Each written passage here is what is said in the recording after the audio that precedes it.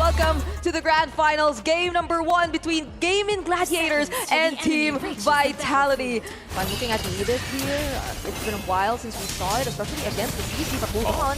Nicolette's so close. She has the level 4 available. She's going to go and do the damage to Vivian. Gets the first blood. Looking for Viv all as well. One hit! And Ashley will pick up the kill. That's 2 for GG.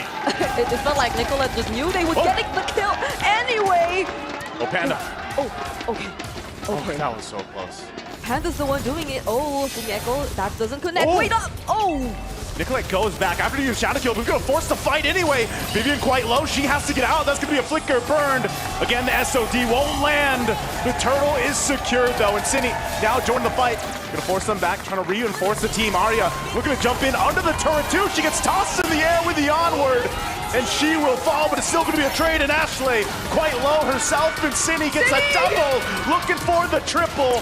Forces the flicker out, but she'll get it over the wall anyway.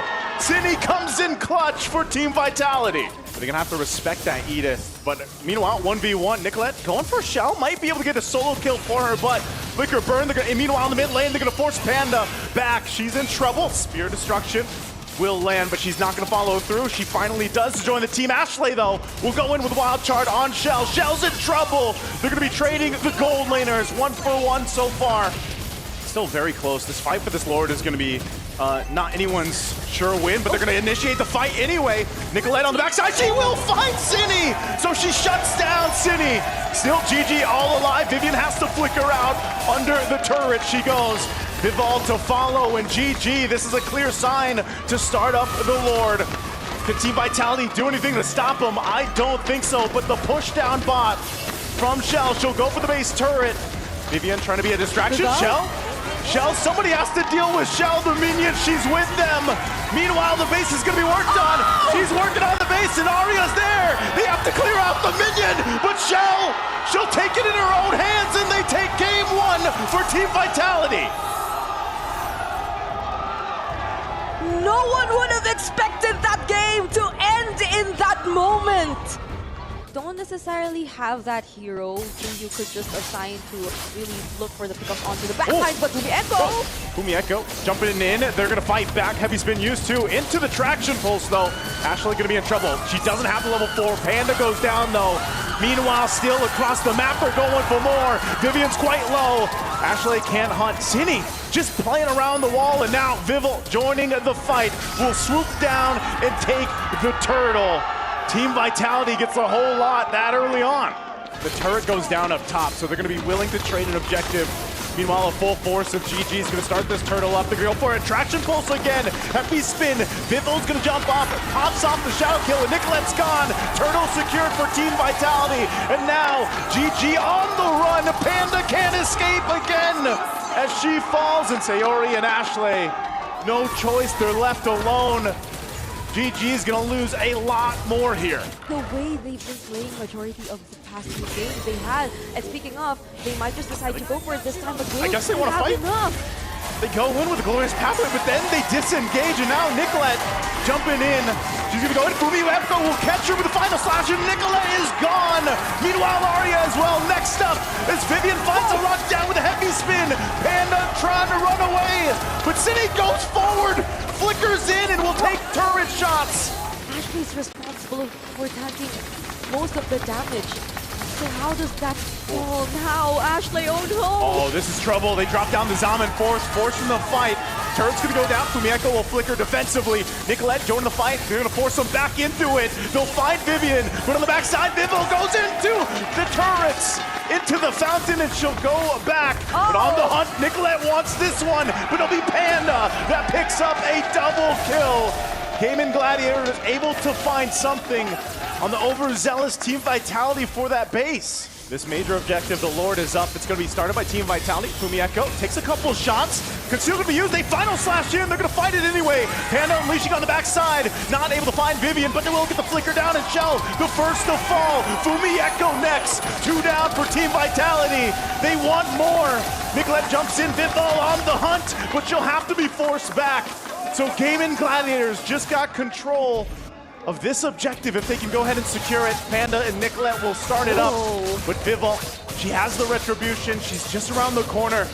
Is she gonna go for a steal? Aria jumps in, trying to cover them, but Nicolette will get the Lord, and Gaming Gladiators once again will turn the tide in their favor. You can already see the firepower is online for Gaming Gladiators. It looks like they still want to go down mid. Nicolette joined the fight too. She jumps into the backside, looking for the target. They get final slash though.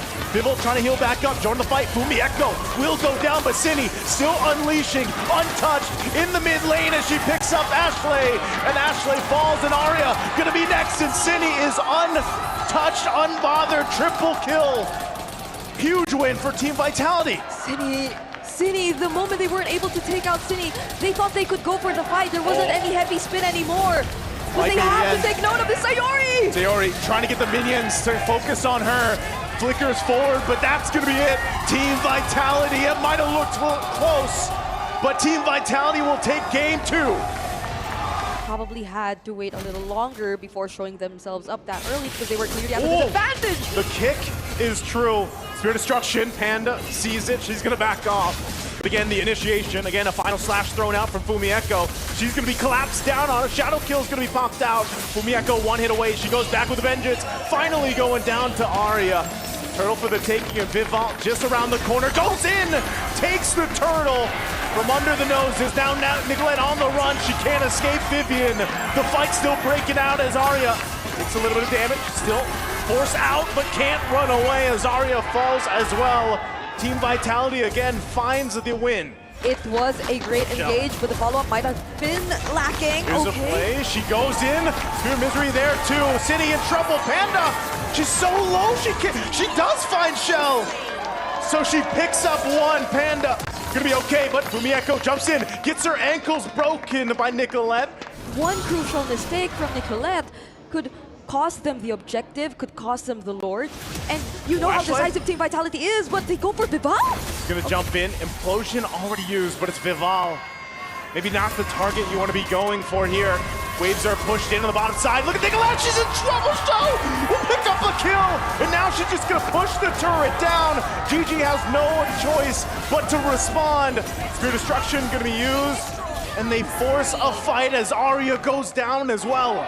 They have setups, they have the implosion, they have the heavy spin, but they have to use it on the right targets. Vivian jumps in, goes in with the Way of the Dragon anyway. Implosion to respond. Immortality going to be popped, and Panda flickers defensively. All fighting on the turret as the Fury of the Phoenix goes down, and they finally find Vivian, but Nicolette is gone as well as Arya. Team Vitality with a massive lead will just win the fight. Even if you try to think of other areas where they can come from, the other surprises they get up to, oh, there they go! They go in, they find the lockdown this time. Fumieko taken out of the picture. Could they turn it around? A Spirit Destruction goes forward, but then Shell still on the bottom side. She joins the fight. They're going to be able to find Nicolette, and now Arya trouble. Flickers on out, but Shell will find her. City getting the kill. 2 members down for Gaming Gladiators. And Team of Vitality will take that, and they'll go for the Lord. Going to be able to find City. Pops the Winter Crown. Fury of the Phoenix, an Implosion too. The final slash keeps Ashley at bay. Another Winter Crown going to be popped. Sayori's in trouble. She has her own Winter Crown. But now Panda, amidst 2, pops the Wind of Nature. Sayori goes down, and Panda versus Vivian. But Vivian gets the kill. And Nicolette on the run as well as Arya. Forced back to base. Nicolette cut off from the rest of the team. And Team Vitality might be able to just clean things up as Nicolette goes down. Shell and the rest of the team will make their way to base. Arya takes the hits from the spears as Vival and Cine will make their way with Vivian, and they have the base in their eyes as they work on it, and there's not much that GG can do. It's now championship point for Team Vitality. Does hit that level 4, so now she's got the Circling Eagle. She has the Guiding Wind to help Panda. They're gonna go for an exchange, 2v2. Meanwhile, top, Arya's gone with the rough waves. Panda, oh, they get swept with the final slash from Vivian. So even with the 2v2, Team Vitality will still win that bottom. Can Nicolette change this? Gonna be joining the fight. She's gonna spawn out Vivian. She has the shadow kill. She'll pop that. Ashley trying to join the fight, but Vivian still gonna be able to survive. Nicolette can't pick up a kill. Could potentially look for a pickoff, but why does it feel like Team Vitality sends that? They might go this time. City could be in trouble. She's locked down with a heavy spin. A Spirit Destruction's gonna be thrown out. Shell's gonna join the fight, but Sayori on the run, can't escape Fumieko. And now Arya next. Dark Wave into the Infernal Pursuit, but she's not tanky enough. Team Vitality again picks up a couple kills. You know, you get this kind of strength in the early game with Kadena. Whoa, Nicolette so low. She has to pop the shadow kill, but she can't escape it either way. Another pickup for Team Vitality. GG scrambling here on their side of the jungle. That wasn't a full combo. I mean, that was just the ultimate. The first kill and the ultimate. They've already cleared both Tier 1 and Tier 2s in the side lanes, and now might be their opportunity to clear even the mid lane. Oh, Arya so in trouble under the Tier 2. City again unleashing, picks up a kill, and just not enough damage from the shadow kill from Nicolette. It's the same story every time. And it's so tough for Gaming Gladiators to find a win in these fights. This is gonna be tricky for Gaming. Again, courtesy of Fumieko, she's been pressuring that lane for a majority of this game for the past how many minutes since Team Vitality.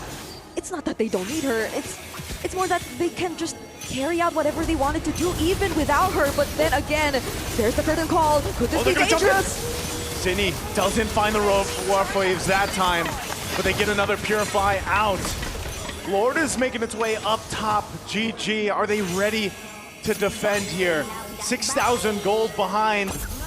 This is going to be crucial. Panda's positioning. She still has the Purify. Ashley already a half to help, and she's gone. A show picks up the kill, and Panda falls.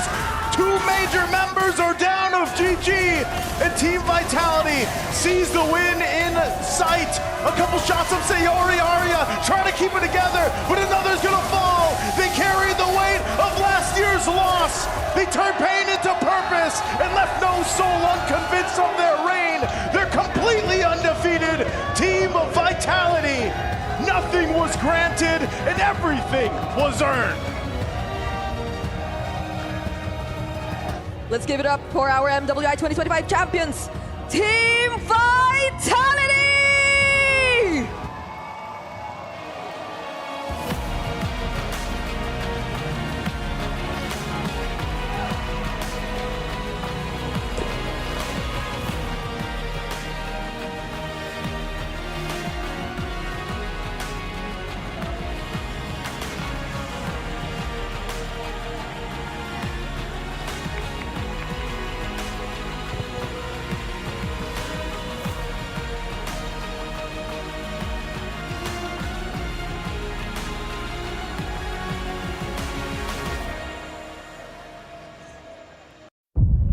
C'est la vie.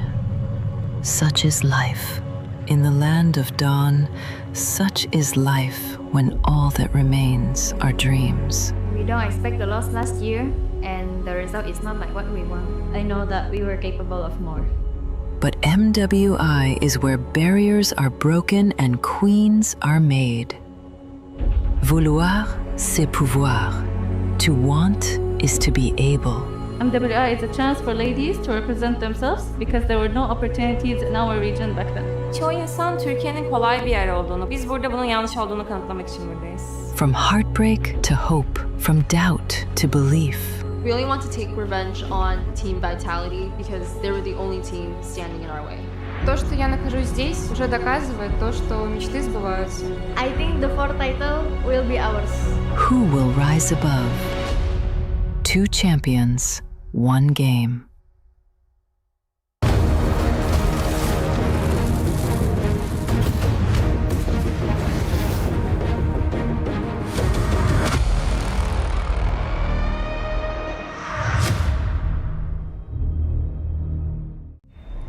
$75 مليون 25 لعبة أكثر من 200 نادي وبطل واحد بس. بطولة الأندية هي جوهر منافسات كأس العالم للرياضات الإلكترونية. على مدار 7 أسابيع ترسل الأندية لاعبيها للمشاركة في المنافسات. كل ترتيب وكل فوز وكل صعود إلى منصة التتويج يمنح النادي نقاط. في نهاية الأسابيع ال7 تجمع النقاط ويتوج النادي الذي يتصدر الترتيب ب$7 ملايين إلى جانب لقب أفضل نادي للرياضات الإلكترونية في العالم. الأمر ما يتعلق بأن تكون الأفضل في لعبة واحدة، بل بأن تكون الأفضل في جميع الألعاب. العمق، التنوع، الثبات تحت الضغط. كاس واحد، بطولة واحدة، مين بيحسم اللقب؟ شاهد التاريخ يكتب في باريس خلال كأس العالم للرياضات الإلكترونية 2026.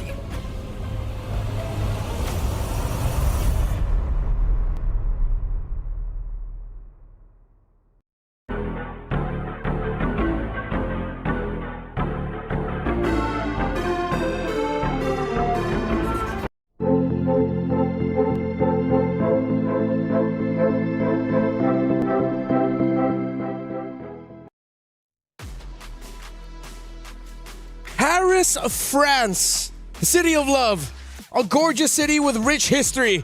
Unfortunately for a lot of the women of MLBB, also the home ground of the world champion for women's MLBB team Vitality. Welcome to day number 1 of MWI. My name is Renmar, and no, this is not MPL Philippines, but you are joined by the Wee Bear Bros. It's Leo and Naisu. Gentlemen, how are we? Bonjour. Bonjour. What a dream come true to actually fly out all the way to Europe for, what, the 3rd World Esports World Cup, and to celebrate women's MLBB, to maybe crown the defending champions once more on home soil. What? It's crazy. Definitely, you know, we're going to have some action-packed days ahead of us. It's crazy to even be here. I think even for us, all talents, you know, if we got settled in, I was here a little bit earlier than you guys. You know, we had our wild cards over for MSC, but now you've got to share the beauty here, and now we get to see the beauty in the land of Dawn for this MWI. Yes, women's MLBB has been on the up and up ever since, of course, MWI started. Now officially the Women's World Championship, now Women's International, no longer the Invitational if you're familiar with it. But yeah,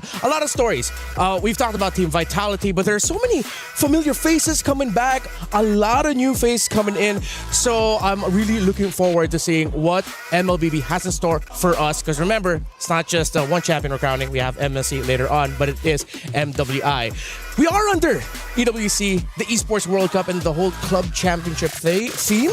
So a lot more to watch out for. First off, let's watch this.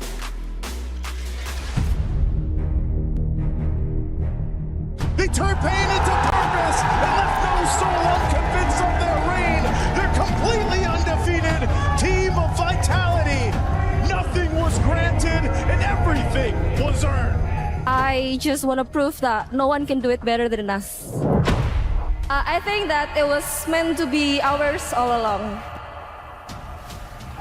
Winning MWI 2025 meant a lot to us because this is our first ever EWC champion title. Meanwhile, the base is going to be worked on.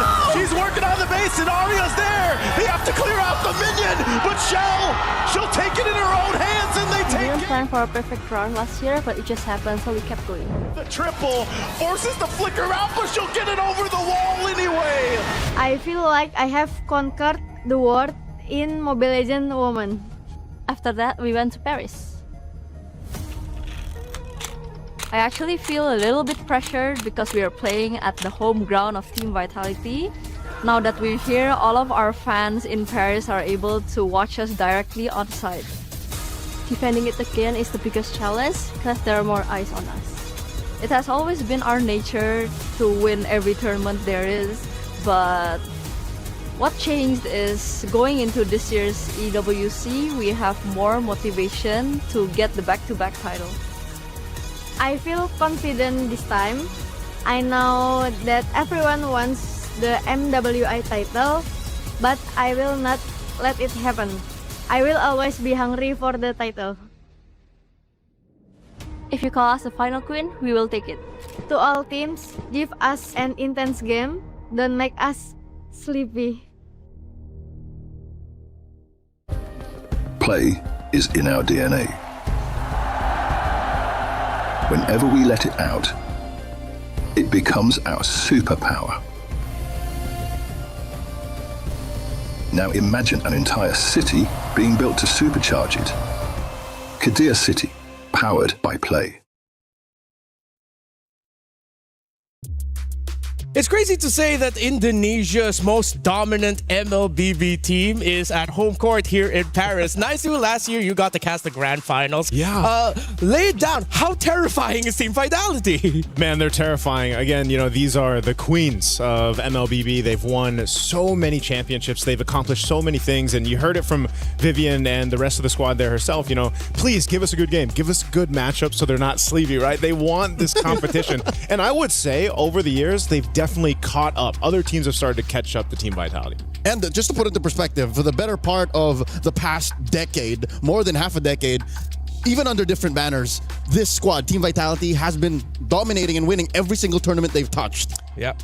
And they are the favorites to win $150,000 US by the end of this all. It seems like the question for a lot of the people following the women's scene is who is going to be meeting Team Vitality in the grand finals? Because of course, remember at the very first EWC, it was a shocking result. Team Vitality then got swept by Smart Omega Empress, now fighting under the banner of Na'Vi. A lot of people are throwing in their names as a potential second best. But yeah, there's so many more teams to watch out for. By the way, we have a interesting format this time around. You have the breakout stage and then of course the knockout stage. The breakout stage, it's 2 groups of 8. You have the teams all split up, and then it's very similar to our MSC format. Long and short of it, you win 2 best of 3s, you move on to the next stage. You lose 2 best of 3s, you're out. C'est la vie. Yeah, it's quick. It happens really fast. And then, today we're going to be covering actually a multitude of games. We've got 2 streams going on over here on B Stream. We've got 4 matches ourselves. So, even after day 1 concludes, a lot of things kind of already fall into place day 1. Yeah, I'm pretty sure you have a lot more questions about our format, so we prepared a little video for you guys so that you could understand it a little bit more. MLBB Women's International returns to the Esports World Cup 2026 for its historic 3rd edition. And for the first time ever, the grueling battle heads to Paris. As the one and only all-female championship at EWC 2026, 15 teams emerge through qualifiers spanning over 60 regions. Only one team bypasses the chaos, Team Vitality, returning as the title defender with a direct invitation. 16 elite teams will fight for a staggering $500,000 prize pool, one of the largest in women's esports history. MWI features 2 brutal stages, the group stage and the knockout stage. In the group stage, 2 groups of 8 are each locked in a double elimination showdown. To survive, teams must secure 2 series wins to claw their way into the knockout stage. One loss drops you straight into the lower bracket, where every match is crucial for survival. Lose again, and your tournament life is over. 8 teams will be eliminated. Only the top 4 from each group will advance to the knockout stage. In the knockout stage, the stakes escalate with every single step. Teams start in a best-of-3 quarterfinal before advancing to an unforgiving best-of-5 semifinal. Teams who fall short of the grand finals will be granted the opportunity for a podium finish in the 3rd-place match. Finally, the top 2 teams battling for the title in the best-of-7 grand finals. In this single elimination format, every match is do or die. On the world stage where dreams are shattered and history is made, a monumental $500,000 prize pool and crucial club championship points are on the line. But only one team will rise above. In the first of 2 MLBB championships at EWC, who will be crowned the queens of MLBB? 2 champions, 1 game. This is MWI at EWC 2026.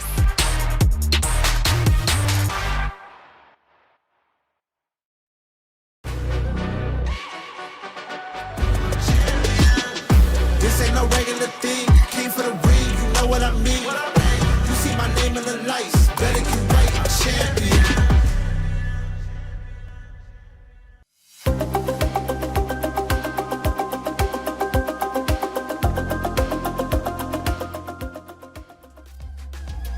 Three of the last 4 MWI titles have been won by the members that make up Team Vitality. Let's spend a little bit more time talking about them so that people understand why are we focusing so much on this team. Let's start with the roam. Vivian, arguably the best roamer in the women's scene in the entire MLBB landscape. And she's won apparently countless of titles in Indonesia if you consider like the grassroots tournaments. Woman keeps winning. Yep.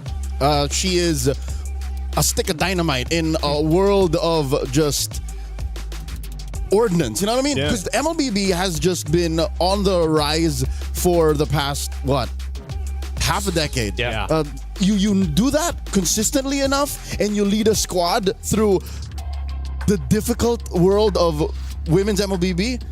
That's what Vivian did.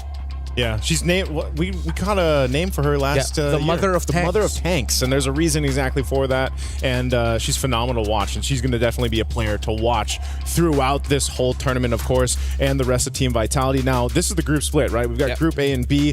All these 16 teams that have made it. 15 fought through their, the trenches, and that's the thing I think we have to point out too. A lot of our viewers out there for MWI didn't get a chance to catch up with everyone, on their road here to EWC in Paris, and they've all had crazy journeys leading up to this point. Yeah. It's hard to follow a world full of up-and-coming talents, and I think that's something that we didn't mention in the lead up to this discussion. It's 15 teams plus an invite, right? Yep. There's a lot of changes in the past year since Vitality's win in Riyadh. Yeah, there's going to be a lot of familiar names if you've been following the women's scene of MLBB all throughout the day. Some fighting now under different banners. But let's look at today's schedule. First, the top 2 matches you see, those are the ones featuring in Group A. You get Team Ray Young and Aurora Gaming and Virtus Pro versus Twisted Minds. That's where we're going to be seeing a little bit of an org switch up. We'll explain a little bit more about that later. Of course, Navi and Galaxy Phoenix, then Falcon Daisies against Team Falcons Mena. Different kinds of Falcons, by the way, something to note of. Is there a match that you're looking for specifically here first? Mine's definitely going to be match number 3. I want to see if Navi PH specifically can kind of make it work the way we saw them when you mentioned, was it 3 years ago, MWI? I know it's, we have 3 of those members now on Navi PH. It's a little bit of a mix-up, but that's been the case of a lot of the teams for MWI. They are, like you mentioned, Redmar, there's going to be some familiar faces, some org swaps happened here, but there's so much experience for these ladies. I think that's the big thing, especially the ones that have been on the international stage and what they can bring to some of the newer up-and-coming members of these teams. As for me, I'm all about the flight of the Falcon. Falcons? Yeah. Okay. It's the Burmese versus the Egyptian squad. Both of these teams boast of experienced athletes, veterans of MLBB esports, and the fact that Ira joined Falcon Daisies, a Filipino import. I think that's the shot in the arm that the Burmese needs to get one over, obviously a veteran of MENA. Yeah, some great matches that you mentioned, but we also have our story of the day later on. We're going to be watching the little switch-up between Virtus Pro and Twisted Minds. The current members of Virtus Pro, a lot of them, were former players of Twisted Minds last year, while the current members of Twisted Minds were former players for Virtus Pro. That's why that's going to be our story of the day, and we're going to be explaining a little bit more about that later on. But if this is your first time watching MLBB, our women's scene, get ready. They are excited to show the world yet again why they deserve our attention and our focus. We are in the home ground of Team Vitality. And now the question is, will they be able to defend their throne? A lot of people say yes, but the world looks tougher. We've been mentioning it all throughout. So many new names, other regions. They've increased the difficulty to qualify here. A lot of them had to go through like best of sevens, full max series just to make it here to EWC MWI. Not to mention, this is mostly outside, but in-game, we are going into uncharted territory. A medium-sized patch just dropped with no major tournament to cover it since last weekend's wildcard. So nobody knows exactly what the game looks like except these athletes, and they're ready to put on a show today. And that's a point too. Like we saw last year in the previous MWIs, even what you saw in Wildcard could vary. It could be different right, for MWI. There's their own meta for MWI and the ladies playing here. Yep, a quick flashback, a throwback to 2025. The bridge between the wildcard where Zetian and Yi Sun Shin was a thing. Wildcard, and then MWI, the ladies just like, nope, we're not doing that. It carried over to the MSC.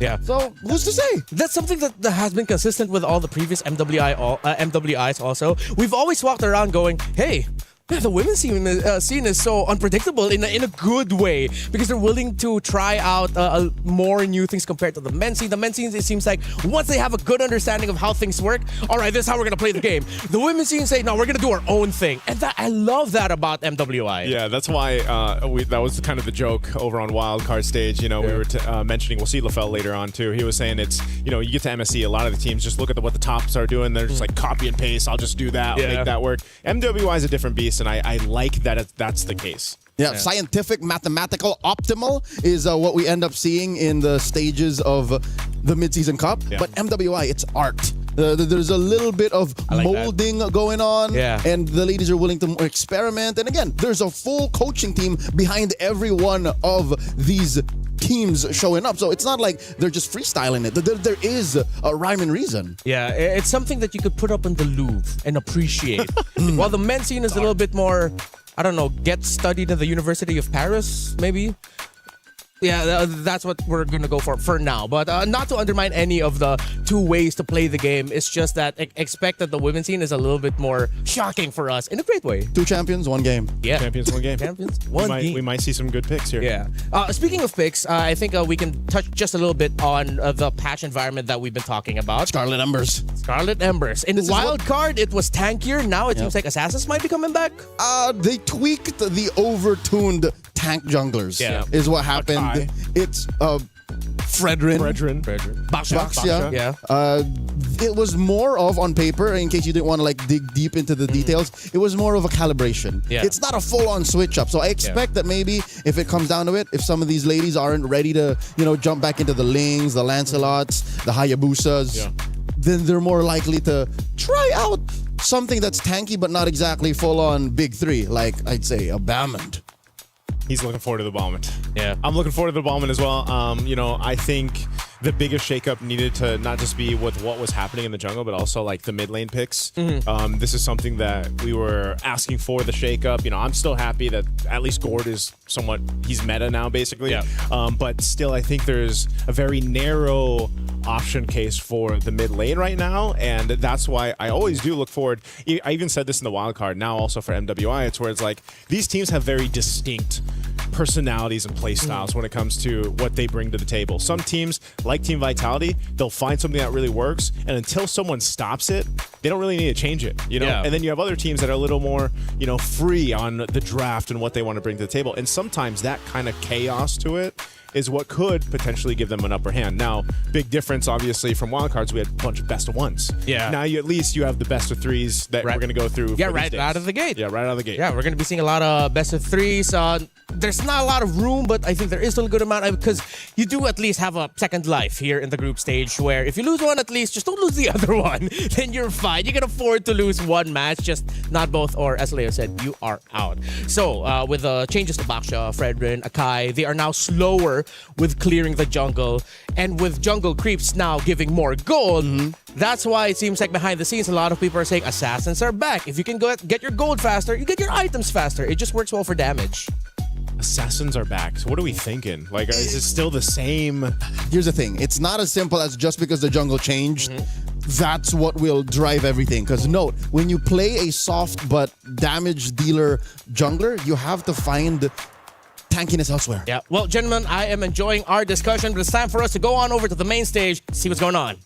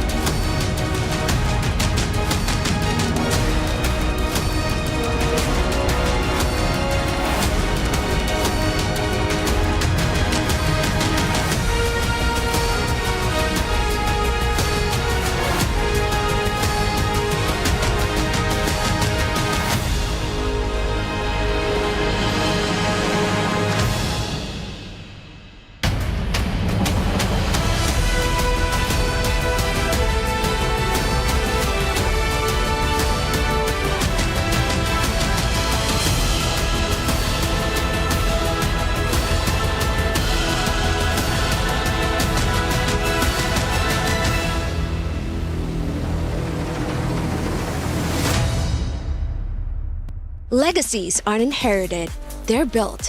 One match, one win, one impossible comeback at a time. Nothing is granted. Everything is earned. The Esports World Cup has landed here in Paris, the city of love. And this time, for the love of Mobile Legends Bang Bang. 2 champions, 1 game. Welcome to Mobile Legends Bang Bang Women's International, where we have gathered 16 of the strongest female MLBB teams, where they converge here in Paris to make history and rise above. And of course, all of these 16 teams are the queens of their regions. And here at the Esports World Cup, you know that means they are about to be fighting for a lot. $500,000, ladies and gentlemen, is up for grabs. And of course, the glory of being considered the best women's MLBB team in the world. Of course, right here on the trophy stand, we do not have the trophy yet, as last year's champions, Team Vitality, will be bringing out the trophy later on. But in the end, there can only be one champion. Damascus, what help us to those who fall short? Rob, 16 teams are going to fight for that title, but of course 15 will be eliminated throughout the next few days, and every single eliminated team must go through the grueling process of destroying their key right here at the key crusher. And let me be real, sometimes it gets kind of loud because you can hear these keys popping just like the player's dream. Without further ado, it is time to welcome our 16 teams for this weekend's event, and let's see who will get that big title.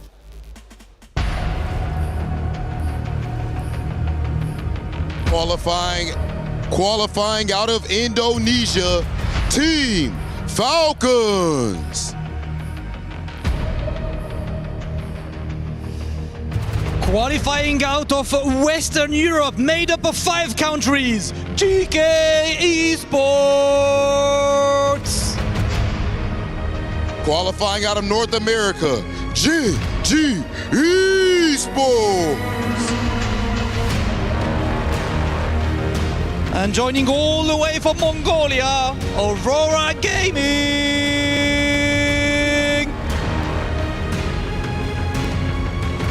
Powered by their jungler, Miss Meow, Virtus Pro.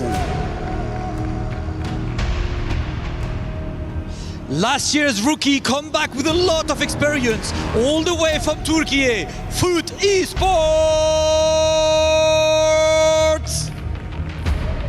The newly assembled qualifying out of Myanmar, Team Ray Young.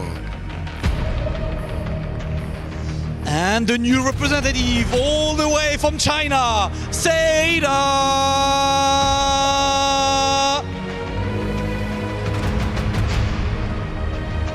Qualifying out of Cambodia, Galaxy Phoenix. The 2024 champs are coming up with an updated roster in Tears of Redemption, representing the Philippines, Navi.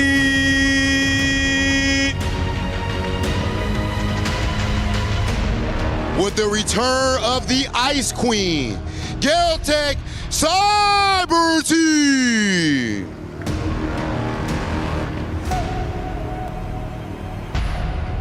Brazil's alliance looking to put South America on the map, MLBB-Mواجهة. Qualifying from Myanmar, Falcon Daisies. And with a more experienced roster looking to put Mekong on the map, Twisted Minds.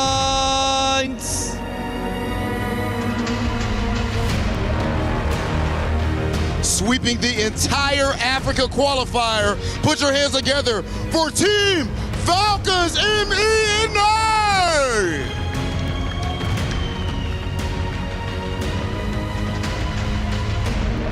And now it is time to welcome the champions, the title holders. Make some noise for Team Vitality!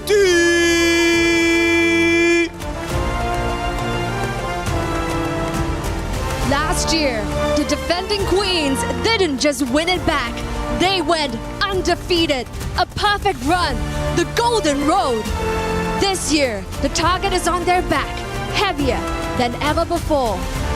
Every team came here to Paris for one reason and one reason only: to take the V-Hive down and the crown from the Queen Bees. But here in Paris, this is the home ground of the organization. Pride is on the line. Today, the question isn't whether Team Vitality still belongs at the top, it's whether anyone in the room can actually do something about it. To break it down, let's find out from the studio. An introduction. The ladies have taken the stage. Things start to get serious And the trophy has been now placed with their in the center trophies by on the Vitality. stage, the women looking at them. That was a great intro. I love that intro. I got the goosies. I got the goosies. You got the goosies, I got Joseph? the goosies. You can't see them, but I got them. Yeah, I feel it in my veins. I think There you go, there we go. I think we should have like our own intro for us. And it's the We Bear Bros.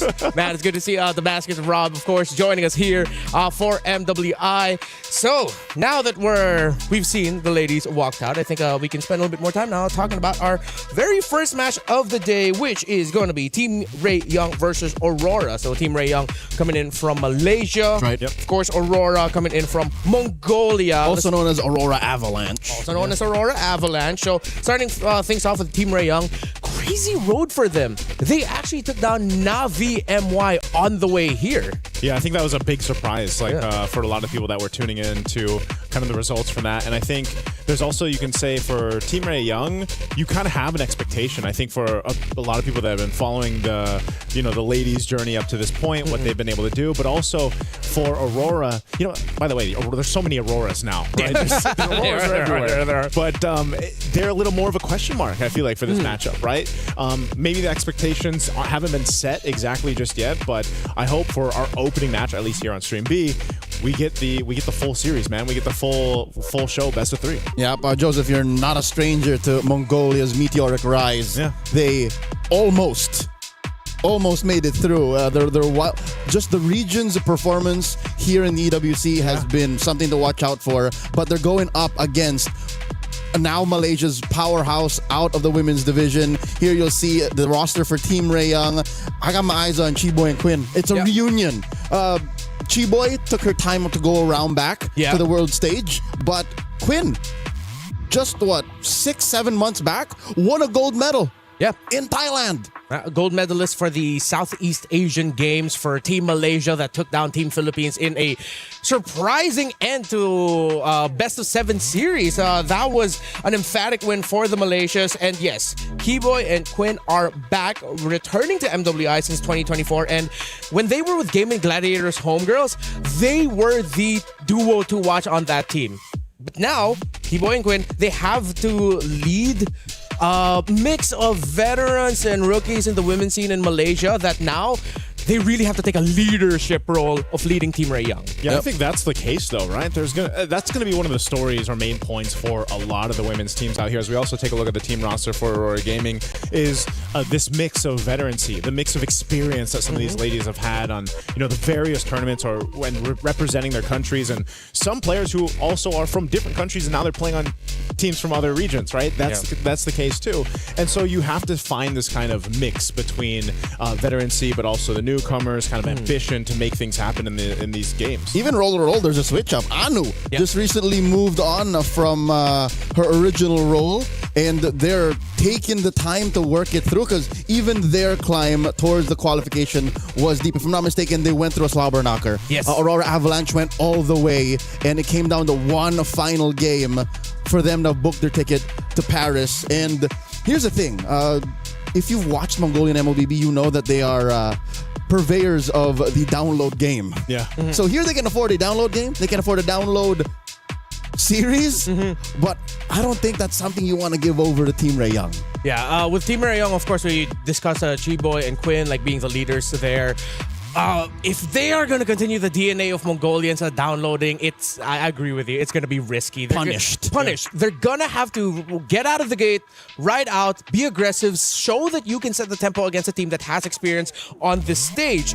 But you mentioned the transition from EXP to jungle for Anu. I think this is going to be where they're going to need to start showing off some dominance here. If they get bullied in the jungle, this is going to be a quick 2-0. That seems to be the case with a lot of even before we had the patch, but now more so the patch, and what we saw in the wild cards is some teams, if they are putting that pressure on the junglers early on, it could be a problem, right? If you fall too far behind in the jungle early on, the rest of your team kind of has to help you get to that point. And that's why, again, those tank junglers were so good to a point where it's like, okay, I'm at least sturdy enough, so if I deal with some pressure, it's fine. Plus that change that happened with the Retribution, where, it does a little more damage, kind of helps with getting things pressured on your early buffs, and that's why we saw even the rotation change a bit, into the jungle. So that's one thing I guess my lens is going to be looking at here for this year's MWI, because it is very different. And I know there's some people out there that might just be tuning in, right? From MWI to MWI. Maybe they didn't catch all the qualifiers up to this point,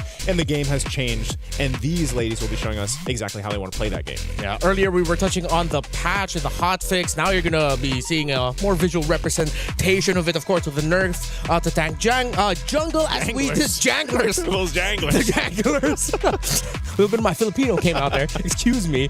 I think I agree with Leo where it's not just rush right away onto tank jungle era over. I think this just means there's more room for creativity. Yeah. It's less about it literally being nerfed or taken out of the system. It's more, the role is just more fragile now. Yeah. If you want to play tank junglers, you have to understand what every single motion will lead to. It's a butterfly effect. Yeah. If you play assassin, you have the potential to run away and snowball. That's the thing. In the past month of high-level competitive MLBB, we've missed the concept of a snowball. It's always been inevitability. Yeah. Surely we will farm out what you're doing and then get our gold laner to just run amok. Here, we don't know what we're going to see just yet. Yeah, I would like to see a Ling, man. I know we actually had this discussion previously, even back in the wild card. Some of us wanted to see some of these assassin junglers pop up. Ling would be, I think, one of the junglers to come through. Maybe even a Lancelot again. I know he had his time. Nolan was there. And hell, you even saw that. Buffs on the list was for Mincetar. When was the last time we saw a Mincetar? You know, and he has gone in the gold lane. There's been history of that. Will we potentially see Mincetar or any other of these heroes that can find their footing in the meta now? Yeah, this is one of those scenarios where you feel like our great and gracious developer Muton seems to be leaning us, pushing us or nudging us a little bit towards a certain way, because you buff Mincetar in a realm where you nerf the tank jungler so that it gives more room for the assassins with a lot of dashes to come back. I feel like someone's going to be crazy enough to try and bring Mincetar, man. And yes, as creative and as direct as their changes show, I feel like we're being pulled in two different directions. Like, okay, go, Mincetar, try it. But also, Mincetar's shields. Guess who else got recently adjusted? Who? Esmeralda. So you know what I mean? Like, where do you want me to go? Yeah. That's kind of how it feels. Yeah, I think that's the dance we're going to see in the draft. That's how it's going to feel like. That's why I play Balmond. Can we get that one more time? I just spin.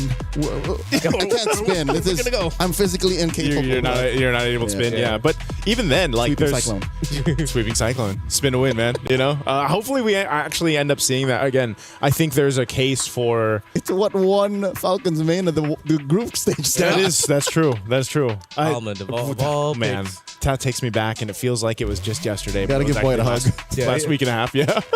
Yeah, well, it was like a week and a half or 2 weeks a week ago. and a half, 2 weeks ago. I lose track of time out here. Yeah. Time difference. You know, the sun stays up till like 10 p.m., by the way. That's true. So it is quite jarring. But speaking of time, in just a bit, we're going to be seeing the two teams going up against one another. Team Rayyoung and Aurora going up onto the stage. I think we can discuss the patch just a little bit more, because I want to get your feel for, like, give me a hero that a lot of people aren't expecting, but you feel like strongly in your soul, in your DNA, maybe. I don't know, that might come out. One hero. You want to try this? One hero, okay. We name it. Okay. Wait. At the same time? At the same time. One Ready? hero. Are you ready? Okay, wait. You have a hero in your head? All right, I do. Do you? Yes. All right. Un, deux, trois, Lucas.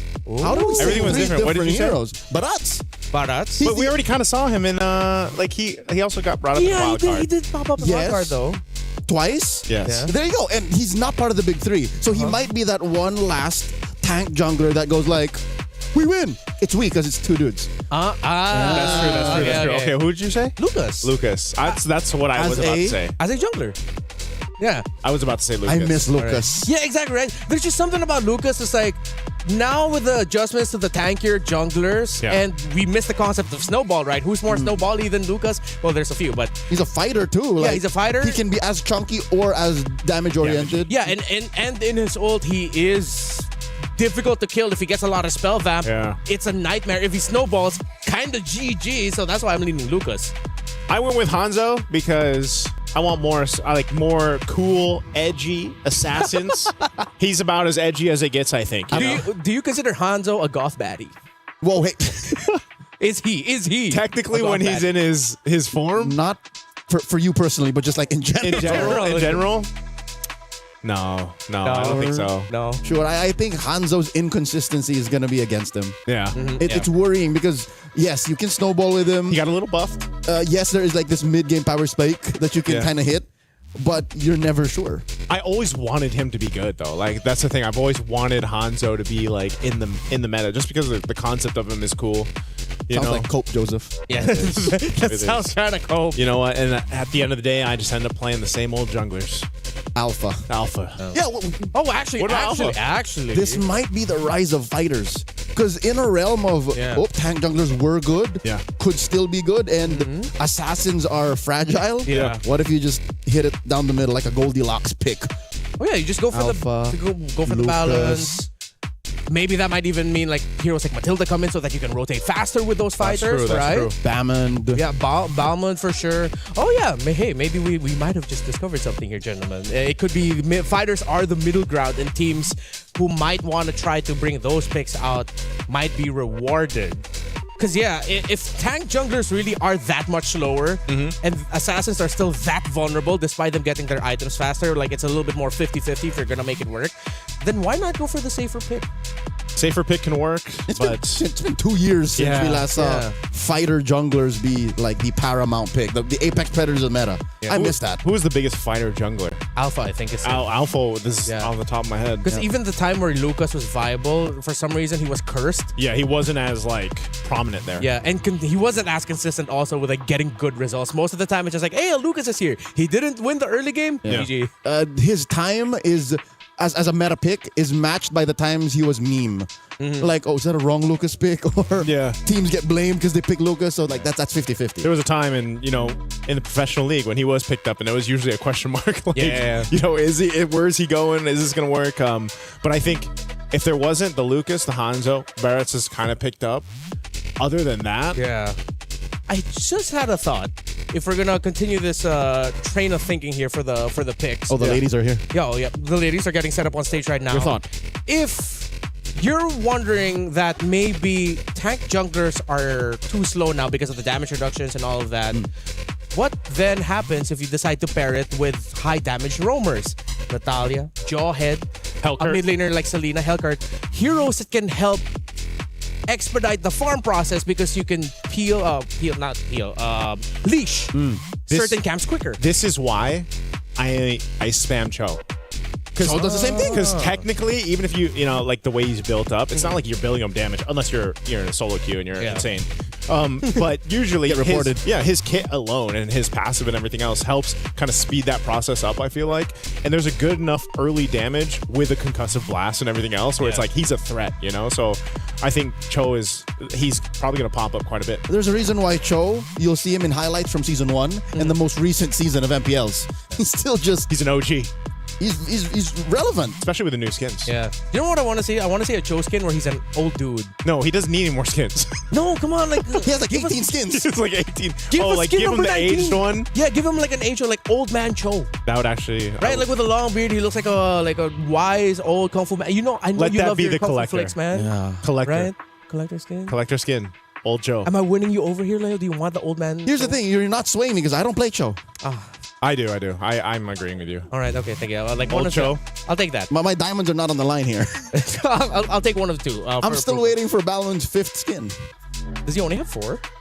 I think all so. this time? I think so. There's definitely some heroes that still only have 2, by the way. All right, wait. So Nice did mention one damage roam pick. Is there a damage roam pick that you want to see? That you think might actually show up? Okay, so you mentioned the 3 or 4 good ones. Yeah. One that came up is Navaria. Right. She's sometimes swerved over as a roamer, but the thing is, if the goal is to expedite the early to mid, Novaria's not doing that. Yeah. She's a win more in the late game. Yeah. Because imagine you get a team past the 15-minute mark and they have a roam Navaria, you're not winning anything. You're not even crossing over to see what's in the bush when you're taking the Lord. Yeah, because vision is just not yours. You're just dead. Yeah. So that's where I'm going, but I don't know. That's the thing. Because of the Scarlet Embers update, I don't know if the game is slow enough to do that. Because we might even see like 9-minute games today. That's what I was going to say too. Yeah. I think Wildcard was enough to go ahead and prove just how fast games can be. What was our longest then? I think it was 25-ish minutes. 27 or so. Yeah, and then the fastest was 9. Like 9 minutes. So, and the average was probably around 13, 14 still, around that level. So those are from, equally matched teams when it comes to skill. Yeah. Experience. But maybe that counts too. Maybe. And that can be something we consider here. Because some teams, like again, Team Vitality, Na'Vi, Team Ray Young, they come from very developed scenes. Compare that to up-and-comers, that might be where they want to leverage the patch.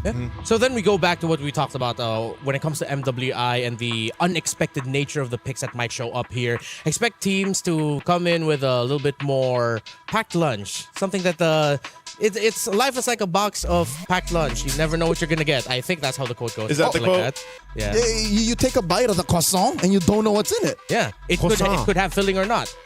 Can people wait? Is it like sacrilegious to put filling into croissant? Okay, today I confirmed the pronunciation. He did. Of such a pastry. I was next to him. Yeah, I did not. He was behind me. Yeah, but I do not know the rules on how it's made. Yes. Yeah. The rules on how it's made, and then you'd be surprised at how different. What is it? Pain au chocolat can be too. Yeah. Like what it's called in different areas. Chocolatine. Chocolatine. From the north and the south of France. Why is it, or how is it that when we start talking about food, suddenly, after waiting for so long, we finally are about to get into the draft? So thank you. I'm glad. I'm pretty sure Team Ray Young and Aurora are excited to go into this. What I'm looking forward to is for our questions to be answered. Are we going to get the utility? Are we going to get the assassins? Who are we going to get in terms of the picks? Or somewhere in between. Fighter. In between. Are we going to meet right there in the middle? Give us the fighters. You know what's funny? Because of all the adjustments, this means I think we might be seeing less Gord. You know There's what? something about with the more dangerous nature of the picks available. Hey. That it seems like, why would you want to pick Gord here? Live on the edge, man. You know? That's that. If I know I've said this a couple times on our broadcasts over at home. Athletic flicker. I know Brigida mentioned it on wildcards. Yeah. It came from the concept of being a vulnerable mage in the mid lane against the assassin meta and just being athletic enough to survive with a flicker. So as Gordman, go, no matter how dangerous it seems, just pick it. Just pick it. And at that time, when it was happening, I was always up against Lancelots. And then other players started doing that. And I was like, you know what? That's the athletic flicker, man. I'll just be better. Yeah. You know, because of during that fighter meta, I remember there was one pick that came up. Again, it benefited that pick because he got some really good adjustments. Leo, how do you feel about your Bane potentially showing up today? Okay, I did not want to jinx it by putting the cope on air. Yeah, that's why I was wondering, how come he's not mentioning Bane yet? But here's the thing. I am self-aware. I know that Bane is a very specific kind of hero. And the fact that we don't even know where on the spectrum of assassins and the tank junglers we are is the reason why I'm not holding my breath. The reason why I'm not putting it out in the universe, manifesting the appearance of my one true love in the land of Don Bane. So, again, we don't know how fast games are. And Bane is almost useless in the first 4 minutes. He had his moment, though. That's true, yeah. You know, he had his moment when he was built up magic. In the hands of, certain Khmer athletes or imported to the Cambodian region athletes, sure. But we've been doing this a while, man. I know not to ask for something that I know I'm not going to get. Hey, you know what? That was me for many, many seasons. And it slowly, surely happened. I think Leo's kind of switched camps, though, man. He's gone from the Bane over to now the Balmond, That's right? So, no, but here's the thing. How often do we see Balmond either? I think you average it every year. Balmond and Bane show up about the same time. It's probably like Same half amount. a dozen or less. Yeah. Or maybe a dozen. Let's give it a dozen.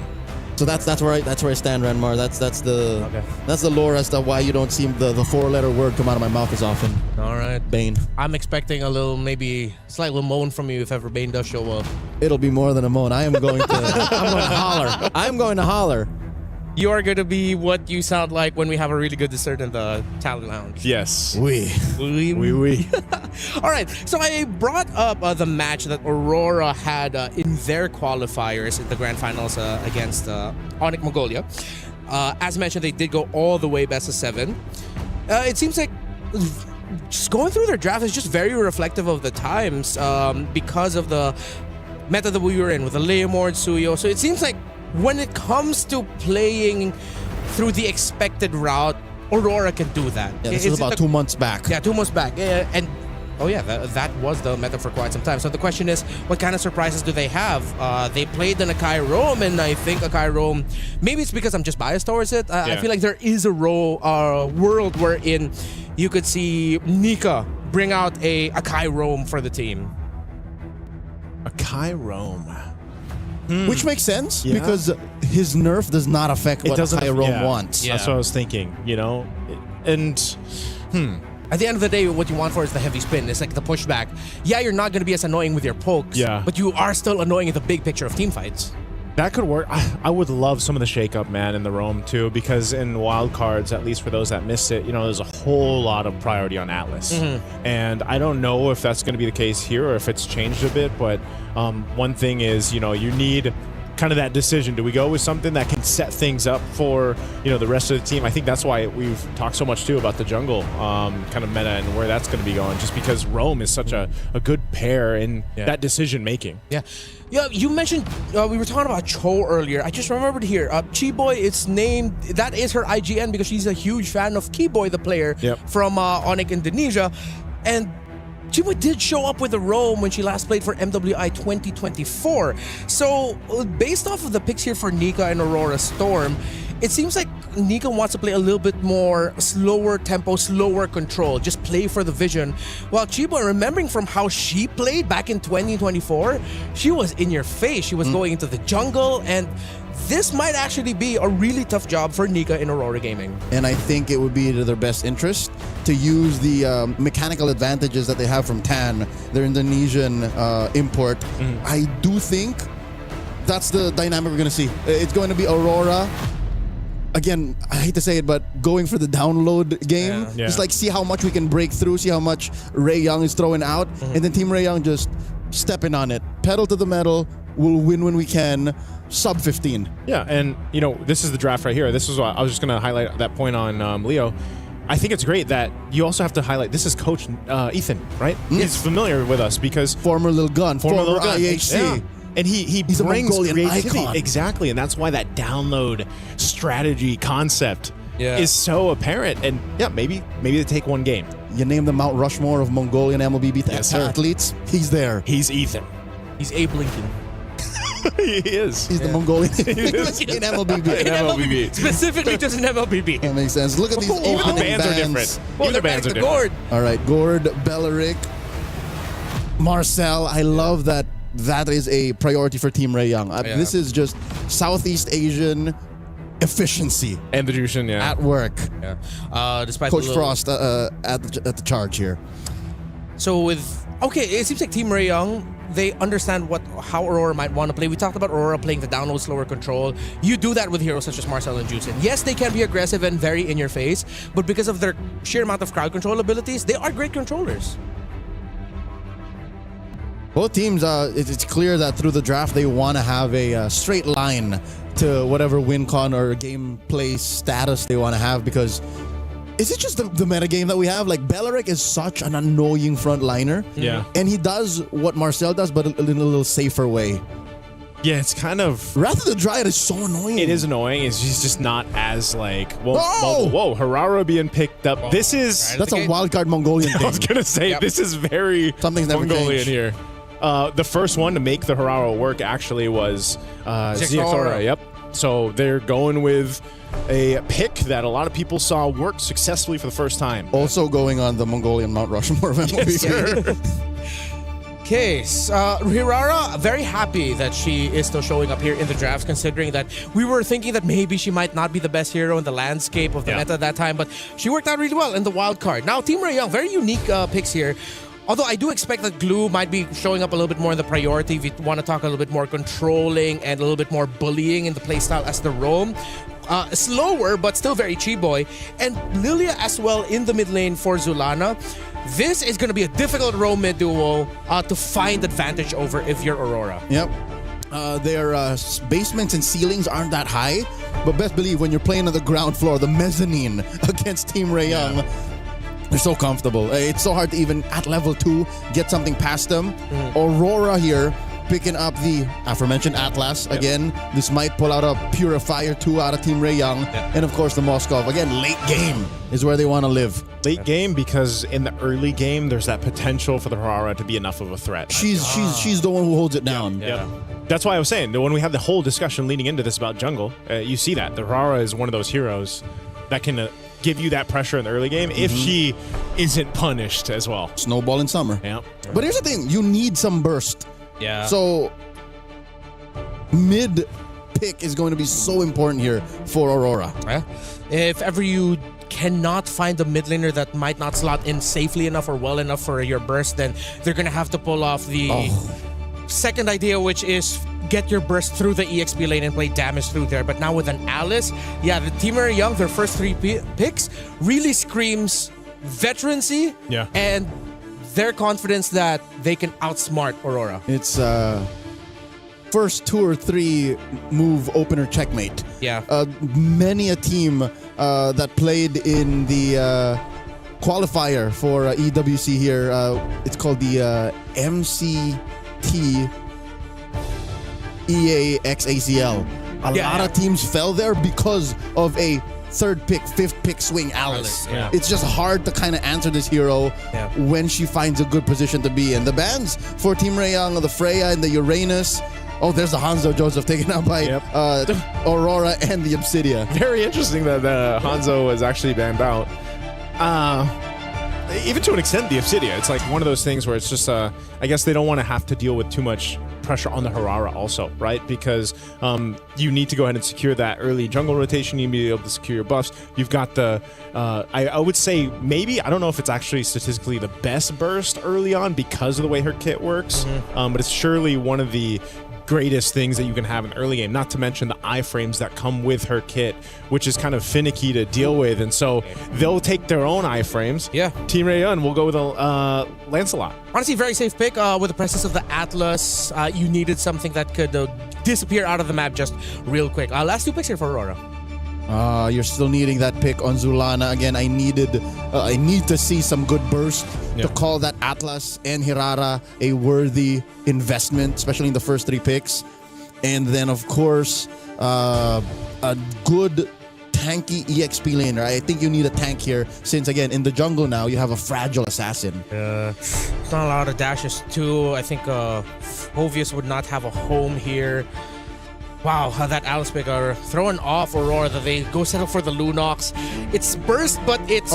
Okay, so they sort of spread the burst potential. One more single target, the other more AoE. Yes, of the 2, I'm pretty sure Zulana knows what she's getting into. Coach Ethan gave her the heads up, or in this case, the thumbs up. But of the 2, I think the Sora was the better choice. So the Sora makes the Lunox kind of worth it. Yep.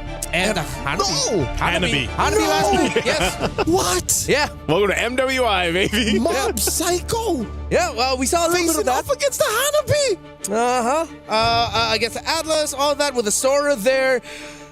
You're going to get dove on a lot. You're not going to get controlled, but you're going to have to hope that your shields and your basic lifesteal is enough to keep you alive. Quinn, this is Gilo. Yeah. This is crazy. But here's the thing. I see it. Yeah, right. Because everything else in the lineup allows for Quinn to just be this semi-mobile artillery. Just I don't hate it. I'm not thinking this is like a easy start. No, hell no. I'm all right with this Hanabi pickup. It's just that it is a little bit dangerous. So, gentlemen, you guys take over. Welcome. Thank you so much, Renmar. Ladies and gentlemen, welcome. We're officially opening up MWI here at EWC 2026. It's our very first matchup over here on Stream B, of course. Yes, just so you guys know, there is a Stream A. There's tons of games to watch, and this is going to be the first of the 4 here for Stream B. It's me, Naisu, and Leo to bring in the action. We already talked about the drafts. Let's take a look at the emblems here, too.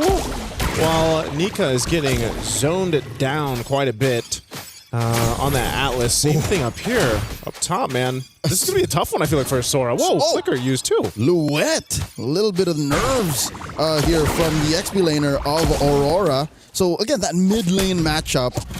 Chiboy now crossing over, checking in on that small cap, which is all the more important right now. Tan is going to take advantage. This is something that Mika alone can't fix. In comes Chiboy. Miku throws out some glooms. Close call. Just because of that. Because of that. Team Ray Young are up by about 200 gold. Yeah, that's one of the things, though, you have to watch out for. You know, it's some of those burning those early flickers. You're dealing with a lot of damage, too, just from Miku on the Lilia, right? There's a lot of damage packed into those glooms that work well. Anu is going to go ahead and try to get out of here. Should be able to escape again on this Harara. So they're fine. Right now, no one going down just yet, but there's a lot of pressure coming out towards Aurora Gaming's jungle. Yep, 10 seconds to the first turtle of the game. And Aurora have done well to stabilize, at least get some farm elsewhere after mid got bullied out of those small camps. I expect the gold lane to wait until that major power spike. Nika here dealing a lot of damage. Chiboy put down to a quarter. Turtle already spawned. Whole lot of poke back and forth. Turtles up. First objective of the game. Team Ray Young will be in position. Nora just on the wings. Go ahead and spawn out Luette. But they're going to fight for this positioning. They're going to go for this. And coming in, a lot of damage on the Miku. Miku, black shoes. Phantom execution. Nika's in trouble. Already the brilliance out of T-Boy gets taken down. Luette gets a double. Nora falls as well. And just like that, the trade goes over to the Mongolian squad. They're going straight for the turtle. They should be able to secure this just fine. What a setup. What patience from Luette there. She really waited for that moment. Mind you, she didn't even need the flicker for that, right? She burned it earlier on, but now, hell, she's got 2 kills leading into this XP lane. So this is what I was talking about in the draft prior. Team Ray Young, their first 3 picks, the basement and the ceiling ain't so high. So they can't win big ticket trades. And Aurora played with that. Aurora said, okay, you want to risk it? Yeah. Let's go. And they did, and they won. I think that's why it was so big to see how much Team Ray Young was trying to see what they could get away with in the early. You know, poke here, poke there, pull off a little bit. If they burn some battle spells, that might be great, but they weren't able to convert.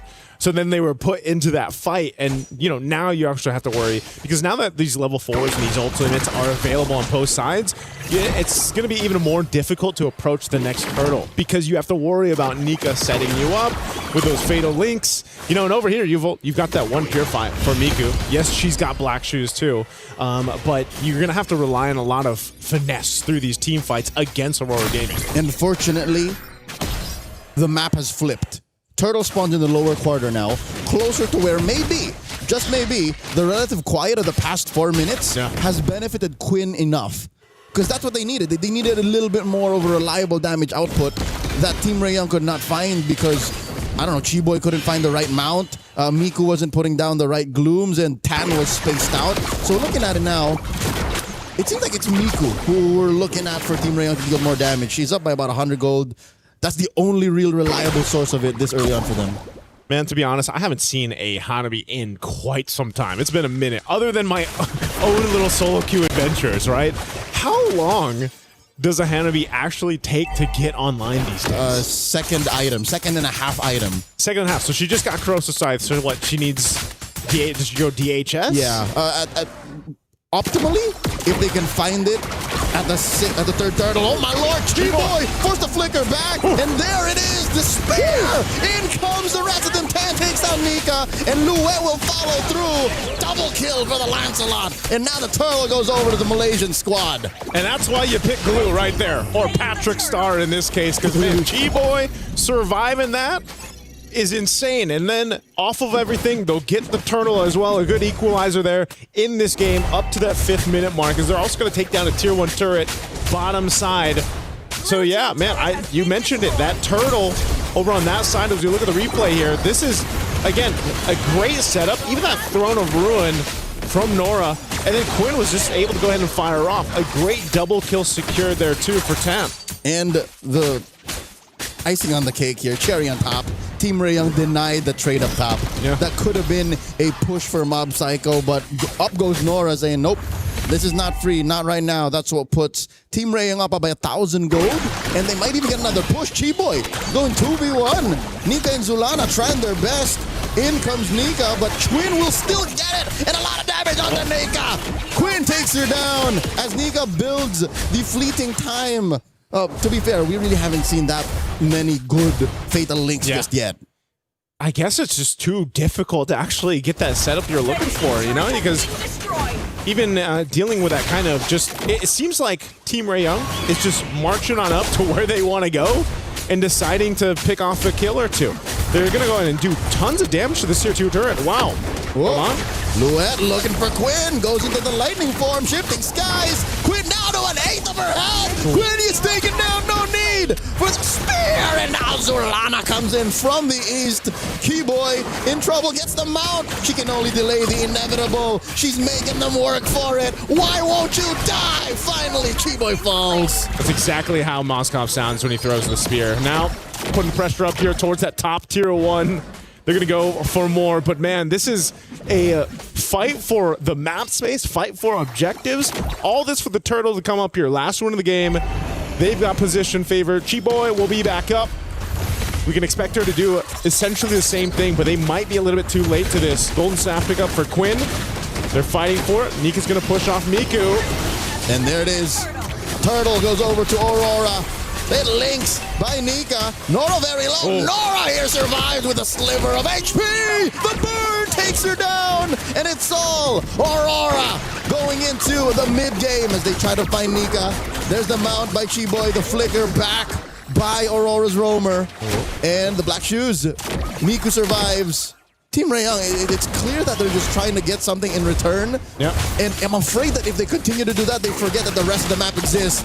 Mob Psycho flickers back. Chiboy looking to get the mount on her does not have the grab on cooldown. And that's tough. Team Rayong, they barely close the gap. They keep it at neutral, but if you look at the map, it ain't looking good for the Mongolians, for the Malaysians. Yeah, this is the hard part, man. Is they're trying to maintain that split push, that's happening here every single time we see with the Moskov. But then also you've got Anu doing the same thing. Whoa, Fatal Links on a Chiboy. I think that's a worthy pickoff, especially since we know that there's a fleeting time on Nika. Yeah, so she'll have that ultimate up again here in no time. What I was saying is, again, Team Rayong has to kind of maintain these side lanes being pushed in. And then who do you do that with? Who do you go and deal with? Mob Psycho on this Moskov, can just join these fights with the Spear of Destruction. Same thing, Anu is doing that. You can see the items coming into place here too. Some of those second items already locked in across the board. Working on the third for Quinn. I think Quinn... DHS. Yep, DHS nearly there. It's going to be a big threat to Aurora Gaming once that does come online. You got that trinity of items locked in. Even the tankiness here. I'd say Quinn is on the way. She again, I said 2.5 items. Yeah. That's when you can kind of go, all right, I'm ready to go. And even if she did suffer a death at the hands of Luette, who, by the way, is just a monster. If Luette decides and says, I'm going to get you, she is going to get you. Yeah. Team Rayong, they just have to find a way to protect Quinn, and then they're all the better. Lord spawns, lower quarter. Nika looking to find out if she can pull one off, maybe a Force Aegis, maybe a Purify. Lord here at less than half health. Anu's been working on it for the past 10-15 seconds. And this is a better position for Team Rayong. Aurora might have to telegraph the engagement. In comes the Throne of Ruin! And the Fatal Links, he has her. Nika falls! Chiboy traded out for her. Down goes Luen. Miku gets a double. Zulana goes down as well! Triple for the Lilia. Now Anu can go! It is stealing Lord for Aurora! That was clutch from Anu. She got Tan low enough so that she had to get out of the Lord pit, and then Anu knew, I have an iframe to work with the kit here. I'll go in, get the Lord secured. What a clutch play from Aurora Gaming. Hirara's iframes are criminal. Yeah. They are nothing like the iframes we've known from the half-a-decade-old hero that is Lancelot. His iframes are like on DSL. This is fiber speed. This is 5G fiber. satellite internet iframes coming in from Hirara. I had to hold my breath. Wait, how's she doing this? I was like, wait, is she actually going to go back in? And then ends up making it work. All right, look at the damage coming in from Quinn. Fatal Links once more. Black shoes from Miku. Luette in trouble. Does Shifting Skies into the cloud forms. A little chunkier for this. And they will get the back off. Lord marching down bottom for Aurora. Okay, so luckily for Aurora Game, no one goes down there. They still have that Lord. It should charge into the turret. Does take out the tier 2 on the bottom side. So that's probably all they're going to be able to get off of that. I'm not sure if they'll continue to push down at the mid, tier 2, or top. Right now, Mob Psycho. All right, Tan, can't they do exactly? Oh, my Lord, look at the damage out of Anu. That was a single sequence, Joseph. Oh, you don't follow that. Yeah, you don't need to. Mob Psycho, that's Psycho. Don't do it. You don't have to follow through with that. She's fine. Like I was saying, though, off of that Lord, they're going to get that one turret unless Anu continues to put pressure up there. But I'm sure that will be dealt with. You can see Nora rotating up there. So right now, Aurora Gaming in good position. Nothing's out of hand, though, for Team Rayong as they look to go for Mob Psycho again, mid lane. And Quinn does find Luette. That's one natural predator that they're taking care of. Mob Psycho gets found out by Tan. Zulana with the brilliance, not going to save her from Quinn's shurikens. And now, at least Nika and Anu will keep themselves scarce, but all right, the only thing that one could ask for as a fan of Team Rayong is if this happened closer to Lord. Lord is still a minute out. Still a minute out. I think that showed us, Leo, that, again, the veterancy, the experience of Team Ray Young right there. Knowing that, again, with their composition and what was available to them, they could convert kills. Oh! Look at the free hits coming out of Quinn! Nika gets taken down underneath tier 2. And that's what we're seeing it happen now. That power spike. The power spike for Quinn is there. What is that, her 4th item now? I believe she's definitely got the 3. She's got the Trinity locked in, but she's able to just go ahead and pop off in the back line. Where does she go? Malefic? Ooh. Gun. Malefic gun. Malefic Aurora for Tan. I think she's going for the gun. Yeah, it's got to be the gun. It's what's necessary because Louette seems to be the only one who can really find her. A little extra range, and then you're just going to rely on your CC immunity when you got the shields up. So Lord will now come up here in a couple seconds. Team Ray Young in position as they wait for it. Or do I dare say maybe even a Wind of Nature? Possibly, whichever. Yeah. If you go for the gun, that means you're going for the throat. If you go Wind of Nature, you're protecting the lead you have. Yeah. Let's see what they do here. Lord is up. Team Ray Young has position favor. We still have push up top from Mob Psycho. Chi-Boy leading up on that top side. Mob Psycho is actually just going to push that one in, so they're fighting for space, fighting for the map on the other side. Half health on this Lord. Team Ray Young. Tan at half health too. Here they go. And in comes a massive throw to Bruin, answered by Shifting Skies. Nora takes out Louette. Tan finally secures the Lord. Anu ain't going nowhere. A little too behind enemy lines, and Tan looks to take her out. Anu takes her down first. 2v1. Quinn is not gonna risk it. Anu here, can she get away? Do they know? 2 for 1 the trade, Miku.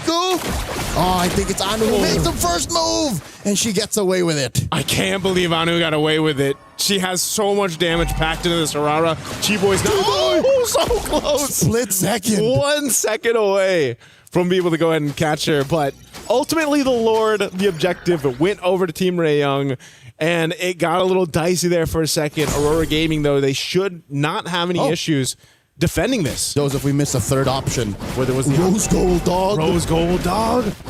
So I guess that's 2 ways to protect yourself from Zulana and from all the reliable damage output Aurora has. Down bottom though, Anu defending against 2. Quinn and Chi-Boy. SOD hits one of those glulings. Oh, easy recall down bot. Okay. They maintain the defense. Lord was worked on. Oh. Whoa. Okay. Flicker by Nika and Louette. Yeah. Better safe than sorry. Yeah, better safe than sorry. They've got plenty of time. A minute and a half for the Lord to come up. They keep their base turrets. I think that's the main assignment for Aurora Gaming that they do. But now Team Ray Young will go ahead and try to put some pressure on the jungle. They go take the purple or set up around there. Orange Buffalo secured though for Anu. Now, okay. Nika. That's the mount. Nora comes in, takes a lot of damage from the back line. And the Shifting Skies takes her trade, roll for EXP, and in comes the rest of them as they take out Louette, make it a 2 for 1. Anu looking to burst down. The 4 pushing from Team Ray Young. Iframes. Disgusting how she gets away with how deep she can get. Mid lane inhibitor has fallen. Quinn doing her job here. Oh, how does Aurora get to Quinn now?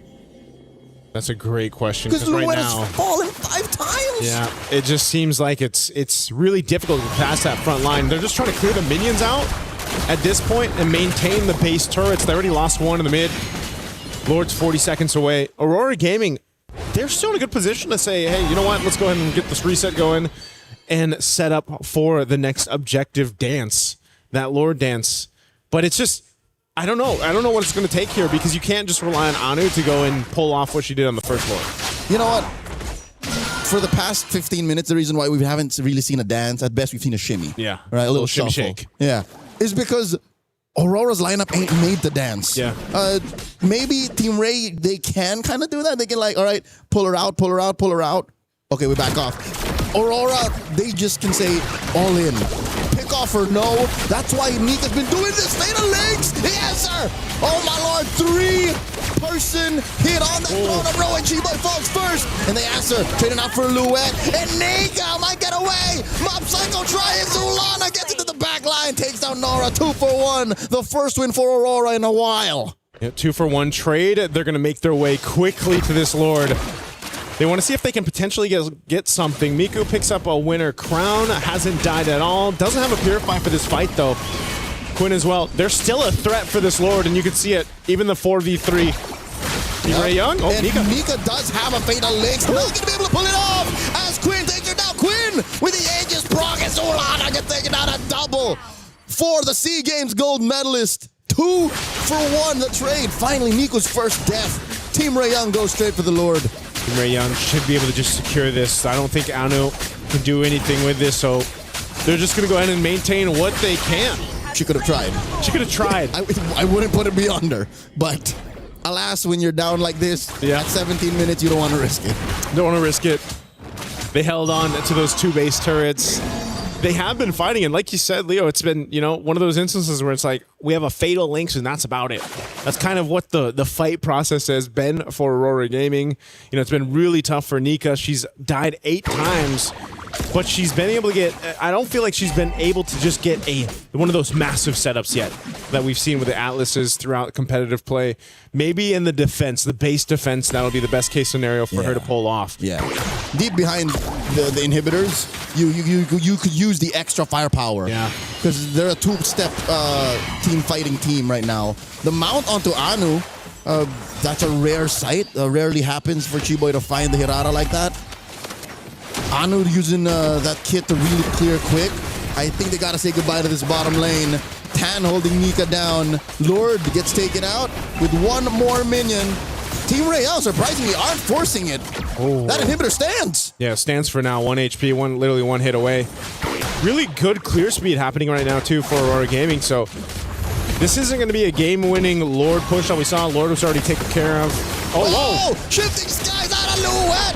SOD point blank range and Mob Psycho serves up a kill. Quinn finds Luet and Chiboy fools. Mob Psycho still throwing out those spears. And Nika looking for it. Zulana punishes Tan for staying a little too long behind enemy lines. Aurora and Team Ray Young, man, they are taking each other to the limit. This game 1 already approaching the 20-minute mark. This is, I guess, just the nature of this composition from Aurora Gaming. I mean, Luet with a setup of lifetime. She set this up in a choke point in the jungle. And Mob Psycho, she was unleashing here too, but she had to be careful because Quinn was right there, and that was an immortality from Chiboy. She didn't want to get caught any further. So right now, Aurora Gaming has shifted things a little bit in their favor. They're still trying to fight here in the mid lane, though. Nora here with a fake out. Flickers forward. Could have used the gleam. And, yep, no, she just gleamed in. That was a good threat, forcing Aurora back off. So where does this go for Aurora Gaming, man? I think as much as we've seen them defend, they've lost the base turrets. They're gone. They've been dealt with. Yeah, eventually everything just fell. Are they in a position to actually fight for the Lord here? That's the thing. They, like you mentioned, it's been the shimmy. It hasn't been a dance. It hasn't been a full contest for the Lord. Joseph, just to answer your question, yes. You see how much firepower they have? Yeah. Especially if they find Team Ray Young lacking and just in the wrong positions. You have to respect Aurora. You look at this draft. Look at top. It's risky, but wait, Mob Psycho fighting it.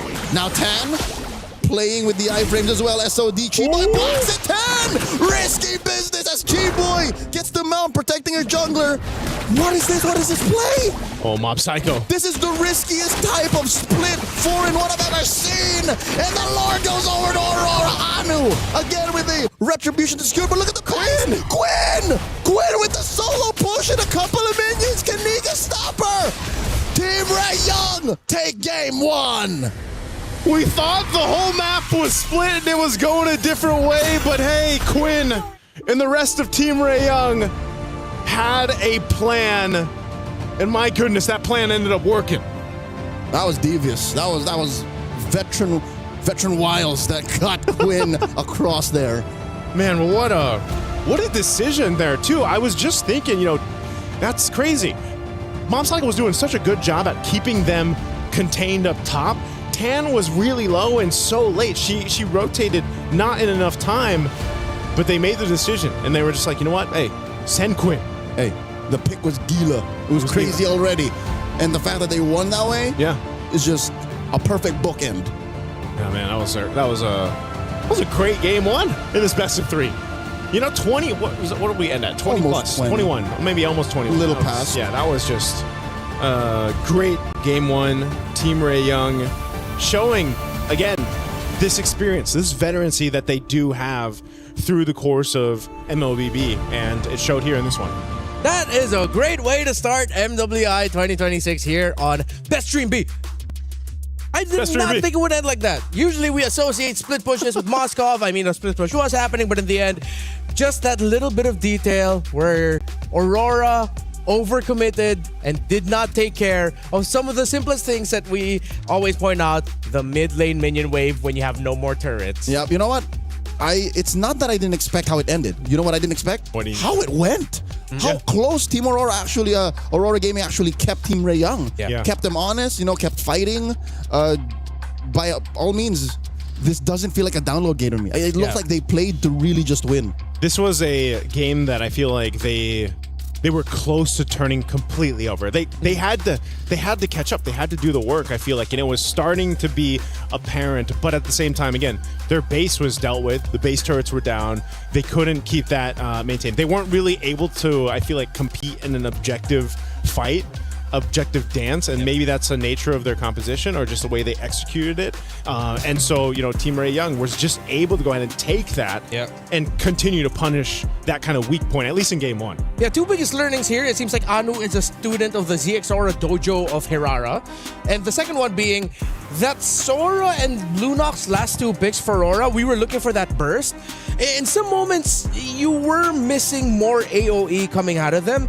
But I think just a pretty even spread between the Sora and the Fist coming out of the air and Zulana once you're able to Chaos Assault with Darkening up.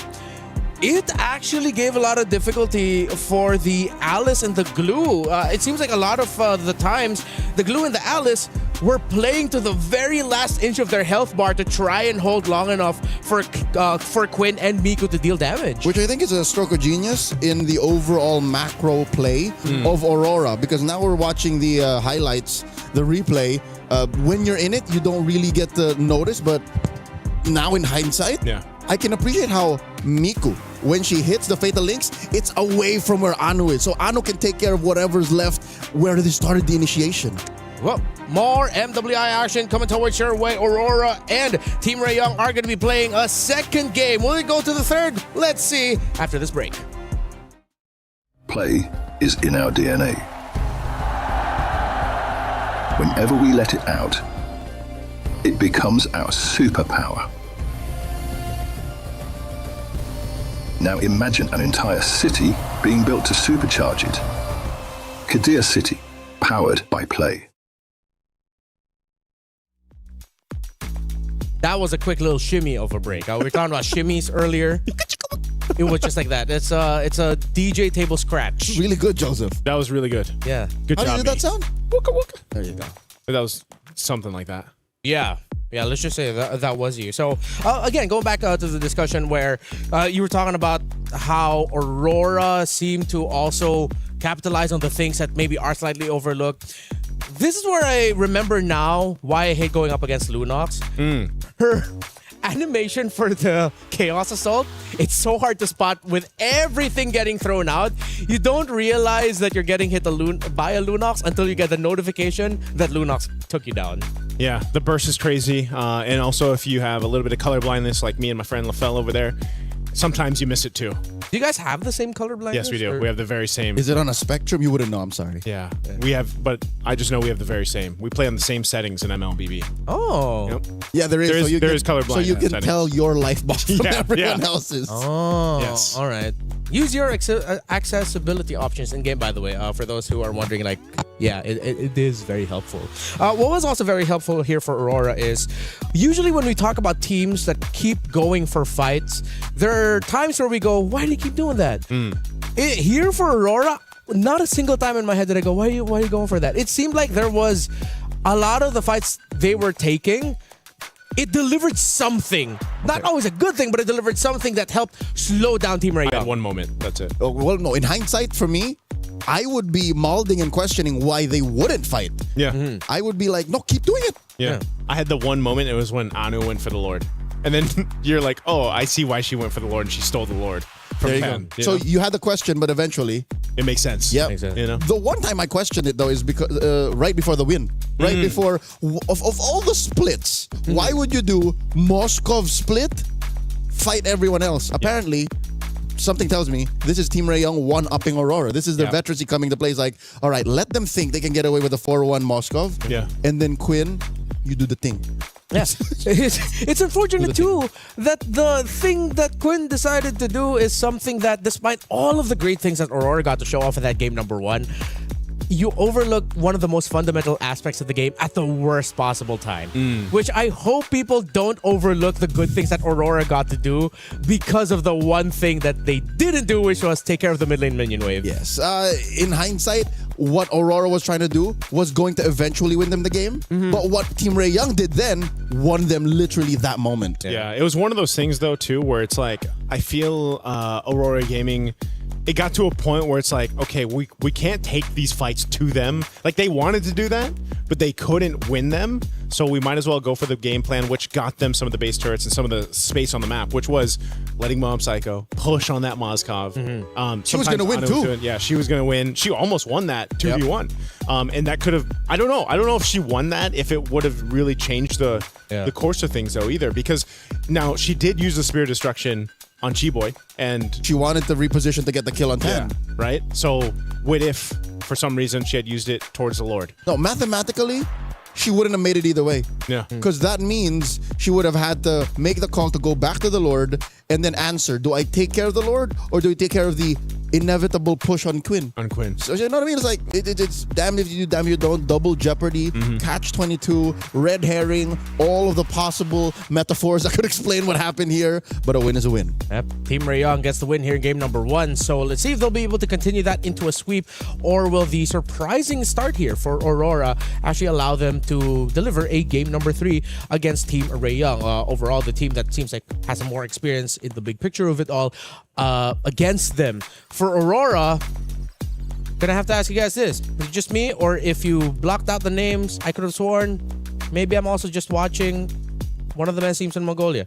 It was a very Mongolian playstyle. And I mean that in the best way possible. Taking risk when you least expect it, because you know that it's going to deliver a result that either slows down the game for the opponents or rushes the game for you. There were just unfortunately some moments where Team Ray Young won more, but that was a very Mongolian game, and I appreciate that so much. I like their play style. Yeah. I think like that's the same thing I was saying, back in Wildcard. I think we have seen it. Like we've seen them on the international stages, whether it was the men's teams and now here for the ladies teams.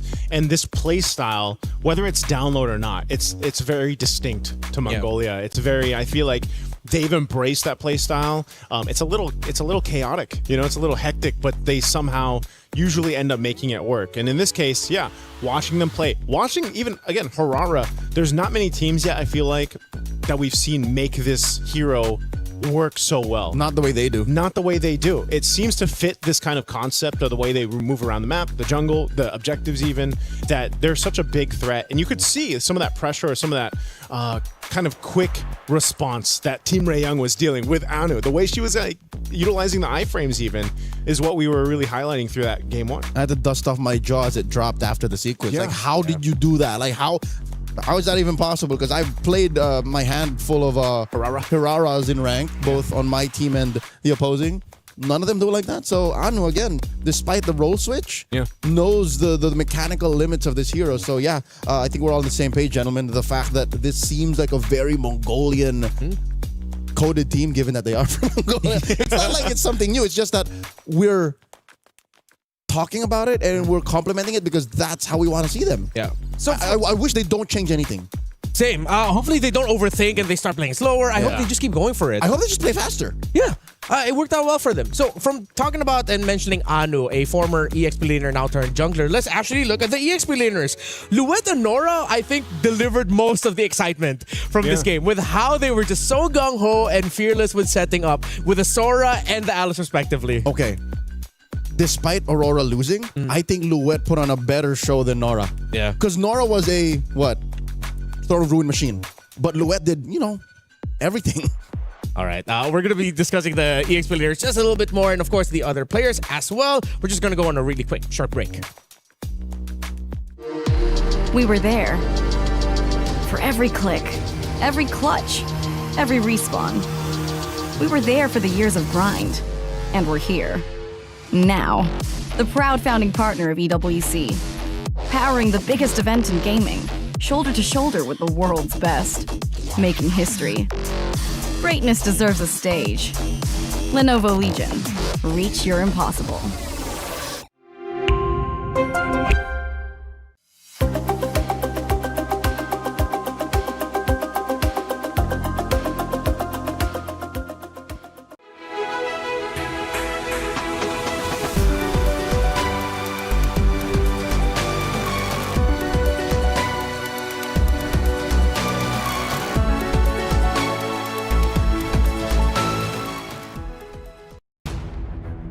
We're now entering game number 2, the draft of Team Ray Young against Aurora. Of course, if you missed it, Team Ray Young are leading 1-0. Gentlemen, I have a working theory of Mobile Legends Bang Bang.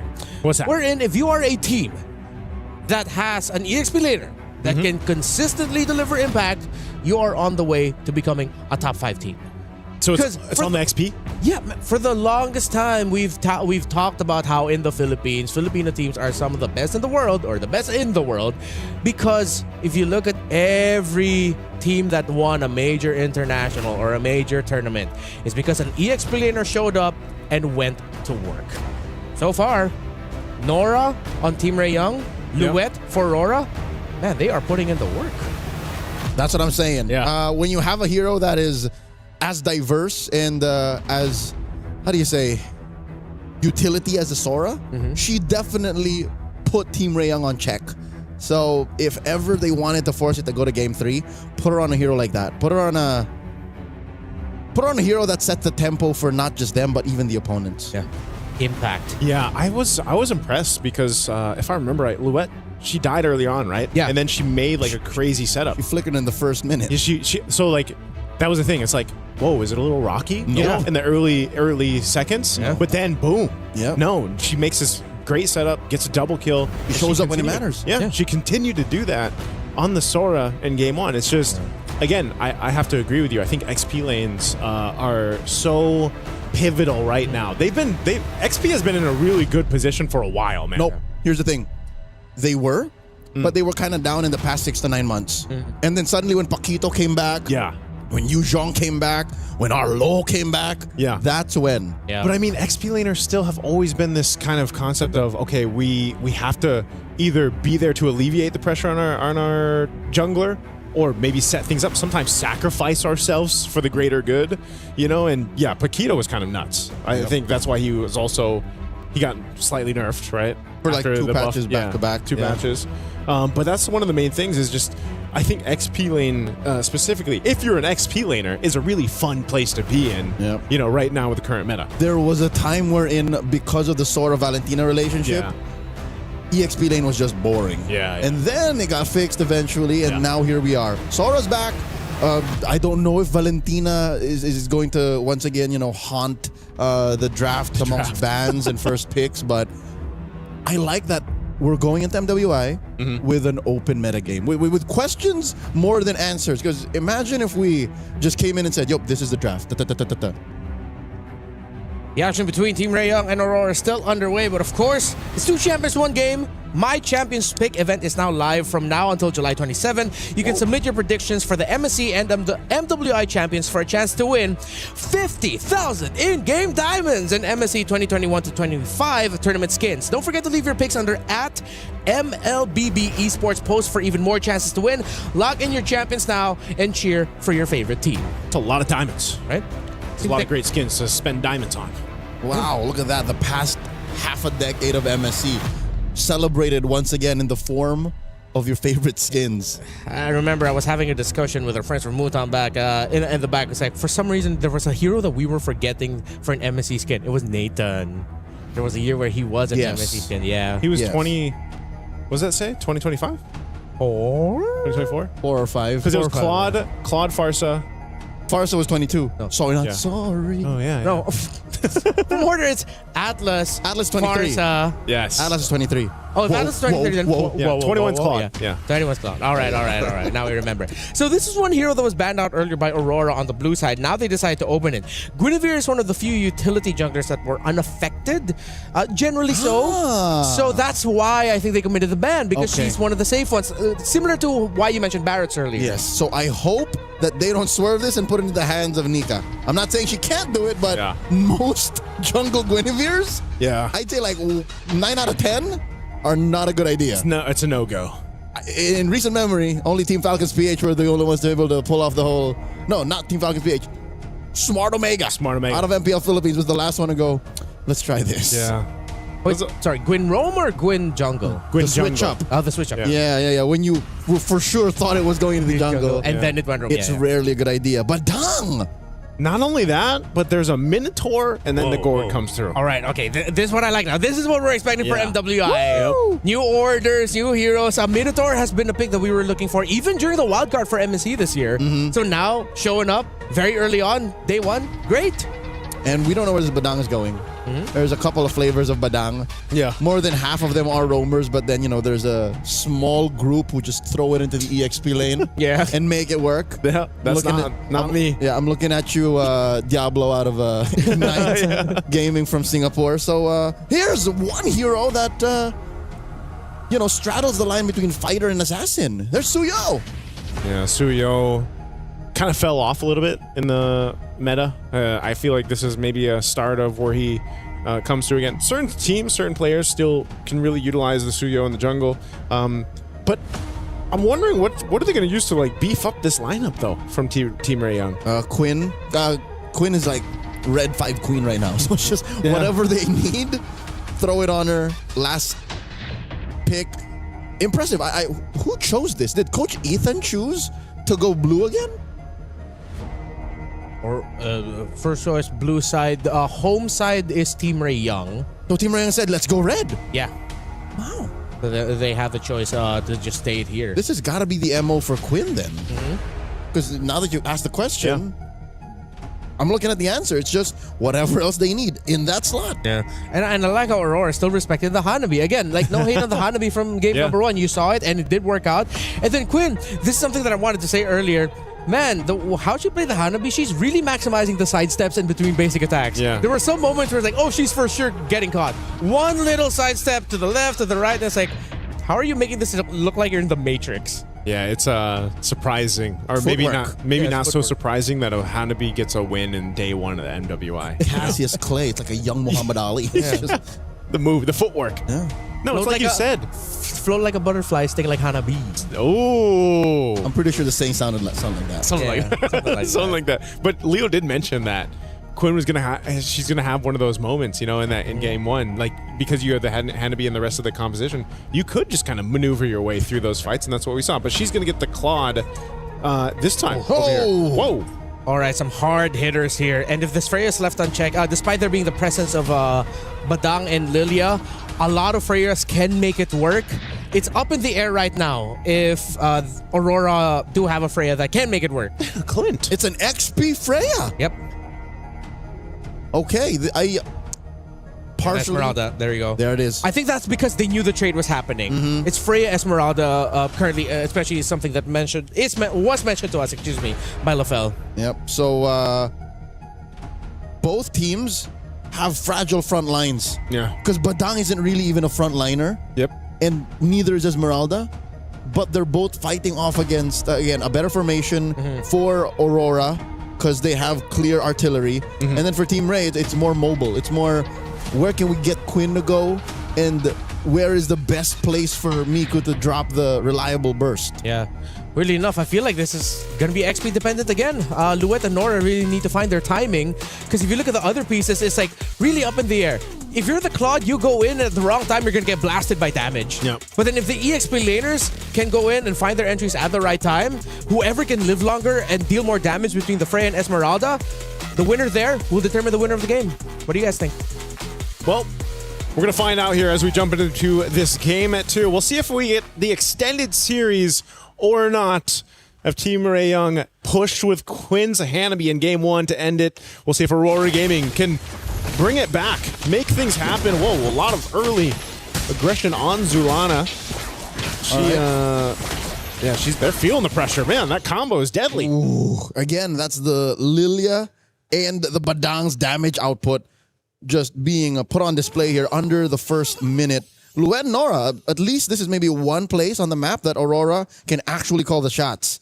Despite the Freya making shields and the Esmeralda taking it away, the damage output this early on from Luet is unmatched. Yeah, she, I believe, she did get the Purify out too from Nora. So Nora will want to be careful here. Look at this. And that's with the 15% damage reduction from the shield of the turret. Yeah, that's tough. That's why you have this response from Team Ray Young. Just in case Luet's going to go ahead and just spot that out. She's not going to be convinced. So she's fine up there on that top side. One thing I was going to talk about too when Renmar posed a question before we jumped into this was, I'm it's XP lane dependent, but I'm also just worried for Team Ray Young in the sense of if they get set up. Whoa, Nora. She's really threading the needle here, man. Yep. Whoa, look at this. A Requiem finds Chi-Boy. Flickers back. She already is missing one major resource. Tan puts Nika on check. Joseph, you were saying? I was saying I'm worried for the amount of crowd control that Aurora Gaming's composition can throw at Team Ray Young because I feel like they're almost relying on the amount of mobility that they have. Between, Suyo being able to kind of dash out. Of course, you've got Claw with BMI. Black Shoes as well. Let's see how this pans out. First Turtle, it's going to go for a reset. Got some of these level 4s locked in. Chi-Boy, though. All right. She does find the break already. Anu gets taken down here. Damage out of Miku and Tan a little too much. With that free takedown, first blood drawn, Team Ray Young gets the green light, goes straight for the turtle. That's a win. I think Aurora kind of pushed themselves a little too far. Chi-Boy off camera, taking down Nika, and that's all going to the Malaysians. That's a deadly Chi-Boy on this Badang. 2 kills now on a roam like this. This is, and as aggressive as Chi-Boy has been throughout her, performances in MWI and the qualifiers even, this is not what you want to deal with if you're Aurora Gaming. This is what we were missing. Yeah. We missed her last year, and now she's back. She's like, I missed this. This is how it was. I want you guys to shout Chi-Boy, she's well on her way, having 2 kills. This is the thing, too, the threat. I'm wondering on the exact build path that she's going to go here. She's already a big enough threat, too, running that Quantum Charge and, tanky enough, Suedo tank, if you will. Here. Where's she going? I think she's on her way to a Thunderbelt. So once that Thunderbelt's locked in, even more of a threat. But I'm just wondering if there's a time where Aurora Gaming's lineup, now that they have this level 4 available, if that setup potential, the crowd control I was talking about between the spatial migration from Guinevere or even the Fury, right, from Nika, is too much, and it overloads Team Ray Young on their approaches in these team fights. Yeah, there is a world where Chi-Boy doesn't get the ideal initiation, wherein her punches and her cracks may miss. So we're looking for that. How is Aurora going to find that position? 4 minutes in, about half a minute before the turtle spawns. Nora here, about to face off against 3. Purify. Gets that Purify in, forcing out the Requiem out of Anu. Tan and Miku to the rescue. Impressive how she's able to cross over scot-free. Quinn coming in, blazing duet. Forced to flicker back. Chi-Boy, there you go, does eventually miss with the crack. Backs off. She's going to back off. Nora's still here. Miku as well. They're going to wait for this. This turtle's coming up here in about 5 seconds, so we'll see how Aurora wants to respond to this. They've essentially got everything they need. It's just Mob Psycho has to be careful. She doesn't have a flicker, so she's going to rely on it. Minot Fury knocks up 2. Massive combo plus the Requiem takes down Tan. Chi-Boy backs off with the flicker. Luet gets pushed back, and now Team Ray are trying to repair the situation. Turtle number 2 goes over to Aurora.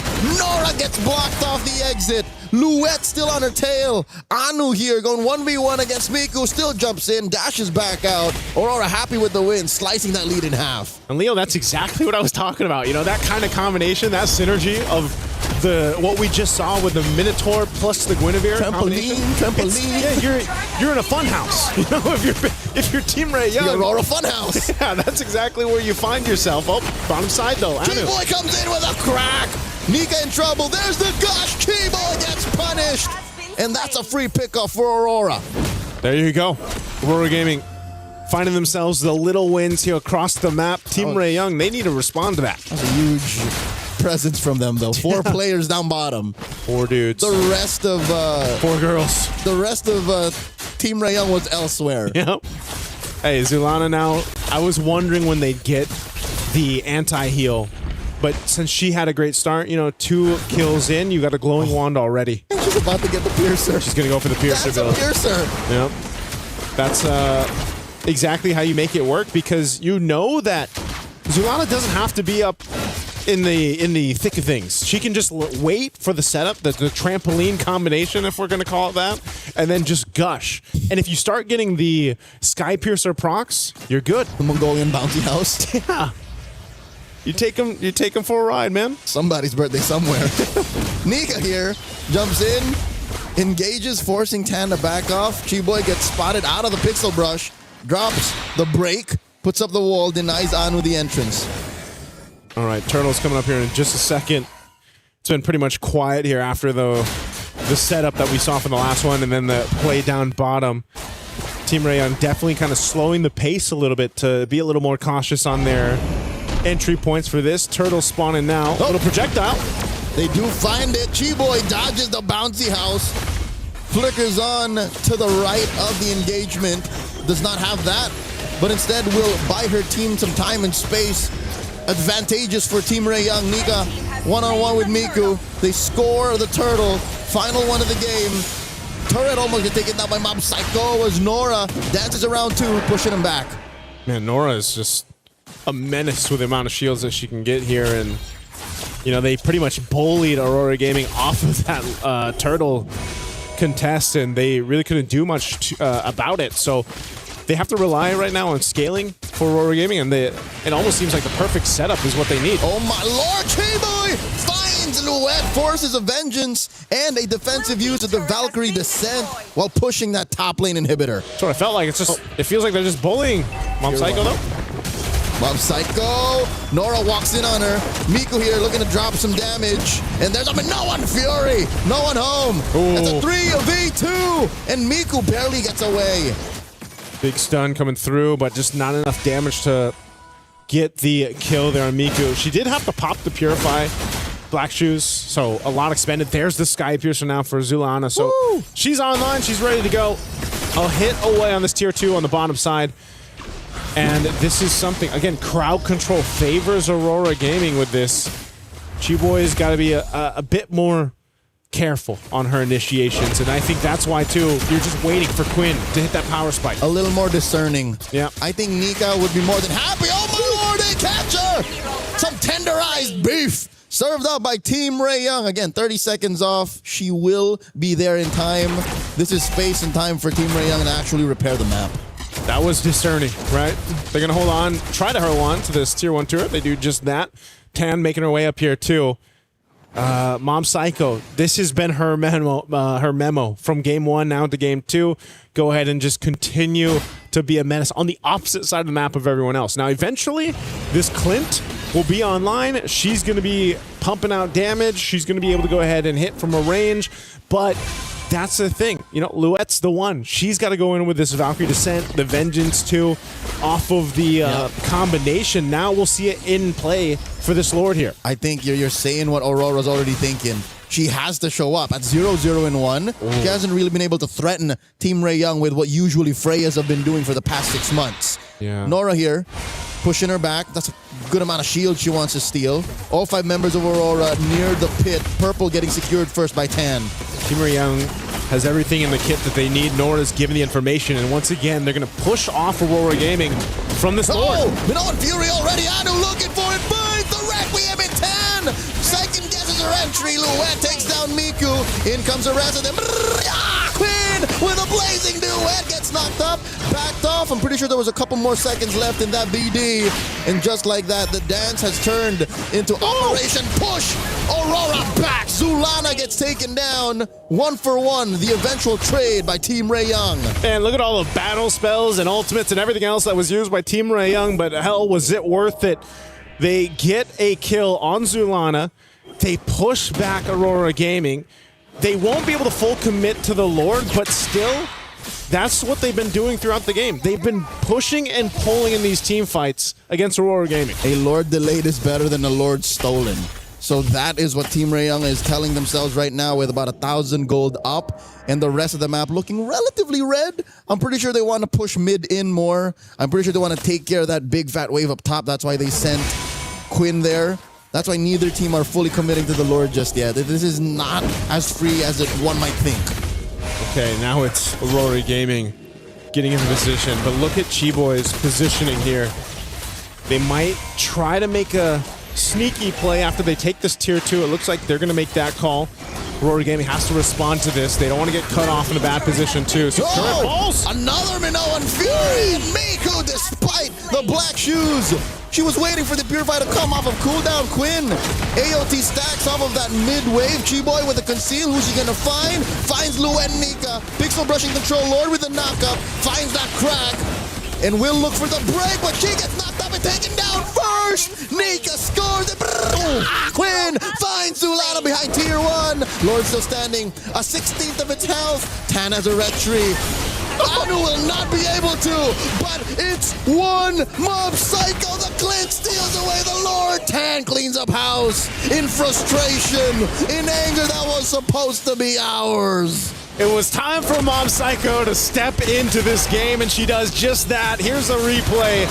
Great setup, and this Blazing Duet was held on a little bit longer. Quinn will capitalize the kill on Zulana, and then this was just a face-off, a dance for this one.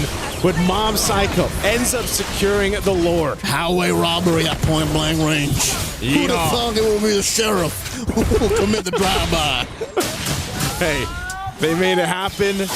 They've brought some momentum in their favor. They've just got to deal with this. The Lord is actually going to be worked on really quickly. Oh, no. Uh-oh.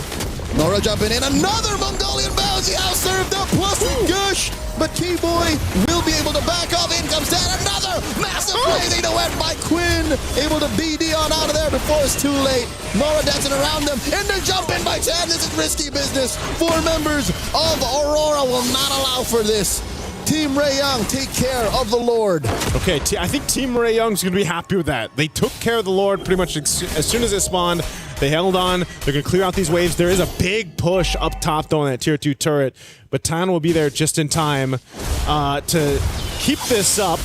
It does get brought down to a quarter of its health, but still, one thing they want to be careful of is Zulana, once again, on that Sky Piercer. Lightning Trunchet locked in now, too, with the Gourd. You're seeing the amount of damage that can come through with that burst. But Quinn also being a threat.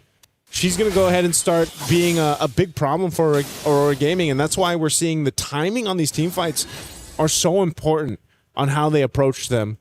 And so for Team Ray Young, their job right now is just kind of wait. They can't really choose to just pick someone off of this. It's really been reactive to Aurora Gaming has been thrown at them, unless it's Chiboy. But I think at this point in the game, she doesn't want to risk that. Ooh, Miku here down to a third. Again, she has to protect herself more than once now.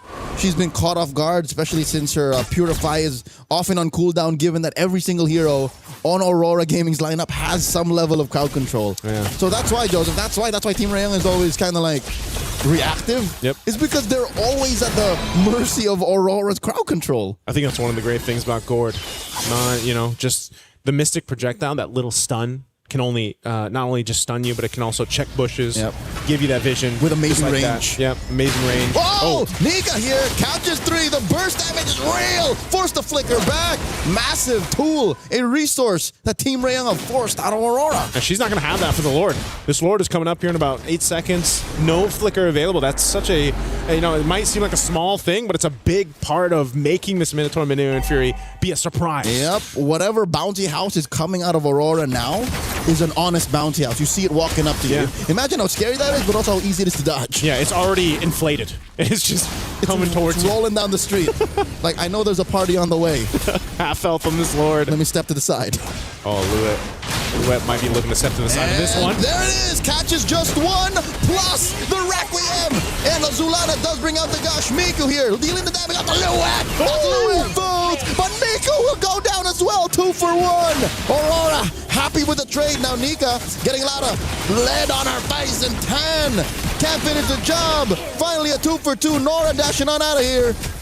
Still a long earned kill. Team Ray Young just up 3K. Still not in a good shape to take the Lord. The burst from Mob Psycho. You're in my game now. 10 gets taken down to a fifth of her health, and in comes the blazing duet. But the sheriff says, no, not on my watch. Oh my goodness. Mob Psycho takes down Quinn, and Aurora goes straight for the Lord. What are we watching right now? Aurora Gaming?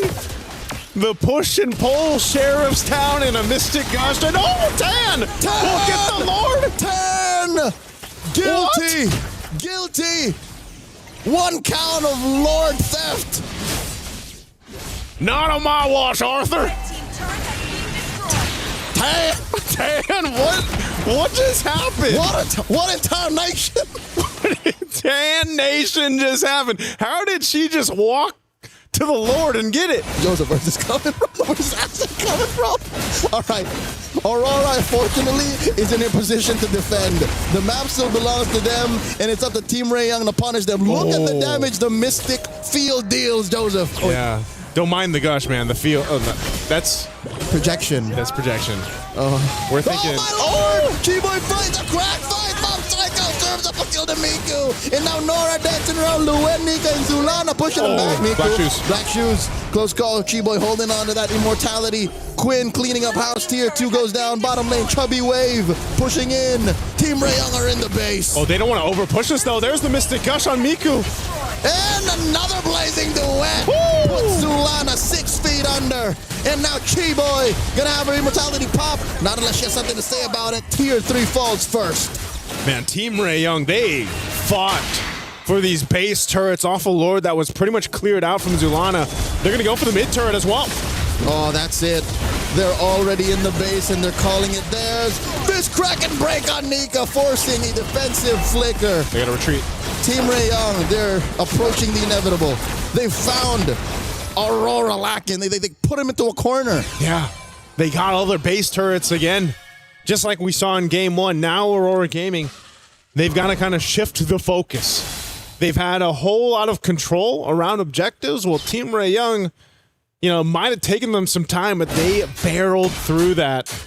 And once again, we're approaching the 20-minute mark into this game. By the time we get to this Lord dance, it's going to be up to that point. So now, for Aurora Gaming, they've got to make their own adjustments. Oh, whoa, they're going for Louet to actually expend an ultimate for this, and now Aurora Gaming wants to fight. And there's the Requiem plus the Gush, and in comes the backline blazing duet from Quinn. Zulana falls, big knock up a 10, looking to clean up house. Louet takes down Chiboy, down goes Louet, 10 gets her, 2 for 1 now Nika. Quinn flailing away, double kill for the Suyo, and now Mob Psycho goes down, only pops an immortality, and now they're on the base, all up to Anu to defend. I don't think she can do this. It's too tall an order. Requiem to delay the inevitable. Down goes 10. Anu gets her immortality pop. Still a couple of minions there. It's a wipeout. Team Ray Young sweeps Aurora. Team Ray Young, they fought in game 2 for that one, but they end up getting it here. Man, what a fight they had to go through for this. Joseph, you chose the right words. It's a fight. It's a fight.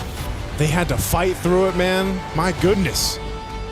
What a clutch game in the last kind of seconds there for that Lord, too. That was close to another 20-minute slobber now. What in Tan Nation, man? Again, when you think they didn't have a chance. But all but a Lord wearing Aurora's colors. I could have sworn that was it. Oh. I almost thought we were going to game 3 on that one, but Team Ray Young, I don't know. It's the mix of the veterancy and plus just the ability for them to adjust on the fly. Yeah, that and their willingness to kind of try things, to see how far they can take whatever strats they brought in for the game's draft. Renmar, were you entertained? I was entertained. That was some of the craziest last 5 minutes I've seen. The push and pull, the back and forth, team fight to team fight. Holy expletive, man.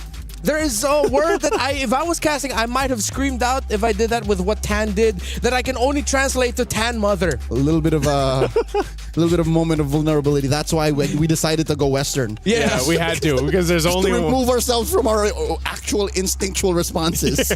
Tan Mother. For the Filipinos out there, y'all know what I'm talking. But if you've ever played in a Southeast Asian server or a game with Filipinos involved, y'all know what I was thinking. Tan, oh my goodness. But it wasn't just Tan and what she did, stealing that Lord. Gotta give the flowers as well to Aurora. No. This game number 2 felt a lot like game number 1, where it was like a lot of the determining turnaround sequences came through the big team fights either before or during the objective. Yeah. And it was happening consistently. There were also some similar beats to what Team Ray Young were doing. We're in, this one team fight didn't go our way, or we won this team fight. What's next? We go to the nearest turret, break that down, and then that's the first tier turret that we're going to take down. And then on the other side, that's what Aurora's also staking. Okay, so we go for the trade. These two remind me of each other way too much. Like, sometimes you could cover up the name and I could say, that's actually Team Ray Young. No, it's Aurora. I want to see more of this match. Unfortunately, it's a sweep win for Team Ray Young. Congratulations. I think the only other way you could say that they're not similar is in finishing power. Yeah. I think Team Ray Young just see the bigger picture at the end of the day a little clearer. Yes. And that's why they got away with the sweep. And that's probably where the experience, comes through for these ladies here for Team Ray Young. I mean, we saw this in a lot of their decision making when it comes to the team fights. Again, even give it up to Nora. You see her going 1v4. Bouncing between that is Tan as she finds her entry points. And there was just a lot of good fights that you saw here from Team Ray Young and executing what they had left, even if it was just 3 of them left. 3, maybe sometimes 2 in some of these situations. But they really made it work. And this is... look at Tan here. Just walks up, takes that lore. Yoink. With the assist of G-Boy as well. One thing that I started to notice here, though, and I think this is one of the very, very little adjustment that maybe Aurora could do and then start shocking some other more teams in their group, is that just because your roamer has a big-ticket ultimate doesn't mean you have to use everything alongside that big-ticket ultimate. There were moments where I was thinking, why is Aurora gassing out?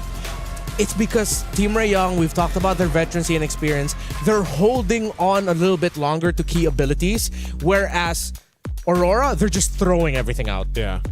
I feel like sometimes when we saw those fights with Aurora Gaming, it's like, all right, here's our setup where it's going to happen, the bouncy house setup that we talked about, and we're going to throw the Mystic Gush, everything else at it too.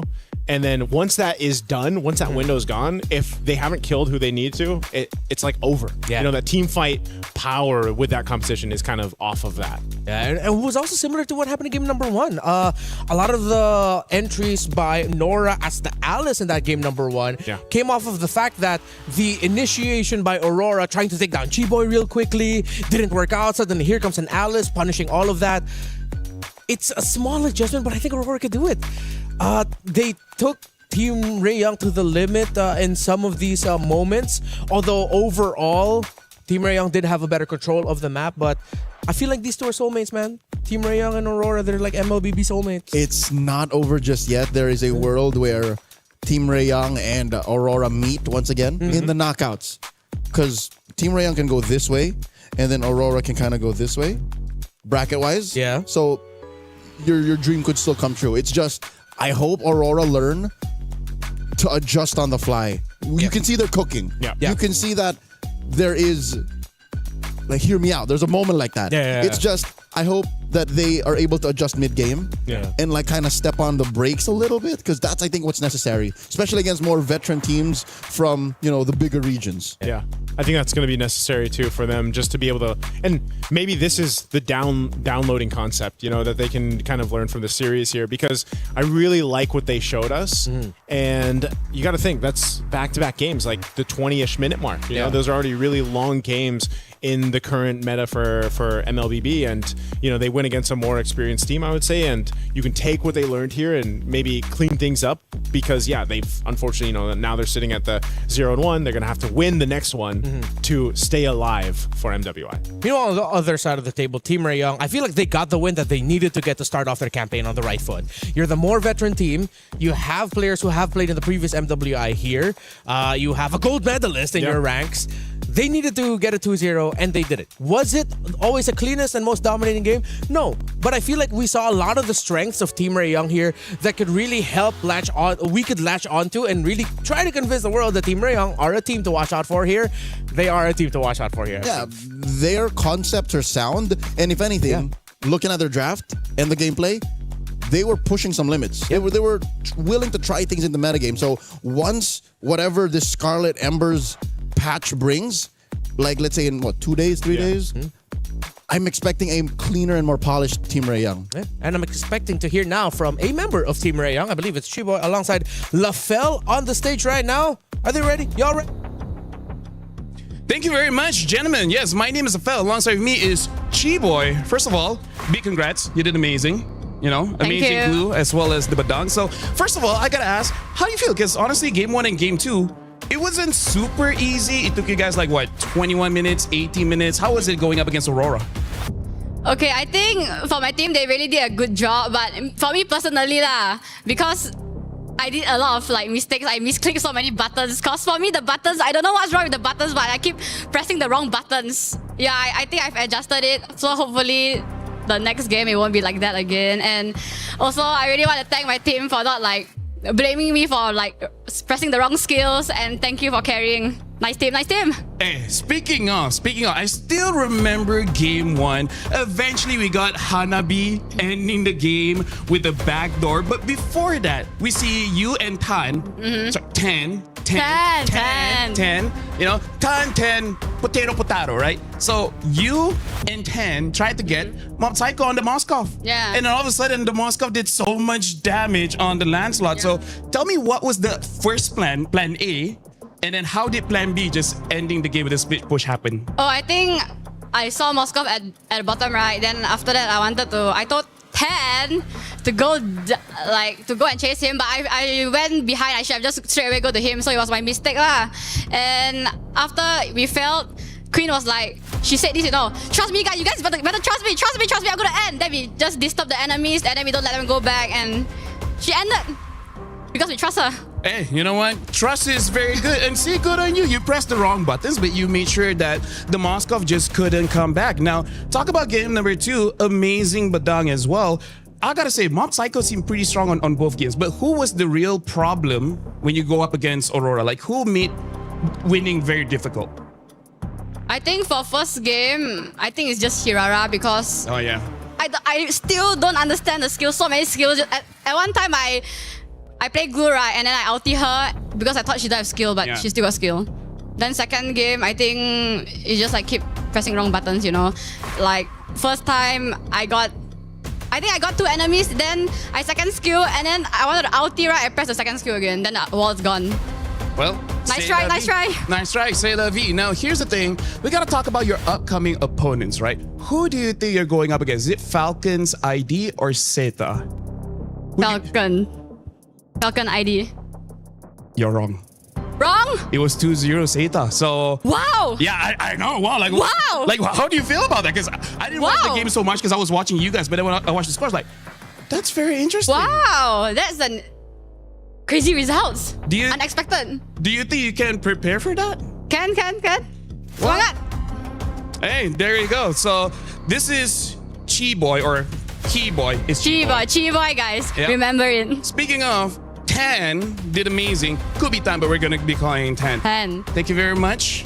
And now, here's the thing. Stream B, we still got more games going on. So we're going for a break, but when we return, we're gonna start the second best of 3. We'll see you guys then.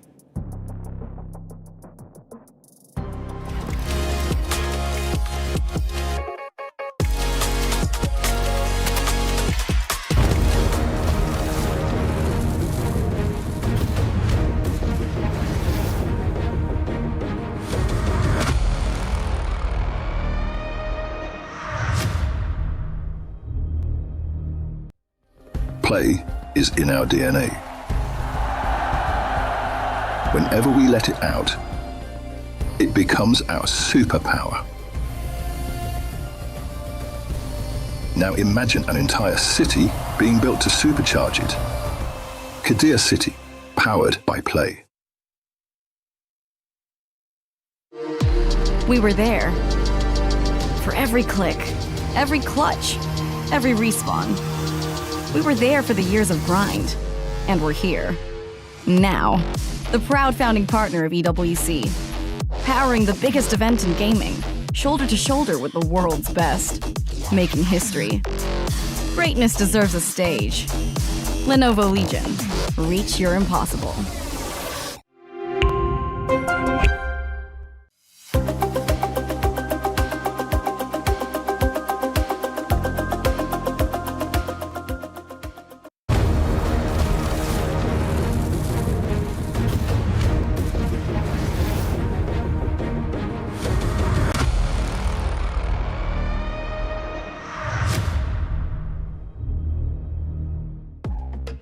A lot of learnings there, especially the surprising result that happened in the match in Stream A where Saita, a team from China, swept the team that a lot of people were looking at as one of the strongest heading into MWI in Team Falcon's ID. But before we expand on that, I just wanted to get it out there that I was very surprised. Still here, of course, with Leo and Naisu. Let's share a little bit more about our thoughts with what happened with the previous one in Team Rayong versus Aurora. I think heading into this, we all had a similar feeling that maybe Team Rayong are the favorites. Yeah. Would you say so? Yeah. Yeah, for that matchup. Yeah, for I that put him in matchup, top 4. Yeah. Oh, Team Rayong. Yeah, he are did in the his top 4. predictions. Oh, actually no, I didn't get to do my predictions, so I wasn't good. But a team that could beat Navi Malaysia definitely got to put them at least in the top 5. That's true. I definitely think they were favored. But I again, yes, it was a sweep. I liked what we saw from Aurora Gaming. I think they really fought hard for that.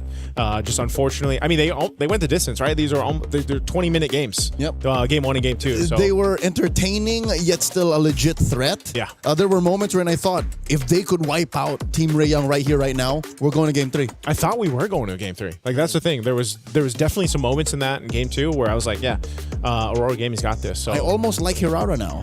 But as Chiboy says, sometimes I don't know what the hero does. So. Hey, I'm pushing the buttons too, Chiboy. You know, she's not doing what I want her. Yeah, it's one of the difficult things to understand about Hirara is she said the most. She said, okay, this is why Chiboy, especially after MWI 2024, she was one of my favorite personalities. She just says a lot of the most relatable things to everyone. Things you're thinking, but then she says first. Yeah, it's like with Hirara, it's like I thought she had skill, but then it turns out she doesn't have this. She does have her skill, and yeah, and she did like the face like a lot of us would do. It's like, oh, I thought I got her. Oh, no, I guess not. Yeah, it's just what you get when you're going up against someone like Hirara. How she was surprised by Saita's win as a sweep. Because she was like, so who do you think is Falcon's ID? No, but I think that's relatable too, man. You know, because I think a lot of people... I need to watch that. Yeah, we have to go back and see this now. Yeah. Again, Team Falcon's ID, based on all the discussions that we've had with the players and the teams, a lot of them were saying that they were the strongest scrims-wise. They were looking really good, and then a lot of teams were putting up... there were even some teams saying that, they might actually be the one to give Vitality a run for their money and would predict that they'd win over Vitality in the grand finals. But then starting off your campaign with a sweep loss to Zeta is...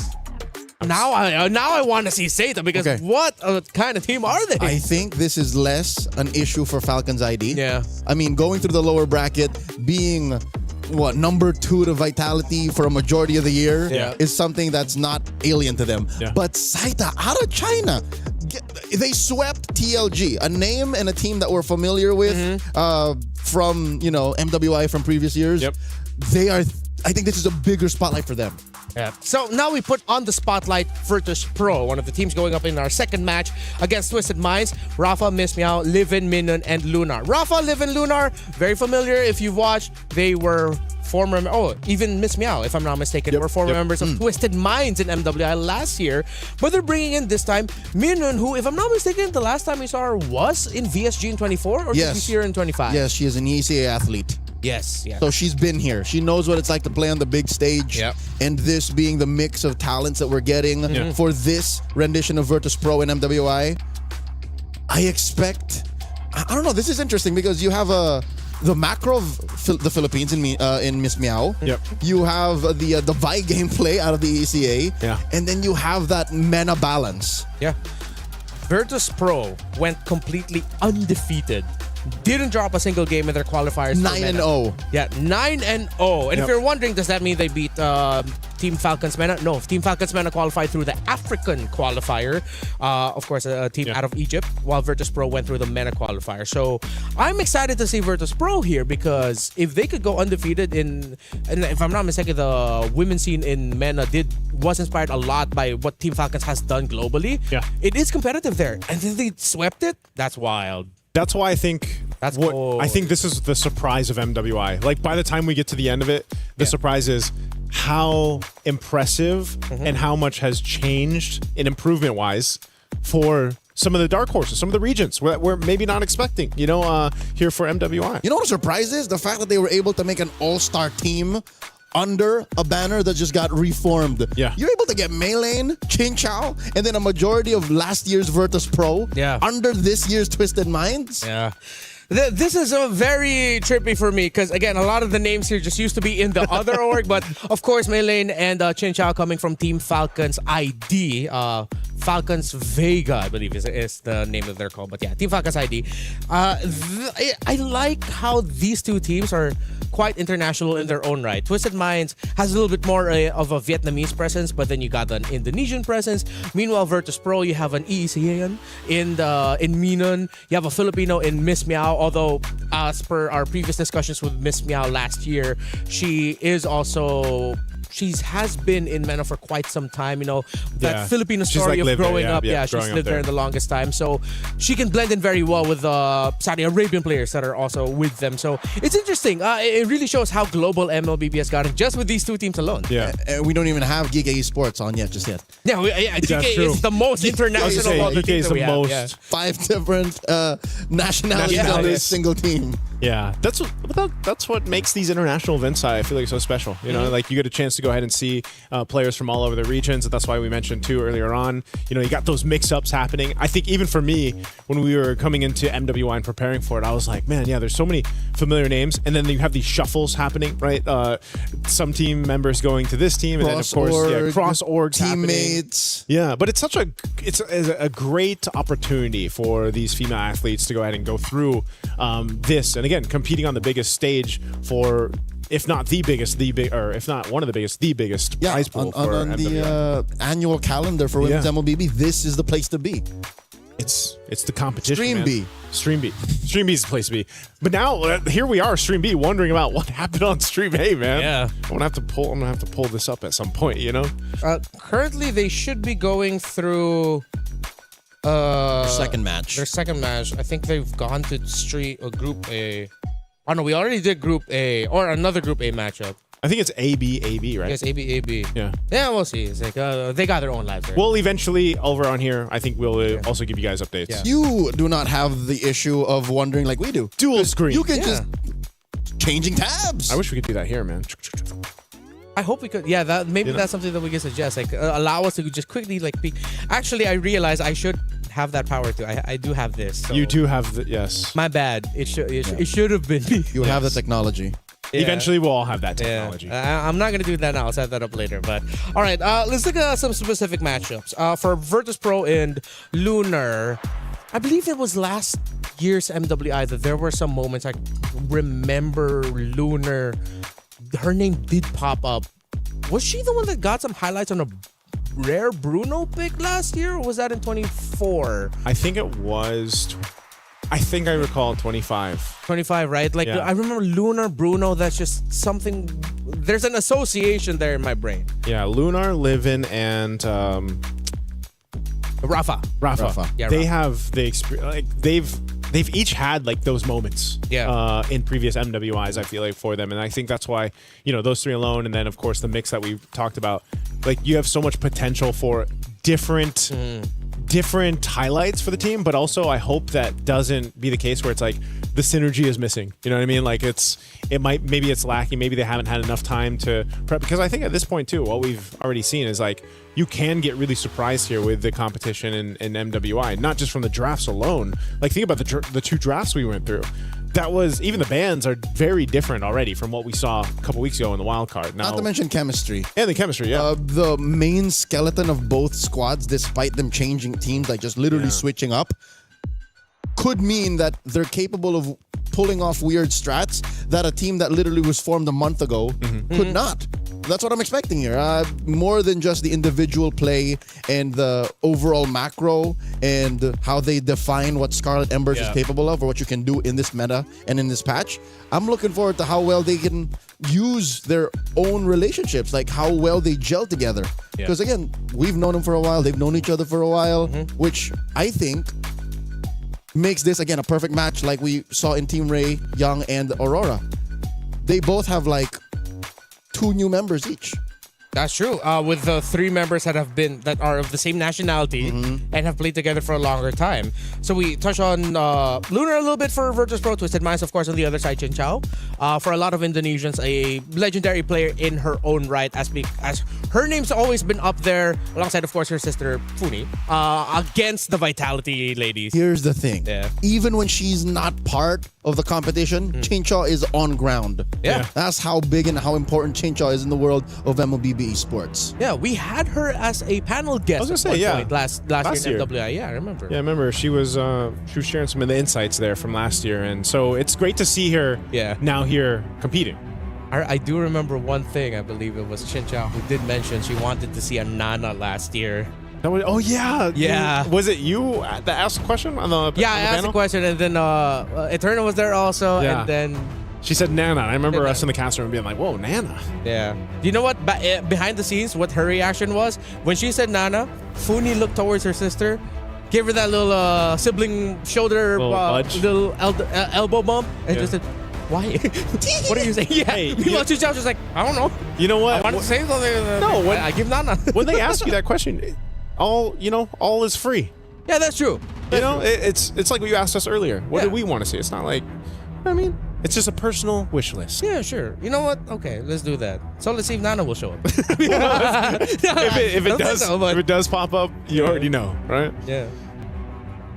But I think draft-wise too, maybe even after today, man, we won't be able to tell 100% where the like MWI meta is going. You know.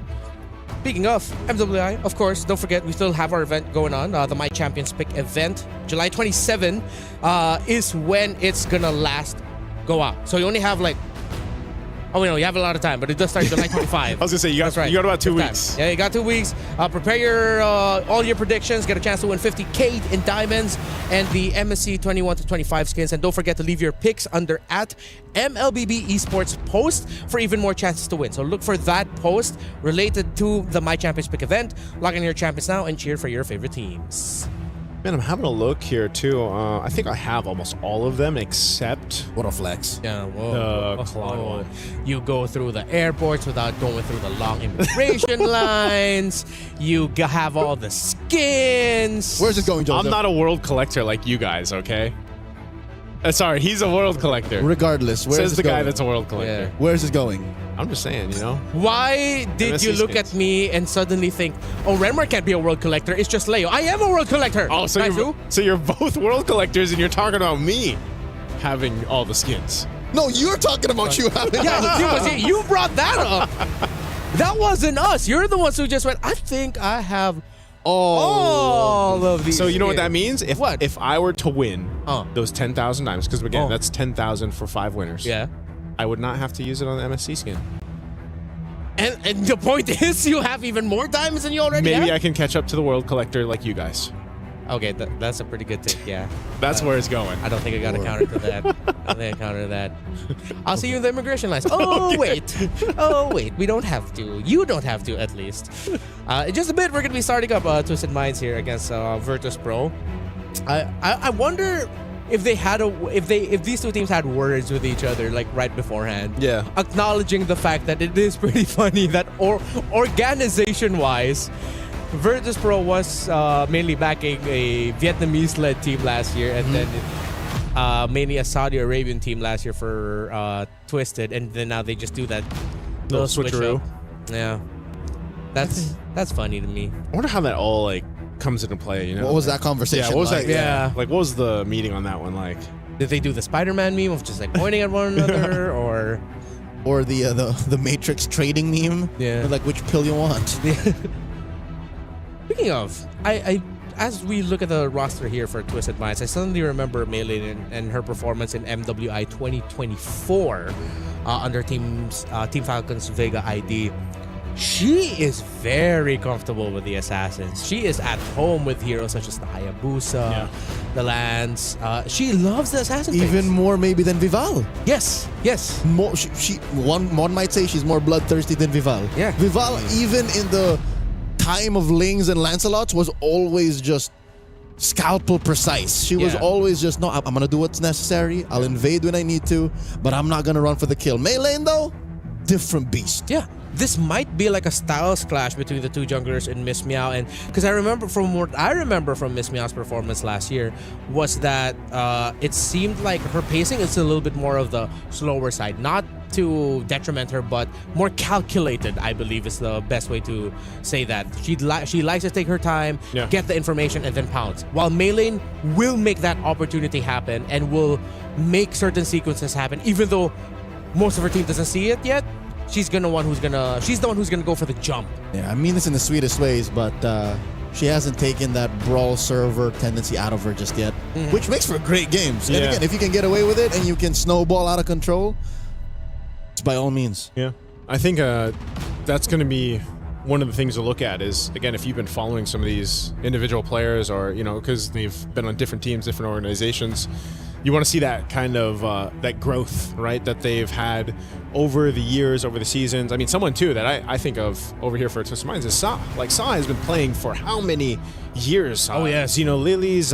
She was on multiple teams leading up to this. And it's Virtus Pro last year. Virtus Pro last year, and Sa loves MLBB so she much. Does, and she is one of those more aggressive kind of style mid laners. Yep. And last year when they fell, she couldn't hold it. That was a tough one, right? So, how much has changed in a year's time, right?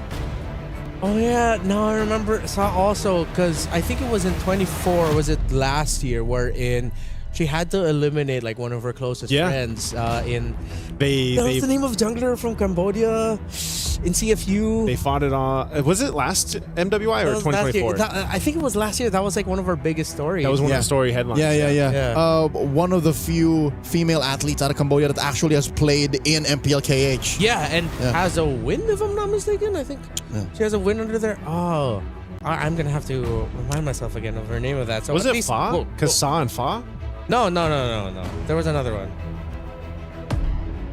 Here we go. I'll remember it. Okay. Yeah, I was thinking it was Fa because they were Sa and Fa, but I could be wrong. But again, jumping into this draft, let's go and see what will happen here. Dude, it seems like Atlas still definitely has a presence in the meta. He keeps getting banned out. He's not a bad pick. So as much as we want to veer away from the Atlases of the world, he's here to stay. You know what? You're not going to see his MSC skin right now. But yeah, it makes sense. And I think that's going to be the case even when we get to MSC, man. Real quick, before we analyze this, I just remembered. Yeah. It was Tagami. Oh, Tagami, yes. Yeah, from CFU. That's right. And then in an interview, they described that they were actually really close friends, Tagami and Sa. Yeah. So when Sa had to eliminate Tagami, and they had that picture of them, like hugging it out. It's like, I'm sorry, girl. But nature of competition. Yeah, I was going to say, nature of competition, man. Yeah. Draft. All right, let's go back into this. Freya, Marcel. Okay, so instead of being the ones to pick up a Marcel Open for them, they want to force out a different ban. It forces out the Paquito. I think Twisted Minds are setting up for a trade in pick 2 and 3. I just cannot see it right now. Maybe one of them's like eyeing out the possibility of a glue getting picked up early on, maybe? Right now, Kilda. One of the heroes that we did mention earlier. Yeah. As a potential surprise pick of the Rome. This was a big target to ban out in wildcards. And when we did get to see it played, there's an apparent reason, not only with the recent buff that she had for the Matilda, does a little bit more damage, a little bit more of a threat, especially early on. This is kind of leaning towards what we were talking about with how there's roams that you could pick up that are actually able to put out enough damage to be a threat, right, early on. But not only does she have that with the Wisp and everything else, but now you provide your team with a ton of mobility, right? The Circling Eagle setup or the Guiding Wind that you have. So I don't know if we'll actually see a Fredrin come into play here, because now you have an Akai and a Gord being picked up for Virtus Pro. And Leo mentioned Barretts earlier. I think you just go ahead and lock in a Matilda and Barretts at the same time. You just have to time your Deathness Welcome really well so that Akai's heavy spin just becomes nothing. But if you time it before the heavy spin, Akai can heavy spin, and then he's out of the belly of Barretts. Meanwhile, the Gord into Matilda, is that a risky thing? Would you want to go up against a Matilda that could potentially bring someone to dive you? Again, I think it's one of those things where it's just like you're just hoping that you're quick enough to avoid. There's the Barretts, like you mentioned. You're quick enough to avoid a lot of the setup potential. Your main job, and that we've been seeing with a lot of the Gord play right now, is just, again, information. The Mystic Projectile, that first skill. Obviously your ultimate, the Mystic Gush, is such a threat when it's laid down. And yeah, you could run into a problem with, you're playing against a Matilda, man. She's going to be kind of literally circling over you, and it could potentially be a problem for your Gord. But again, I think your job here is just, let me just be a glass cannon kind of concept.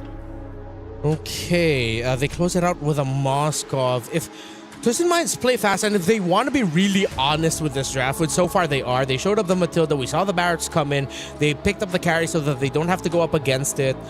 I think they just lean in on the predictability of it, pick up an EXP laner that rotates hella fast, clears minion wave fast, so that you're constantly adding pressure to the map. Just play through raw speed, allow the Barretts to be the slower one, and maybe pick up a mid laner that could deliver the same thing. Fast rotations, fast clear, and then just constantly be playing hit and run.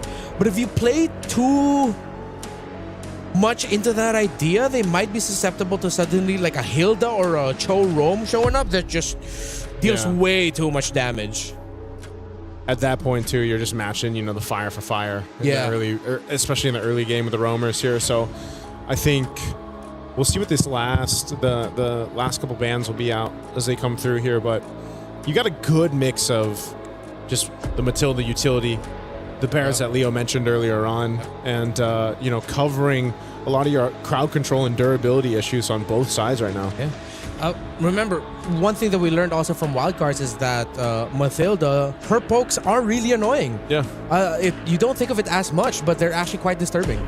We've seen maybe one or two Matilda kills. Yes. So it's real. It's not something that we're just saying for the sake of, oh, cool, Matilda's back. It's just, it happens. And again, when you have the Barretts, which, we spent a good amount of time talking about in the pre-show, it's going to help. Are we locked in saying that this Akai is jungle? Or are we open to, maybe the swerve? Swerving it. This is Miss Meow. Like it might go into the roam instead? Yeah. I think there's a world where that happens. Could be. I think it depends on what they'll show up here. If they show their EXP laner and it is someone tanky, then I think you just put Akai in the jungle, then your roam can be a little bit more nimble damage. But if they show their roamer, then yeah, for sure you already know it's going to the jungle. I think I'm okay with them leaving the option of Akai as a flex. Yeah, you want to leave it to the last moment. Yeah. So commit to the bit, show it in... Okay, never mind. No. Okay. It's for sure going to the jungle now. They go for the Gatot. Maybe committing to the bit might have been a little too expensive, so confirm this is likely a jungle Akai. So he's not actually dead. Okay. Ganakacha 2 was one of the picks I was kind of slept on during the wildcard. It didn't pop up, I think, maybe once or twice.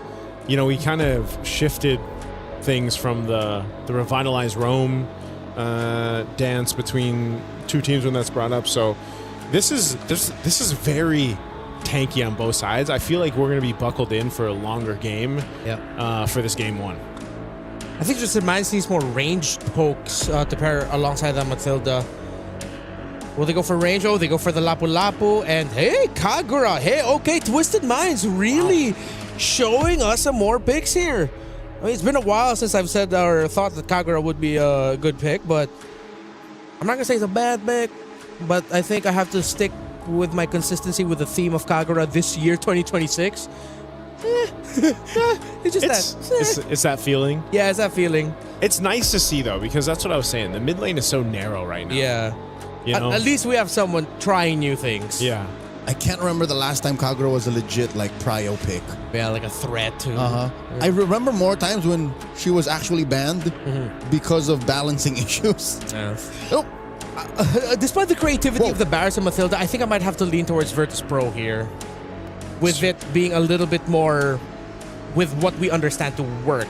Guinevere EXP lane for Rafa. Is that how heavy Kagura is right now?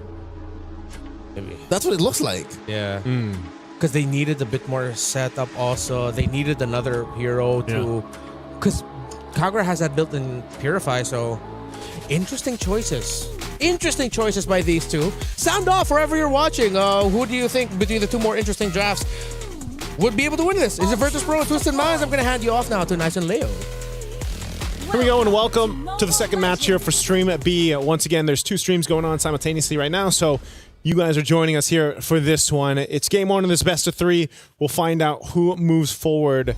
This is an interesting draft, to say the least, just because, you know, it's quite different from the chaotic compositions we saw set up in our first match. We are going to take a little bit of breather so we can talk about this a little bit longer here for this one. Even looking at the emblems.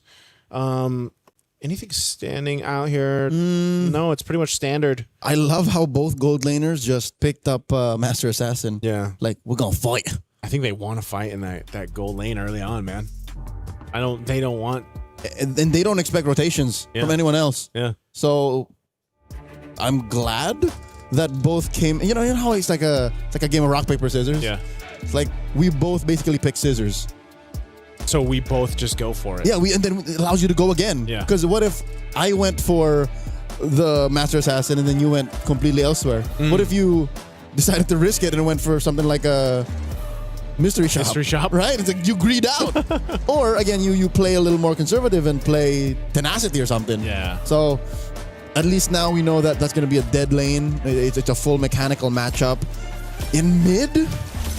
Okay, let me play devil's advocate. You and Renmar were a little more skeptical. I just mentioned the facts about Kagura. What if there's a reason why Sa picked this up? What if this is something that, you know, they've been practicing for months now?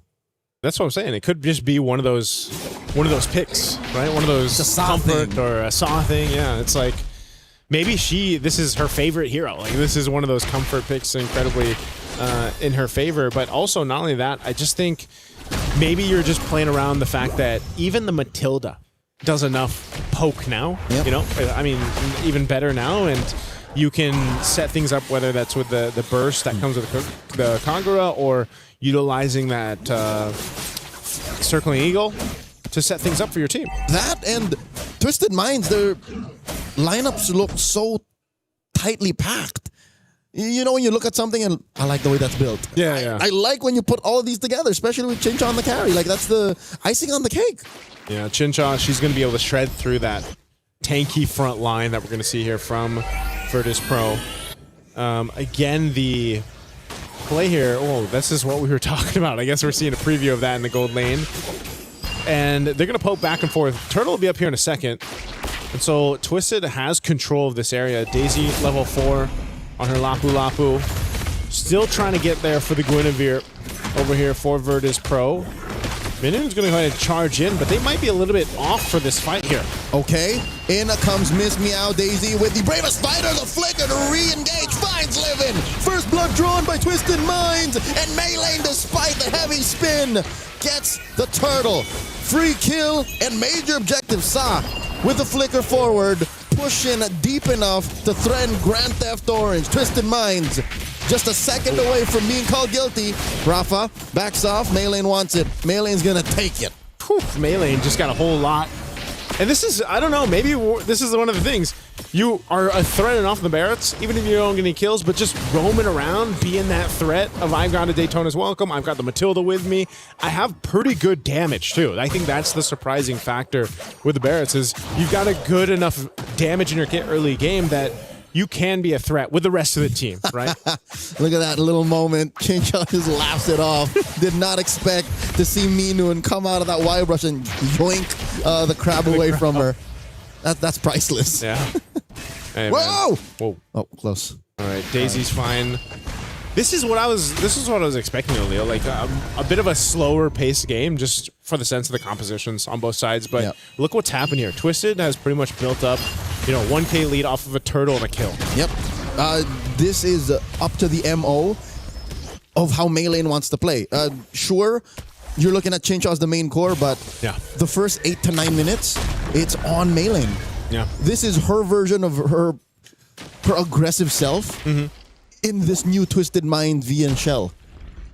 I think I'm okay with it too. This Barrett's coming back into, I wouldn't say the forefront of the meta just yet, but like it's popped up now a few times.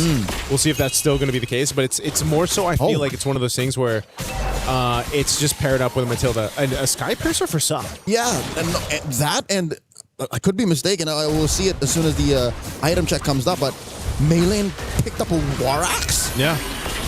Huh.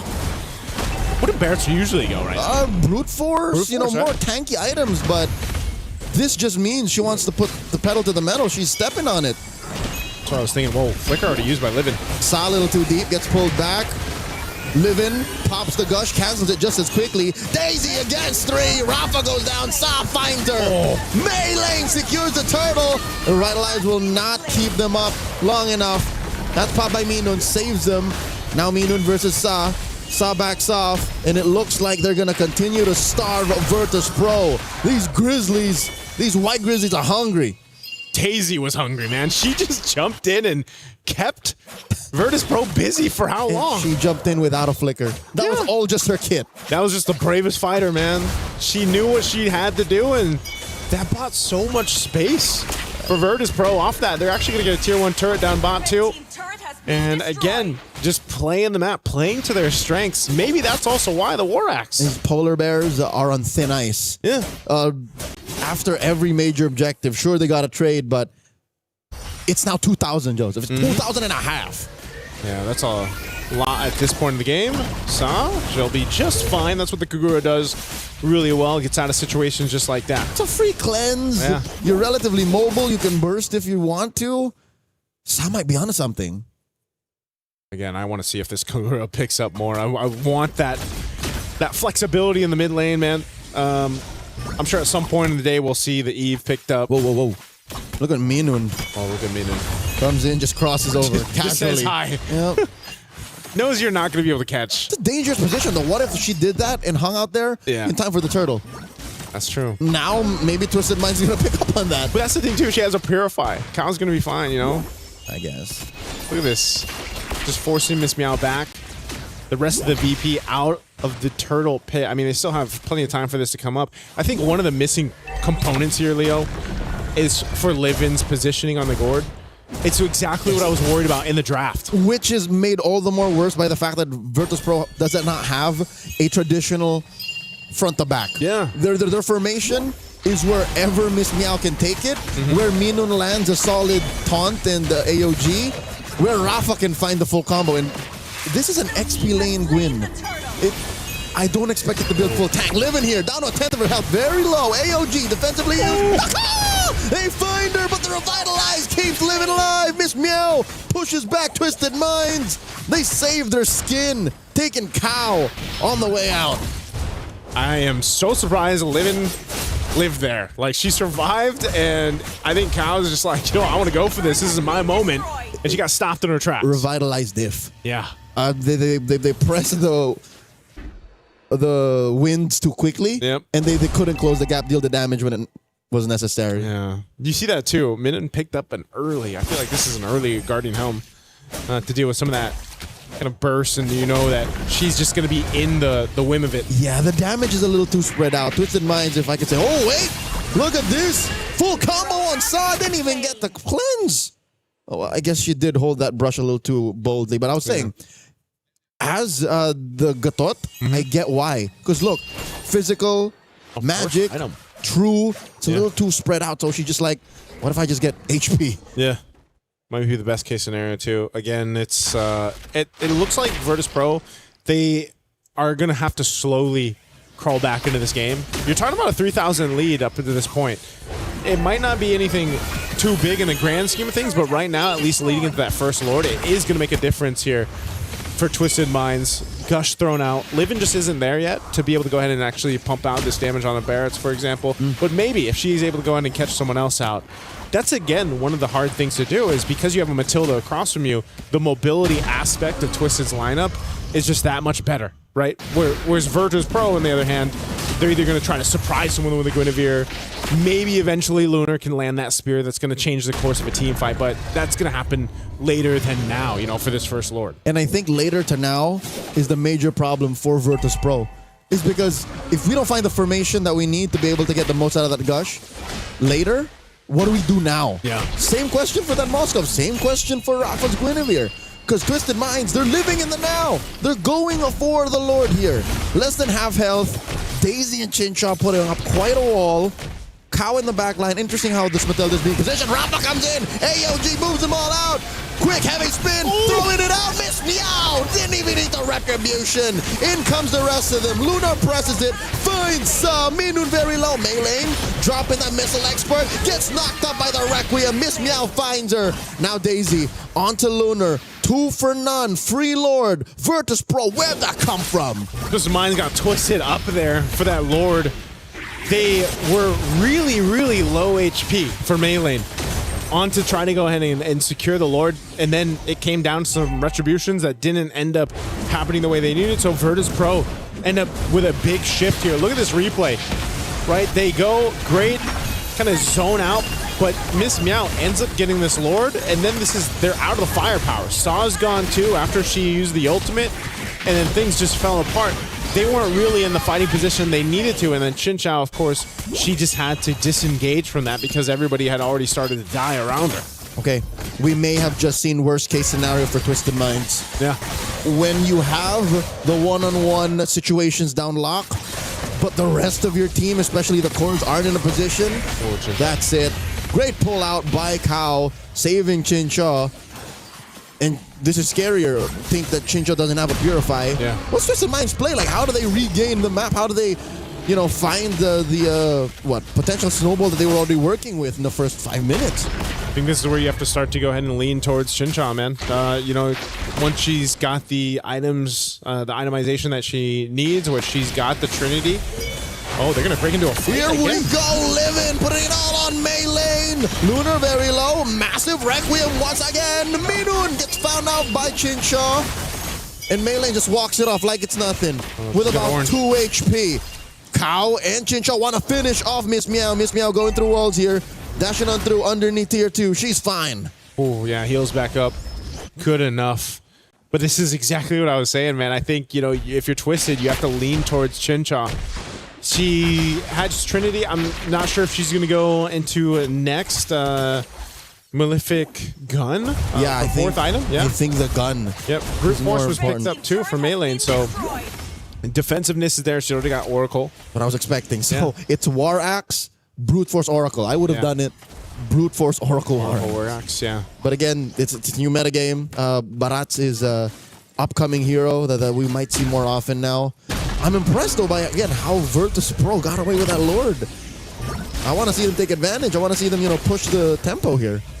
I'm wondering too for now at this point in the game, once we get a little bit further, how valuable the Kogura pick will be, because we've already seen it in a couple team fights where it's like Umbrella's thrown out, Yin Yang Overturn is used, and then once that burst is gone, if no one dies, like Livin has survived for the majority of them, then what are you able to do, right? Now, yes, you can use the ultimate once again. Once you collect the umbrella and everything else, you do some decent amount of damage, you know, with the first skill throwing it around, but it's just not the same, for example, as what other traditional mid laners can bring to the table, and I think that's why the Kogura, for example, hasn't been picked up many times, successfully even. I hear what you're trying to say, Joseph. I'm thinking, if I'm putting 2 and 2 together, you want Sa on Live and Watch. Yeah, I think that might be the best thing to do.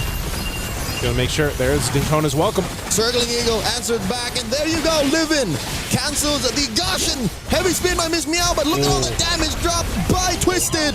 Daisy finds Livin. Sa finds sweet revenge on Miss Meow. 2 free kills over to Twisted Minds as they work on the Lord. You see what happened there? Oh, hold on. Lunar actually chasing. Oh, point blank SOD. Will Lunar get punished? Minun might actually be the one that gets taken down. Lunar presses the SOD right before it gets expired. Oh, Chinshaw takes down Minun. Gets a double. Rafa falls as well. This is no bueno for Virtus Pro. Lunar, the only survivor. Yeah. Expect this map to turn blue. Oh, they're going to push into this base turret. They can't quite end it. Livin's going to be up, so she could just go ahead and clear out this minion wave, but talk about a setup. Oh! Chinshaw will get out. This is great job, too. I know we probably won't get a peek at it now for the minutes of replay. I felt that. But Daisy did an amazing job. We asked, should Saw be on Livin duty? Well, it was Daisy in that last interchange. And she stuck right to Livin to make sure that that Gush uptime was pretty much canceled. And it makes sense. It's just much easier for Daisy to run through the old-fashioned way rather than Sa go flank. Yeah. And all Sa did there was really deal the damage that would have been set up by the initial crowd control. First, Minun here gets taken down. A second too late on Livin's Gush. Down goes Rafa. Miss Meow follows through. The writing's on the wall. 8K up. Twisted Minds are inside the base. Virtus Pro struggling to defend. Not sure if they're going to be able to end it just yet. Even with 3 members down, they do have a wave in the mid lane. Twisted looking to take out the base turret. Can they end the game? 2 defenders. Circling Eagle spent by Cow. Wave still up. SOD Gush all thrown at the wall. Seeing what sticks, but Twisted Minds ends under 15 minutes. Game 1, match point. There you have it. Twisted Minds. Took them a little bit, I feel like, to come online in that one with the composition that they brought. But hey, they made this composition built off utility, built off speed, and built off an interesting, unique pick in the Kagura in the hands of Sa in the mid lane. And it all came together here. And this also allowed Chinshaw to just kind of have free reign on the carry. I'm managing my expectations. I'm about 70% there. Again, I cannot deny the fact that Sa got a dub with said Kagura. Yeah. But maybe given how tight mid is, you have to slip through the cracks. You have to have your own little flavor, and this is hers. Yeah, this was I don't know. Renmar, what do you think? Were you surprised, especially with the Kagura pick here? Well, yeah, the Kagura pick to me was just... We were talking about it. Gideon, Lafell, and I, we were just all looking at the Kagura pick. It's like, wow, you guys really leaned in towards honesty for this draft. Yeah. But hey, it seems like honesty is the best policy. The Matilda first pick, showing it up right away with the Barretts and the carry. Clearly, they made the choice and they rushed the carry because they know that if it was the Gordon carry together in the mid to the late game, then that Barretts would not have a good time being able to hold the front. I think what we saw here was Twisted Minds, like John Wick-esque focus and sheer will of just, we want to play this lineup and make it work. And they made it work. The Barretts and the Matilda together somehow just could not allow VP to play comfortable at any point in the game. Yeah, this was it was a mix of also and in this game, not just the Barretts, the Matilda, and like we said, Saw, but I think Daisy did a great job here. Oh yes. On just playing, whether it was live-in duty or if she had to peel sometimes, but especially towards the end when it became that Mystic Gush was a threat, Daisy had to be the one to go and lock down and make things happen here. Which kind of works because given how deep you already went and halfway through getting to live-in duty, yeah, you would have used the majority of your damage reduction to even survive and threaten killing the Gord. So it's just perfect. I'd say if we had an MVP here, I would personally give it to Daisy. To Daisy? Yeah. On the Lapu Lapu. Yeah. Well, I mean, if you do look at the Romid trio of Twisted Minds, they need an enabler. That was one of the things that we suggested. Well, to be fair, we suggested fast rotations. But that's in another way, you could look at that as an enabler pick. And Lapu Lapu does that. I thought personally that we'd see a little bit more of a match that highlights individual skill, but Twisted Minds as a team were quite flawless here. It was less about the one-on-ones. Maybe that's why we put so much pressure and impact on the Kagura. That wasn't it. It was more of what can I do so that the other 4 can do their thing. Yeah. And then we all just converge and come together, which is the complete I want to say complete opposite, but it's the antithesis to what Virtus Pro did. Because Virtus Pro, when you look at it, it's like, yeah, Moskov can do that. Yeah. Yeah, the Kai can do that. Yeah, the, so and so. But that's not what they needed. It was so hard to pick him off one by one. It was not working. Yeah, and I feel like that yin yang overturn, that window that I was concerned about from Saw, ended up being enough. Like, there was enough damage throughput, enough. I don't know how many stacks she had on the Skypiercer, but I know she was enough of a threat to actually keep some of the important people at bay from Virtus If Pro. I were to just eyeball it, she didn't have many. One or two, maybe? Yeah, it was more the threat of, again, the Lapu-Lapu, more the threat of just the Barat sitting in front of you, and why is it not dying? And, of course, Chinchong. This is going to be a difficult spot right now for the Virtus Pro, where they are going to be looking at this like, what do we do? How do we deal with this? They're honest with their picks. It's surprising, and we're going to have to think about something new here, a new strategy. Let's see if Virtus Pro can deliver that to force a game number 3. Speaking of new, there is a brand new interactive effect for Rhino Day now available. Check it out and join the celebration. It's Happy Rhino.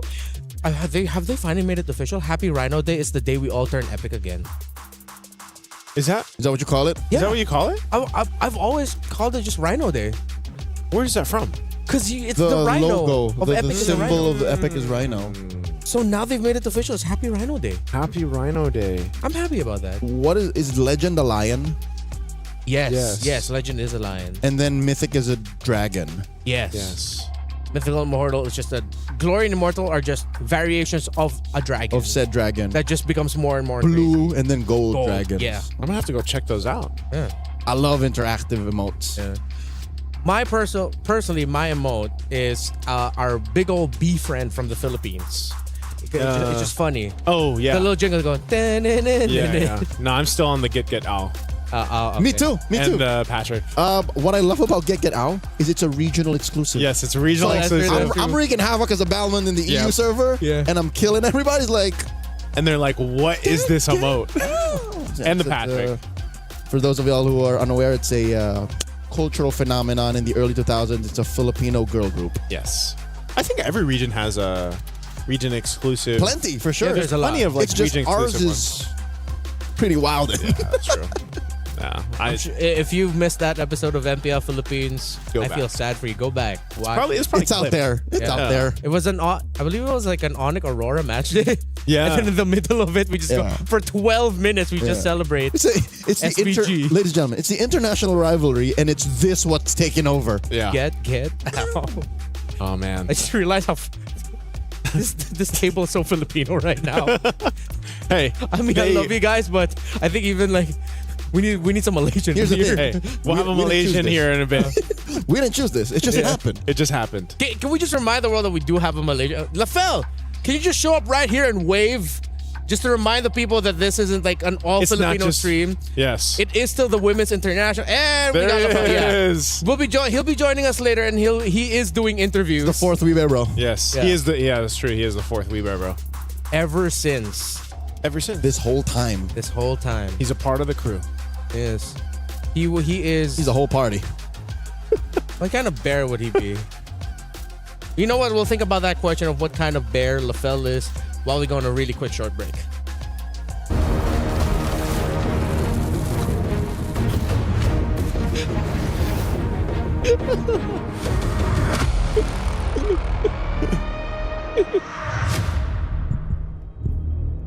Yes.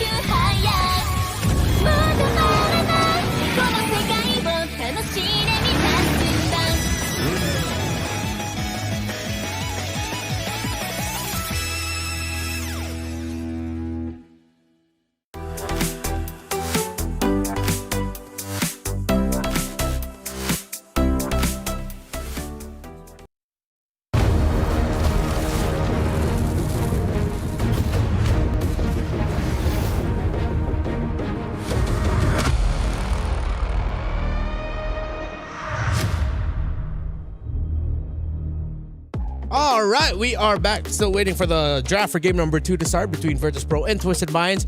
Both teams are now back on stage, and you're still here. It's us, We Bear Bros, Leo, Naisu, what's up? Renmar is my name. LaFell is waiting in the wings. Waiting in the wings. I really wanted to say LaFell, but I realized, wait, I'm introducing myself. He's later.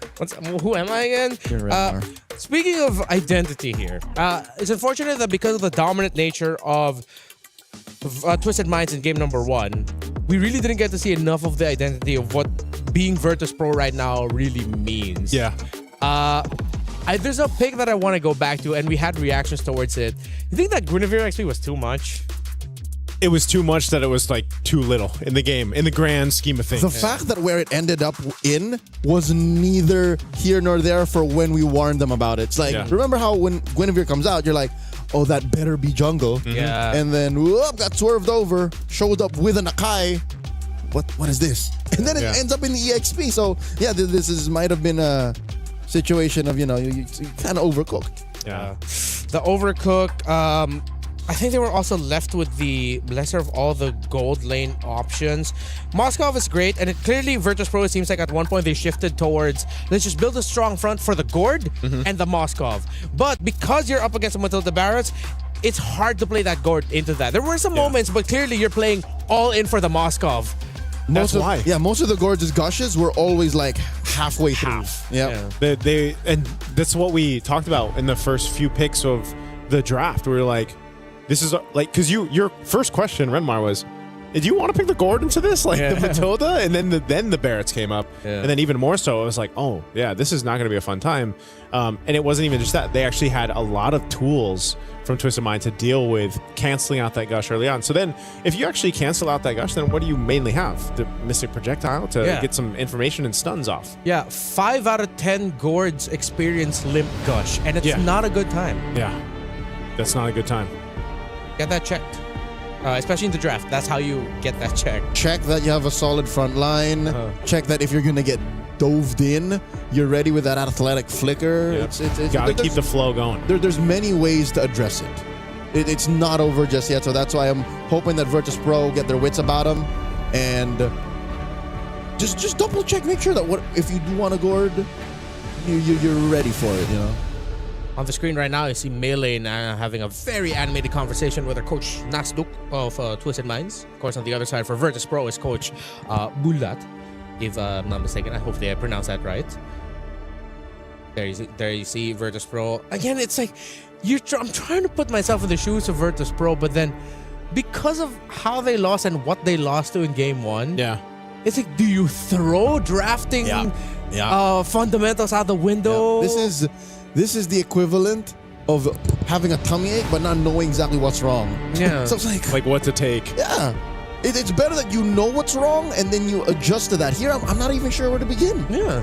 It's one of those things where you can't even really take that game 1 and like, there's not too much that we got to see from Virtus Pro, basically. Yeah. Just because of the nature of the composition. And I think that's why, too, are we going to see a shifting of sides?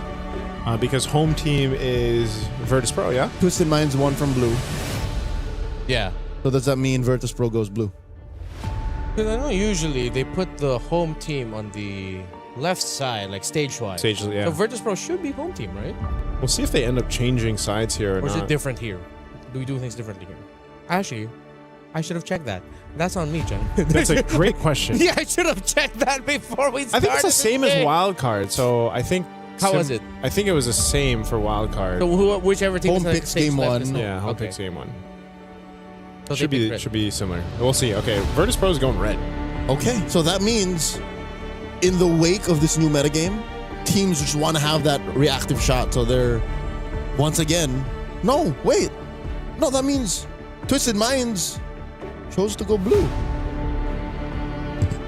No, I'm looking at it weird. Yeah, no, right. So Virtus Pro chose to go red this time. Yep. And then Twisted Minds chose to go blue in game 1. Yeah. Partly, I am getting confused because I'm still thinking Lunar, Livin, Rafa are Twisted Minds. Yeah. It's cool. It's all good. Looking at the bans, Hirara and Paquito. So Virtus Pro are taking out some power picks. But then because you take out power picks, I feel like you're leaning into Twisted Minds showing up more unique takes. However, I will say this. I think if Twisted Minds try to lean into the Matilda Barret's thing again, it's not going to work out this time. Virtus Pro would be ready because they know now that if they see Matilda gets first pick, then you have to pick the carry early. Oh, do they ban it out then? Like, is there a ban potential for a Matilda? Or I feel like it's an overthink if they do. For me personally. Yeah. I think that's what they're doing, is trying to consider, because it could just very well be that. Or in that case, if Matilda is blue side priority for Twisted, because that's going to be a Khalid ban, then you just pick differently on your swing. So here's my working theory. Given these 3 bans, Virtus Pro might have just thrown everything out the window. Yeah. This might have just been them saying, let's just hard reset. Whatever happened in game 1, forget about it. Yeah. Let's go to plan B. Oh, wow. Don't tell me they're really just going to lean into it again. Wow, Twisted Minds. The Matilda team. Yeah. Who would have thought? Out of all the teams, like, it would be them. Here we were talking about Melee and her being really good at the assassins. Suddenly she shows up with the Barretts in game number 1 and does a tremendous job at it. Great targeting with the Tetanus welcome. So Virtus Pro now, alarms are blaring. Yeah. They're gonna Barats again. They're gonna Barats again. I think, So you don't pick Gord on the swing right now. don't pick Gord, and I wouldn't be mad if they just rush carry here.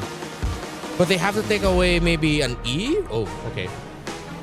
Okay, that's a way to play with range, and there's the carry rush. Good response, because this is why I would say the nature of the bans went. You know, they wanted some of this response because they had a hunch that maybe that Matilda is just going to be picked up again. So they got 2 great power picks. If it's not the Barretts, I might see my wish list here. I might see Lucas. It's the Barretts. Oh, dang it. I'm not mad. I'm not disappointed. I'm just sad. Okay. and that's how they checkmate them, because that's why I was thinking they'd pair the Eve with the carry. Yep. Because, oh, man. Now, Virtus Pro again has to play to Twisted Minds rules. Yep. These 2 picks on red 1 and 2, are just answered by a singular mid hero. Get in there. I don't know. That's why I was saying we would see the Eve eventually, and then we saw it Eventually? here. Eventually. Eve, hey, I like that. You like that? Yeah. All right. Don't ask me that question in that tone of voice, please. Here's a Barats. Here's a box here to answer the Barats. A victim of the Scarlet Ember's nerf. Yeah. But is it going to be Rome or Jungle? Another big question. I hope it's not XP. I think because of Barretts and Matilda being faster, I think I'm okay with it going Rome. Yeah, there's a world where it's okay Rome, but yeah. But why? Just enough of a flex pick right now currently. So Moskov taken out. Would Chincho play Clint? I see it. It's missing in the damage profile, no? Yeah. Like burst. If they want burst, I wonder if they're willing to stack just like a field of magic damage and just go like Harith Eve. Just play for big team fights. But then your XP lane has to be like a Terizla, which they have on Matilda, and that's good. Then you don't have to worry about the Valir because there's the juice in. Or is it just like a Lapu Lapu again? Actually, well, yeah. I mean, with how good Daisy was. Daisy, yeah. Just continue that vibe. That spans that Granger. We might see that. Okay, again, you're looking for burst. Granger provides that, if that's the train of thought we're going with to build up the Conjure. That lineup. So that's a couple of pick-off heroes. Yeah. That's the answer to the Matilda, so that you take away the Matilda or the Eve. And then you lose a combo. Yeah, you lose a combo and you lose a big piece. Okay. Red 4, the pick for Virtus Pro now. They are still lacking an XP laner and what seems to be a roamer. I'm thinking maybe Alice or use on the EXP. This is going to be Esmeralda. Oh, all the shields. Yeah. A lot of shields. Not a bad pick. Yep. Solid choice there. Esmeralda recently just got a little bit of buff too. Yeah. And now the suggestion of bringing out the Harith, I wouldn't want to do here. Yep. More shields.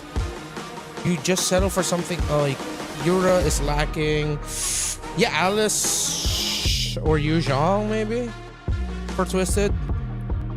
I would use Zhang. I like the Yu Zhang. Just go carry hunting. Yeah.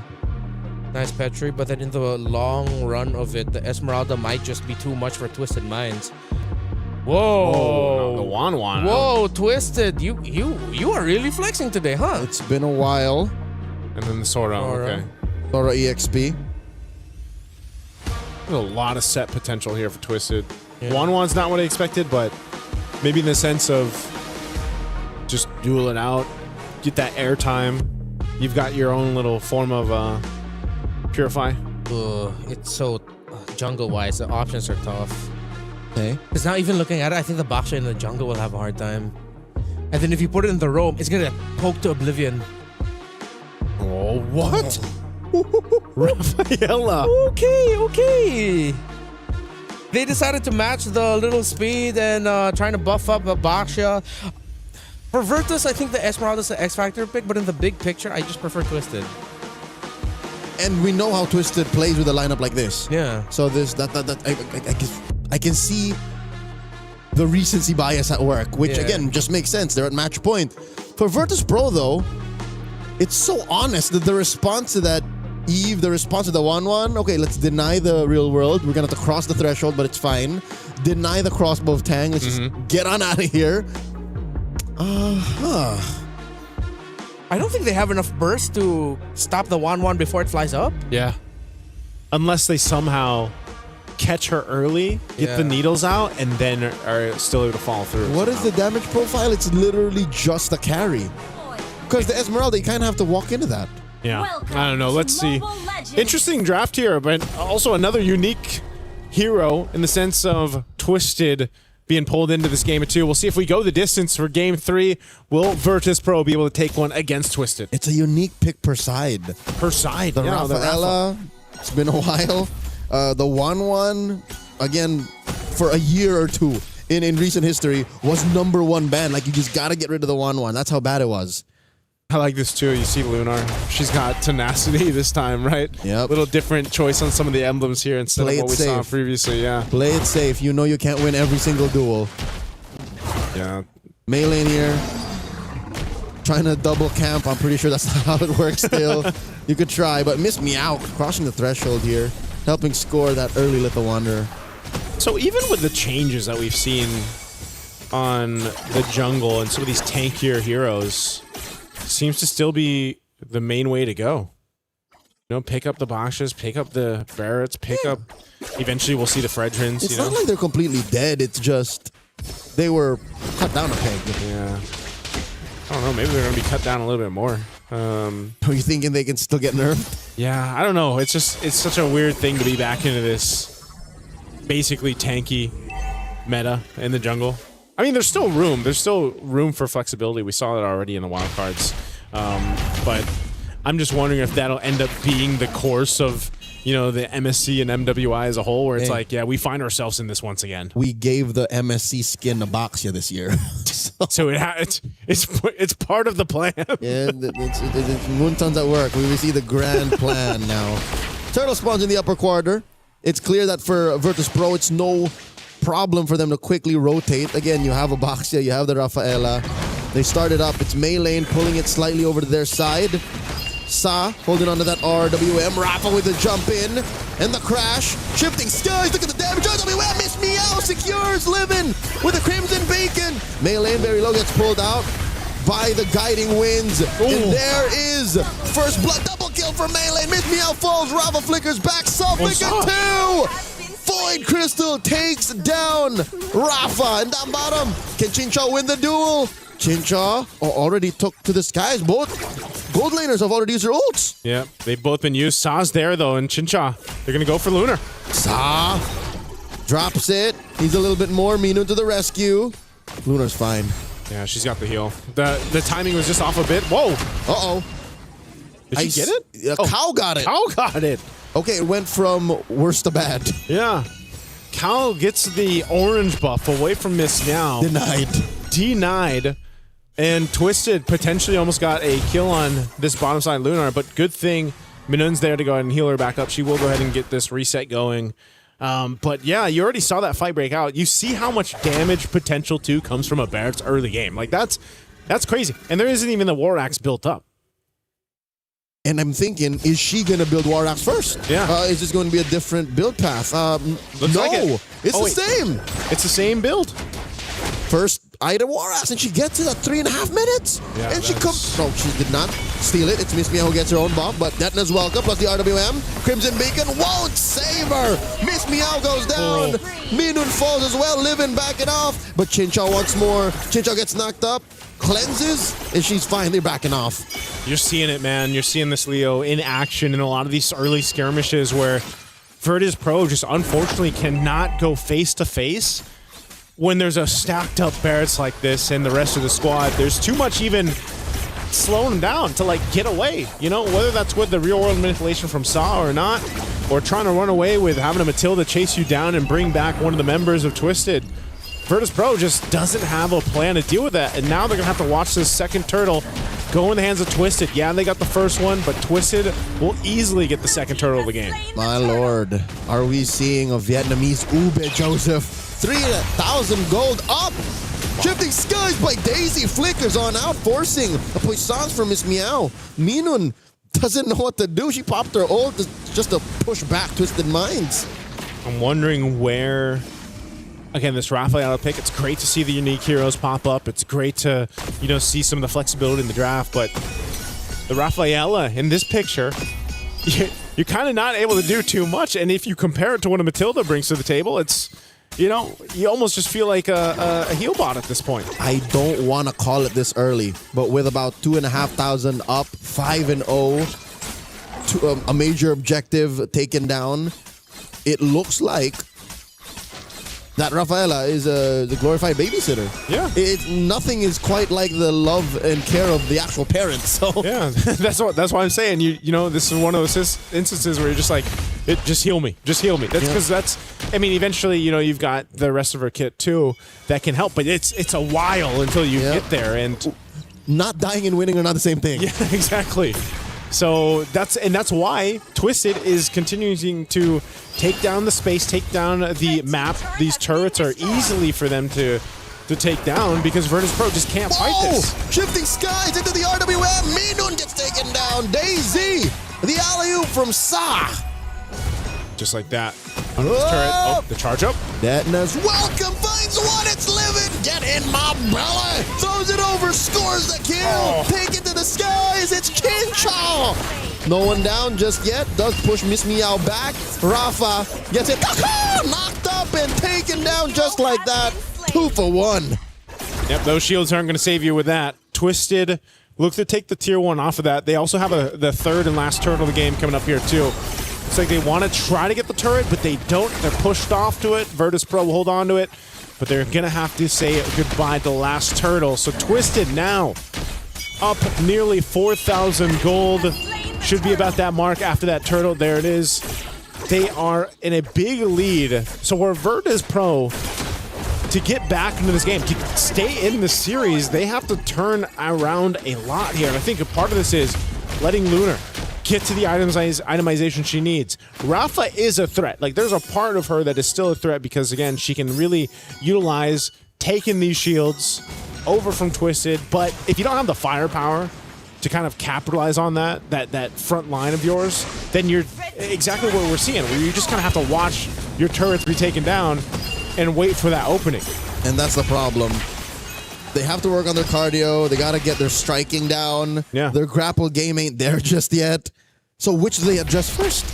I don't know, man. Do they take care of the map so that they can farm, or do they farm up so that they can eventually fight on the map? Shifting Skies, buying time here, looking for the engage. Miss Meow rolls out to the side. Big push up top. They left that chubby wave. See, it's things like this. Is like, as VP, what do? Do you focus on getting the farm on Lunar? Yeah. Or do you, like, not care about what Twisted Minds is doing? This is one of those things, it's like having a to-do list, but only having an hour left in the day, you know, and you still got like 5 check boxes to mark off here, so. Hey, 5 is generous. This looks like it's more than 5. It's probably 6. Maybe a little bit more. I think it's a dozen things. It's a dozen things that they gotta do. And like some of them are dependent on other folks. Yeah. Circling Eagle here. Chincha joins up, looking to take to the skies, unlock that crossbow of Tang. Cow flickers back, And there's a Detona's welcome, plus a shifting skies. Sa gets a kill on Minun. Miss Meow might be up next. Miss Meow pops the puissance, but not enough damage reduction to save her there. And now they're gonna munch on her purple buff. Twisted Minds are taking Virtus Pro's lunch money. Yeah, they're looking to take the shield down too. They've got a wave up there pushing, and it's only a few members left of VP.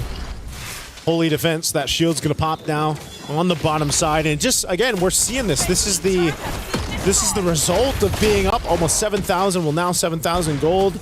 You know, that's a good chunk of change to deal with in terms of fighting power or being able to survive what Twisted is throwing on them. And Twisted doesn't even have to do anything fancy. It's just kind of brute forcing their way to collapse down on Virtus Pro's lineup. So Lord is secured, big take there. Virtus Pro is going to find themselves with their backs against the wall here while Twisted continues to punch down these tier 2 turrets up top and mid in the next. Again, at this point, you're taking a look at the itemization from Virtus Pro and they just aren't there. Not the trinity we're looking for from Lunar to be effective yet. Ooh, on the carry. Look at this. A select build from Melee on that Barat. She actually builds the pauldrons. Yeah. So she's saving herself from the damage on Lunar, maybe? Oh, another Deadlands welcome! RWM underneath, Live-In won't survive! A pick-off underneath an inhibitor! Yeah, that's how you know it's a really dire situation to be in. Almost 10,000 now up to this point. Twisted has just kind of picked and chosen what they wanted to go ahead and take from VP.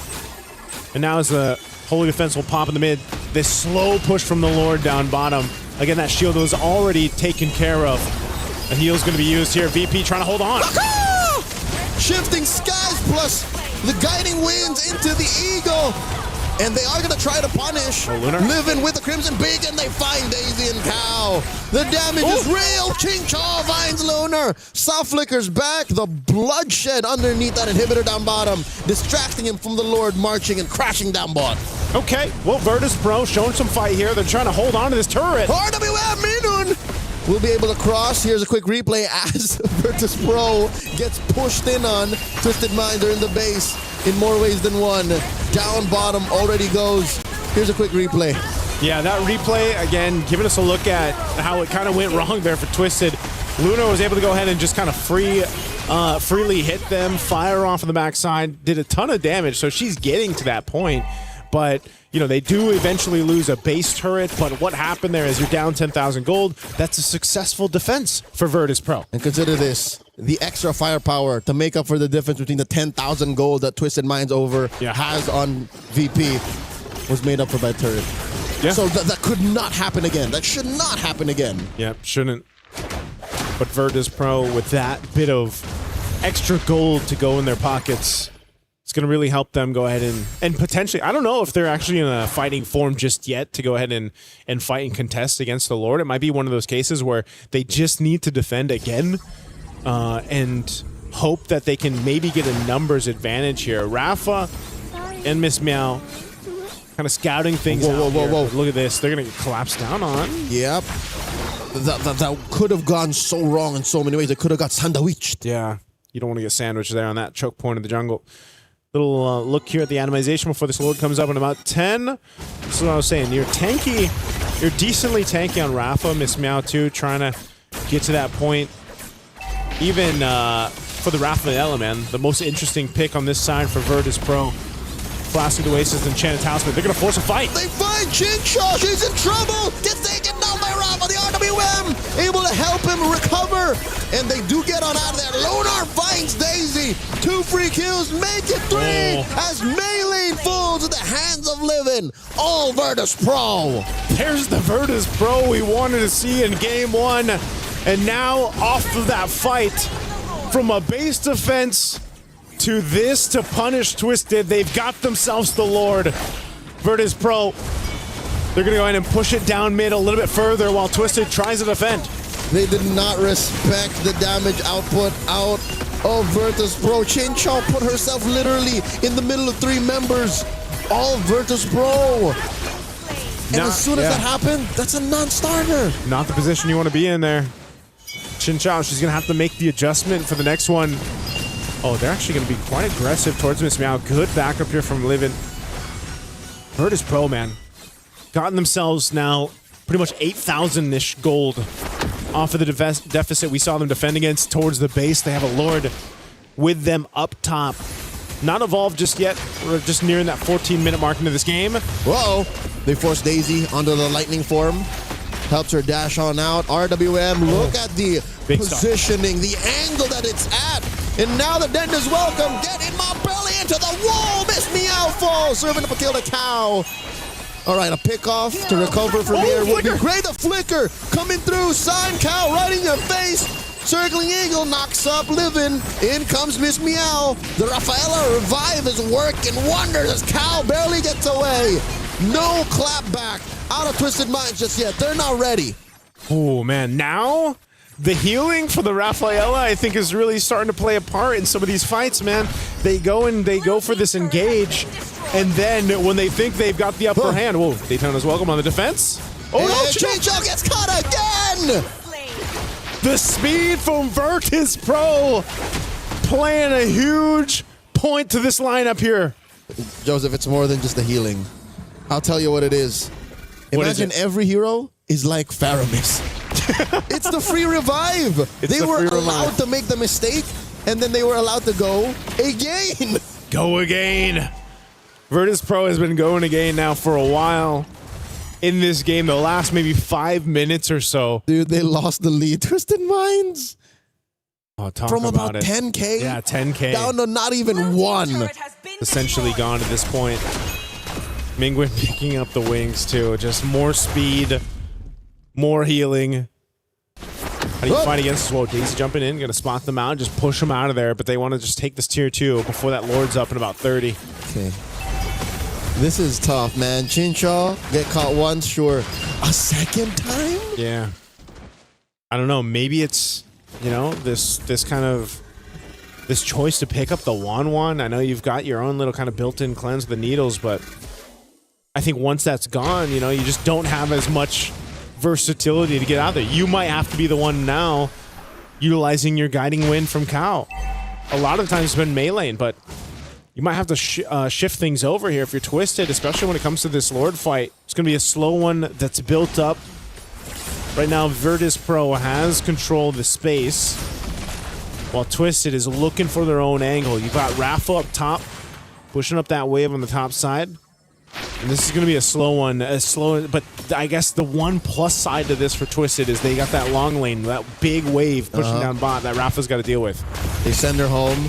This should be the go signal. The minions will reveal that the Esmeralda started the defense. Circling Eagle, RWM, everything with the kitchen sink thrown over at Virtus Pro. Daisy gets taken down. Lunar with a quick burst down. And Miss Meow falls into the hands of Chincha. She fights two, make it three, but Lunar pops the wind of nature. Sa shuts her down. And they're not done. Livin is in trouble too. Rafa takes down Chincha, but not before Livin goes. Rafa the only one left for Virtus Pro. So 4 down for Virtus Pro. Chincha, if she would have survived that could have been a game-ending push there, but they will get the Lord off of this. So Twisted Minds fought hard for this team fight, this objective, and they'll get it. Game's not over, and Twisted Minds barely got their wits about them, put themselves in a position of power once again after back-to-back blunders. But I gotta say, if there was an MVP in this game, if Twisted Minds were to take us home in a sweep, I'm giving over to Sa. Look at the stat line on this Eve. Yeah. And watch about half of the RWM she drops. Works of art. They belong in the Louvre. They do, man. She's gotten how many multiple stuns when she's locked them down with the real world manipulation. Last minute, right? It's like, whoop. Yep. Saw definitely locked in here. Great to see, you know, the versatility from a Kagura to now the Eve that we've seen pop up many times, and now they're on the base, knocking on the door of VP. Another RWM underneath, tier 3 in mid, forcing a response out of VP. They use a lot of their ults to just try and defend safely. Mid lane inhibitor has fallen. Top lane inhibitor seems to be the next up on the docket. No minions, just a matter of time. VP will not be able to save their last turret. It's a bear base for the Grizzly Bears. In ice. Thin ice. They got back on their polar bears. Better ice for a bit, but then it's been stopped in the tracks, man. Why do I Twisted. keep thinking they're not polar bears? They are polar bears. They are polar bears. Yeah, they are polar bears. Whoa! Missed me out. And they keep going. Here they are from the back. From the back. Send which way? From Chincho and Daisy. Meaning fall. So does Lunar. And that might have been it. They've cracked the code. Virtus Pro have lost their core. And now it's just Rafa and Livin left. Miss Meow has fallen. Another RWM. Rafa flickers back out, running to the safety of her base, but there's nothing left there to save her. Rafa down to a third of her health. Down to 0 now. As she falls, Livin the only one left to defend. Circling Eagle knocks her up. The base is going to be up next as Daisy takes her down. Twisted Minds with a sweep. Took them a little bit longer in this game too, but Twisted Minds with a sandwich play at the end collapsed down on the hopes of Virtus Pro to make it to a game 3. It was close. It was getting there, man. The Rafaela was a whole lot to deal with, but Twisted Minds figured it out. They dealt with it exactly how they needed to. Oh my lord. This one was closer to our first match, like the Aurora Team Ray kind of suspense. Definitely. But, okay, can we now say that we've met the Virtus Pro that we've been expecting to see? You know, I would say we saw the shades of it in this one. We saw a glimpse. We didn't see everything, but definitely if we go from game 1 to this here for game 2, this is the Virtus Pro. We saw shades of that come together, but it wasn't the execution to get them the win. Congratulations, Twisted Minds, ending the series with a sweep. Once again, bringing out the Matilda and the Barretts, being honest with it, and that little bit of decision-making in the draft, picking the Juice in instead of the Eve, when we were suggesting pair that Eve with a carry. Because of that, team fights were difficult. However, as you mentioned, the Rafaela and the Constant Revives were keeping Virtus Pro in this game. And I was surprised by it. I think that's when we started to realize the value of the Rafaela besides the heal and besides the extra movement speed. It's just that you have a little bit more room for mistakes. Yep, the macro timing has changed. Yeah. It's like, imagine if you live your life and you only need to sleep 4 hours a day. How much more productive would you be? You'd have so much time. Yep, and that's what allowed for Virtus Pro to kind of in the late game buy things back. In the early to mid, for sure, it was the healing and the movement speed. Yep. But as soon as Miss Meow died and then they revived her, it's like, whoa. Yeah.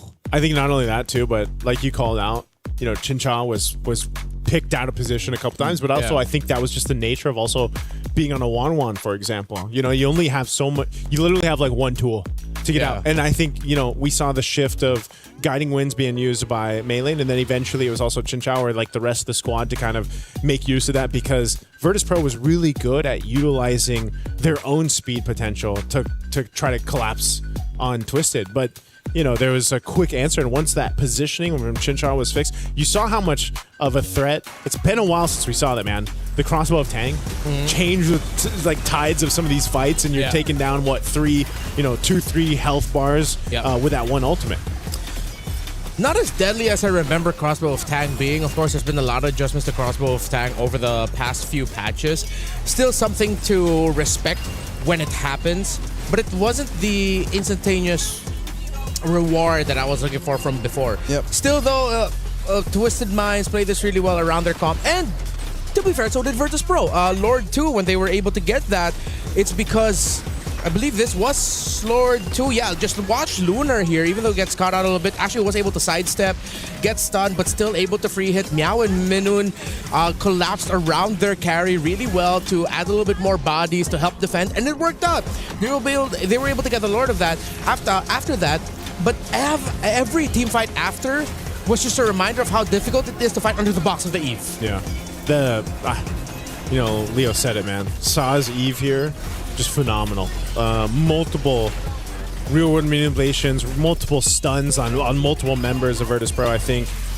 It's such a contrasting game from seeing a Kagura and then an Eve in the hands of Saw here for this one. The Eve in Saw's hands is like a paintbrush and an artist, you know? It's just she does beautiful things with it. I'd say the last couple of real world manipulations I don't play many Eves, so whenever I see something like that, it's like, It's art. Yeah, the slight little adjustments. And now this begs a question for every team wanting to go up against Twisted Minds. Are they an Ube team? Are they ultimate bonding experience with how they've packed Matilda and Barretts? Because these are drafts and ideas from how many years back?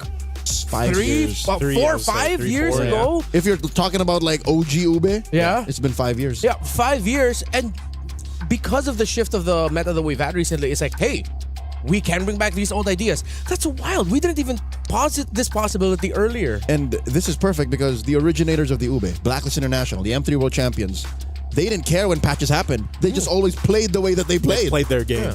Yeah. And what I see from Twisted Minds are a team that are thinking the same idea. Let's just play our game. Whatever we prepared, our idea of how to play this current meta game, let's go with it.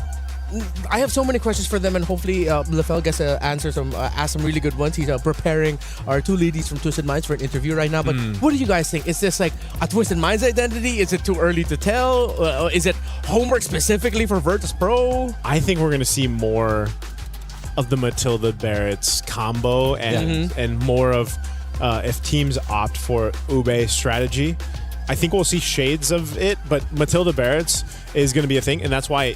Same thing when it popped up maybe once or twice in the wildcards, teams just started to kind of like ban out one of the heroes just to go ahead and cover the base of, okay, well, Matilda's not going to be there. So that kind of dealt with a lot of the setup that you see with the Ube strategy. I agree. If there was one more important than the other, it's the Matilda. Yeah. Barretts alone could be scary, but the fact that your whole lineup suddenly has an extra dash and you have out of the roam, good vision, good mobility, she's just too much. So I think moving forward, especially in the next round of the group stage, take care of Matilda. At least have her on a watch list. Yeah.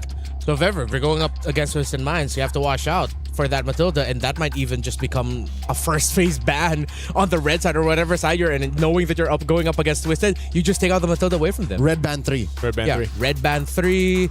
Let's see if how Twisted Minds' match are going to go on moving forward with the Matilda now being showcased by them, and if other teams will emulate it. It's exciting that after what we saw from from series number 1 now into series number 2, it just opened up the possibilities even more. Think about how crazy that is, that today on day 1 of MWI we saw a winning Hanabi, a winning 1-1 now. What else won that's unique? Winning, definitely, I mean, those two are a winning Kagura.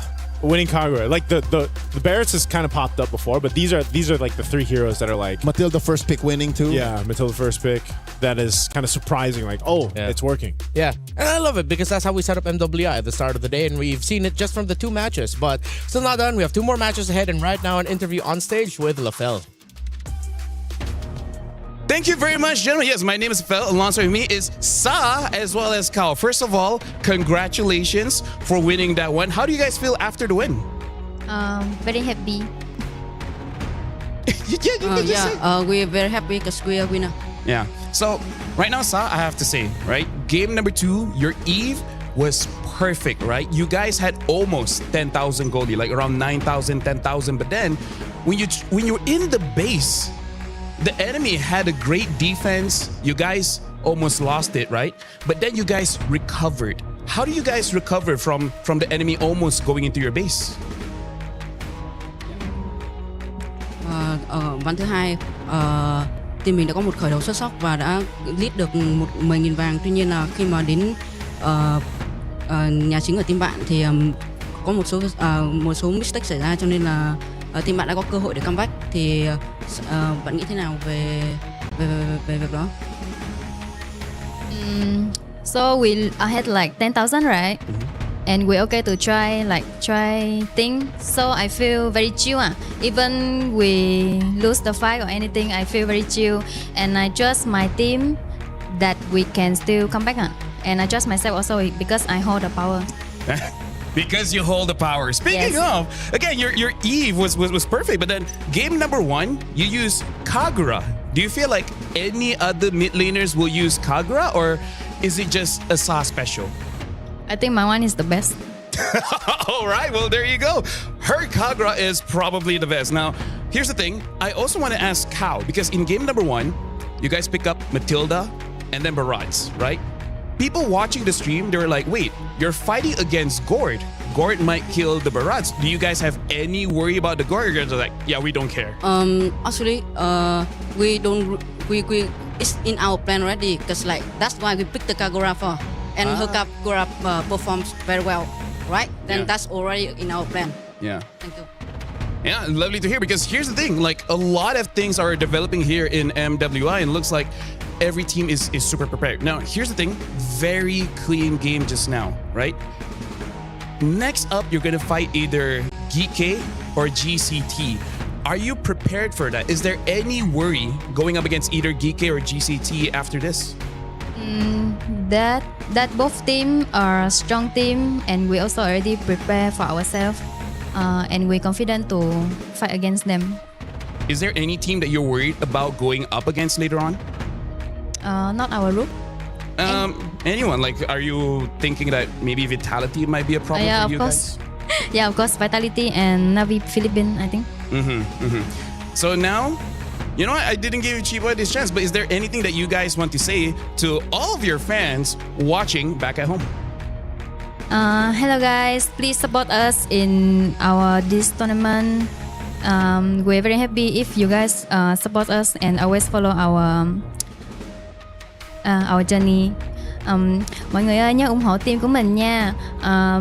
Sẽ rất là vui nếu như mà mọi người ủng hộ team của mình và đưa comment những lời cổ vũ gửi đến team của mình. Cảm ơn. Well, there you go. Thank you very much, Sa, as well as Kao. And if you guys can follow their journey, follow their social media as well. You know, Instagram, Facebook, TikTok, whatever you guys use. So thank you very much. Good luck for the next match. And for now, I will be throwing it to the Des. Now I'll be throwing it to Break. So we'll see you guys for the third best of 3 right after this.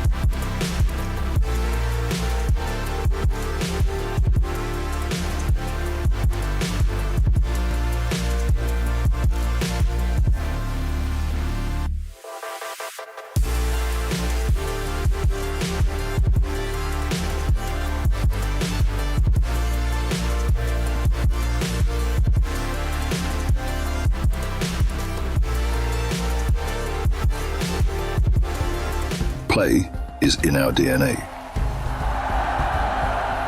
Whenever we let it out, it becomes our superpower. Now imagine an entire city being built to supercharge it. Kadir City, powered by play.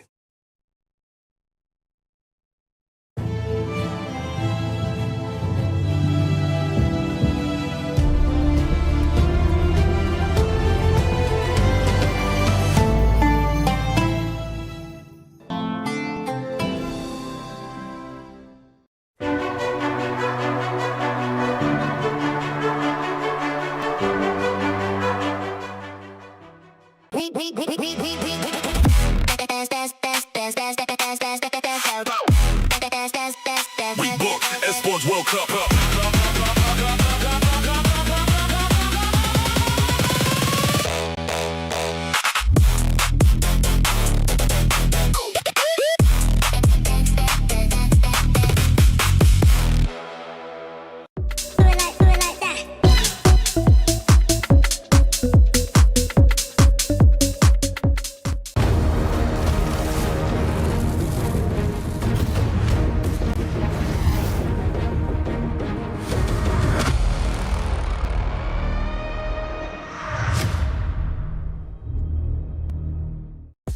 MWI Day 1 here on Stream B, still ongoing. We're heading into our third series of the day, and it's still us, the We Bear Bros. Ever since, it's been us.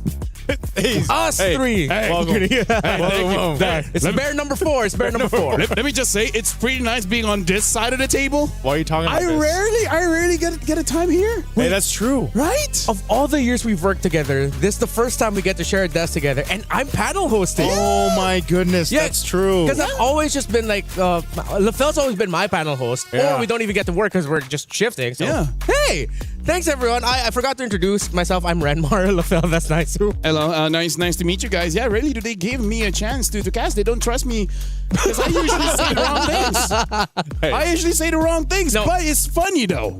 I'd like to believe that you're a consequence of just timing. You say the right things at the wrong time. You know what? I'll take it away. By the way, can I just say it's fun interviewing the girls? They talk a lot. They do. And They're they very give a lot different. of good info. Sometimes too much, but that's good for me. They're very different from the male MLB players. Yeah, the dudes are always so stoic. Yeah. You know, Stoicism. stoicism. Yeah. Big fan of stoicism. I mean, not me. I mean, like someone else out there. Sorry, that's a wild card joke. Yeah, I wasn't here. All right, so if you guys are going to drop wild card jokes, I'm just going to stand here and watch you guys. You know, I wasn't here. I was back home. We'll include you. I appreciate that. Lay down with me. We love you. Thank you. Out of all the men I've ever known, you are one of the ones that I love. Appreciate it. Yeah, thank you. So about this match, right? Yeah. You just started. You just started. Let's keep you on the desk for more than one day. All right, so this match. Oh, they don't have the team logo. So what did I write down again? Navi. It's Navi versus Galaxy Phoenix. All right, there Not we go. Ayanami, man. I'm looking forward to seeing her play. Yeah, It's Ayanami now. It's Ayanami now? Did she take out the knot? I don't know, actually. It's always changing. Well, let's see. Yeah. Where I usually it shows up here. It's like I'm gonna try to pull it out. Should have been maybe Ayanami. Just to confuse the opponents. That's true. That's true. Right? That's true. Because the previous meta is just saying not Ayanami. So it's like, attack Ayanami. It's like, wait. There. Oh, wait, no, it is still not Ayanami. Oh, okay. It still so is. this is the World Championship winning roster from 2024, except with the addition of Rain and Rian. Of course, previous players such as Shino, not in the roster anymore. And more. But if I'm not mistaken, like a good amount of this roster also experienced that heartbreaking loss against Team Malaysia in the Southeast Asian Games gold medal match. And ever since then, there were questions about whether or not Navi can keep it up. Oh, they've kept it up. It seems like they got angrier after that loss and just got even better. Yeah, I just feel like, again, this is for the people maybe that were thinking about who can get to the grand finals of MWI. Yeah. This would definitely be one of mine, right? I think that they can definitely... No bias? Yeah, no bias. All right. I'm just going to say, because they're very impressive, and I think even when you look at what they accomplished back in... Was this 2024? I know the three members there. Where they won that championship, and it was a sweep, if I remember right. Mm-hmm. It was, that championship DNA is still there in that team, who's to say that, you know, they can't accomplish that here in 2026 MWI? Yeah, I still remember back in 2025, they actually looked pretty strong, but then at, I think, the second stage of the tournament, they just seemed like they couldn't figure out the change of the meta that everyone is going through. Speaking of, this is like the beautiful thing about MWI. Everyone has their own pocket meta, and it's not...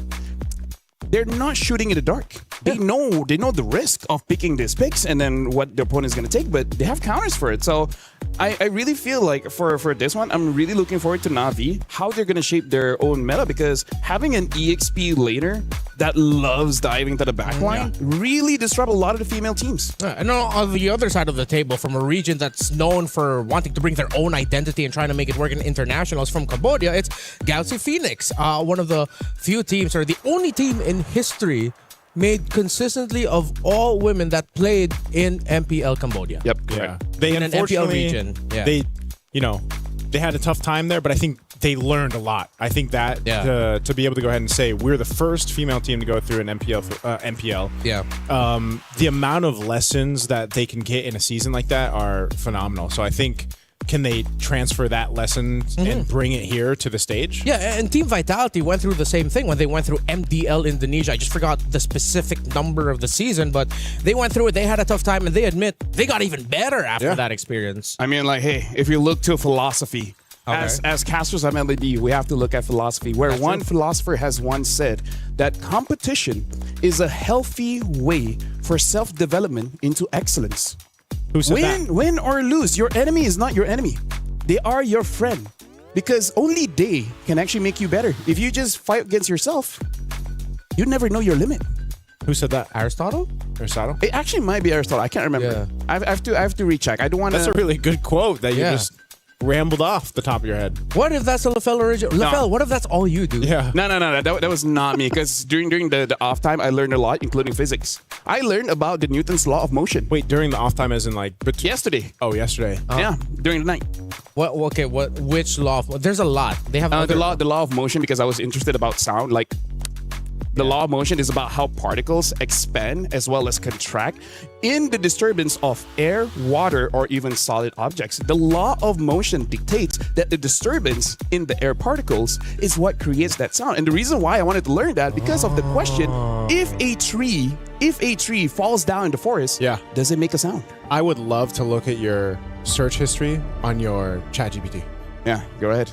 I guess I won't show you, but what if he asked nicely? All right, now that nice is gone, we can just talk. Dude, I love the transparency. Dude, I love Stream B. Yeah, we are a fun bunch. We are a fun bunch. Speaking of, I really want to see how the Phoenix really respond here, because I like the name Phoenix, considering their org.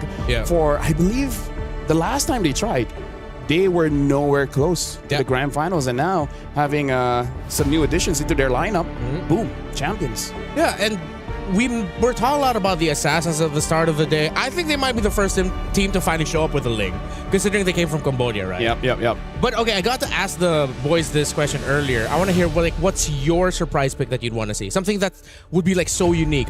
You're at a disadvantage because we've already gone through like 2 series, but what's yours? No, honestly, it was Rafa, because I was talking to some teams, and they were gonna use Rafa as a potential counter towards an Atlas. Right, because the Atlas tries to chase after you. Rafa has a way to slow down and speed up, and the first ability is very good against the newly buffed Conceal. Oh yeah, that's true. All right, and we got to see it once, so maybe it's not a one-off. Yeah, it didn't work out. Yeah, maybe it's not a one-off for Virtus Pro, and then we might see one of these two play it. I think because of how we understand like Na'Vi, the region that they're from, they're Filipinos. We already know what they're gonna do. That comes from a Filipino, by the way. Please don't come after me in the comments. But for Galaxy Phoenix, I think they'll be a little bit more of the wild card here. Yeah, because I remember my time in Cambodia, even in ranked games, during the time where it was all tanks, man. The good old Fredrins, the good old Box, and there's nothing else other than that. In their region, it's all Lancelots, it's all Hayabusas, it's all Lings, and honestly, that's also a part where if a Ling is there, we gotta see whether they're willing to double down and have an Angela as well. Angela honestly is not that bad, but one of the problems is that if it's a mid lane Angela, you just don't have that firepower in first and second turtle. Yeah, and then you'll have to put that firepower elsewhere, which would mean that would pressure the EXP laner, because that's how you substitute for the lack of like burst in the mid, or you get really greedy and just go for like an Angela mid and then like, I don't know, like a higher damaging row maybe, which is just too much. Yeah. So let's see which route that they're going to be going for Galaxy Phoenix. I'm trying to think, what other heroes would I want to see? I want to see a Jawhead. Yeah. A roam. I think Jawhead might be okay. If you're going on that route, something that we've seen in the Asian games, but this is very specific to certain players, which is the Selena. Because Selena with the jungle emblem, it just makes it so that you clear the jungle so much faster, and that really helps with basically all assassin junglers. Yeah, that's how they end up leashing for their jungle. And well, it seems like we were in agreement here that Galaxy Phoenix might be the team that will lean towards the idea of just like fast farm for your jungle. And because of that, they'll go Frederick. it's just the nature of casting. We have all these ideas and then suddenly they go completely against it. Yeah. Speaking of, I love the previous game with the Matilda. Matilda is so obnoxious because so many teams, once Matilda has, let's say, 60% of the map, she just controls it like indefinitely because she keeps on going into your jungle and there's really nothing much that you can do. Yeah. And if you're a team that aren't ready to deal with it, it will show. Yeah. And unfortunately, hey, Nice is back. Earlier. Hey, Nice, what's up? All right, there you go. We actually said that you were gone, so you did. When I say when I would say we, I didn't mean me. Yeah. I just said like, all right, now that Nice is gone, just. And then what'd you say?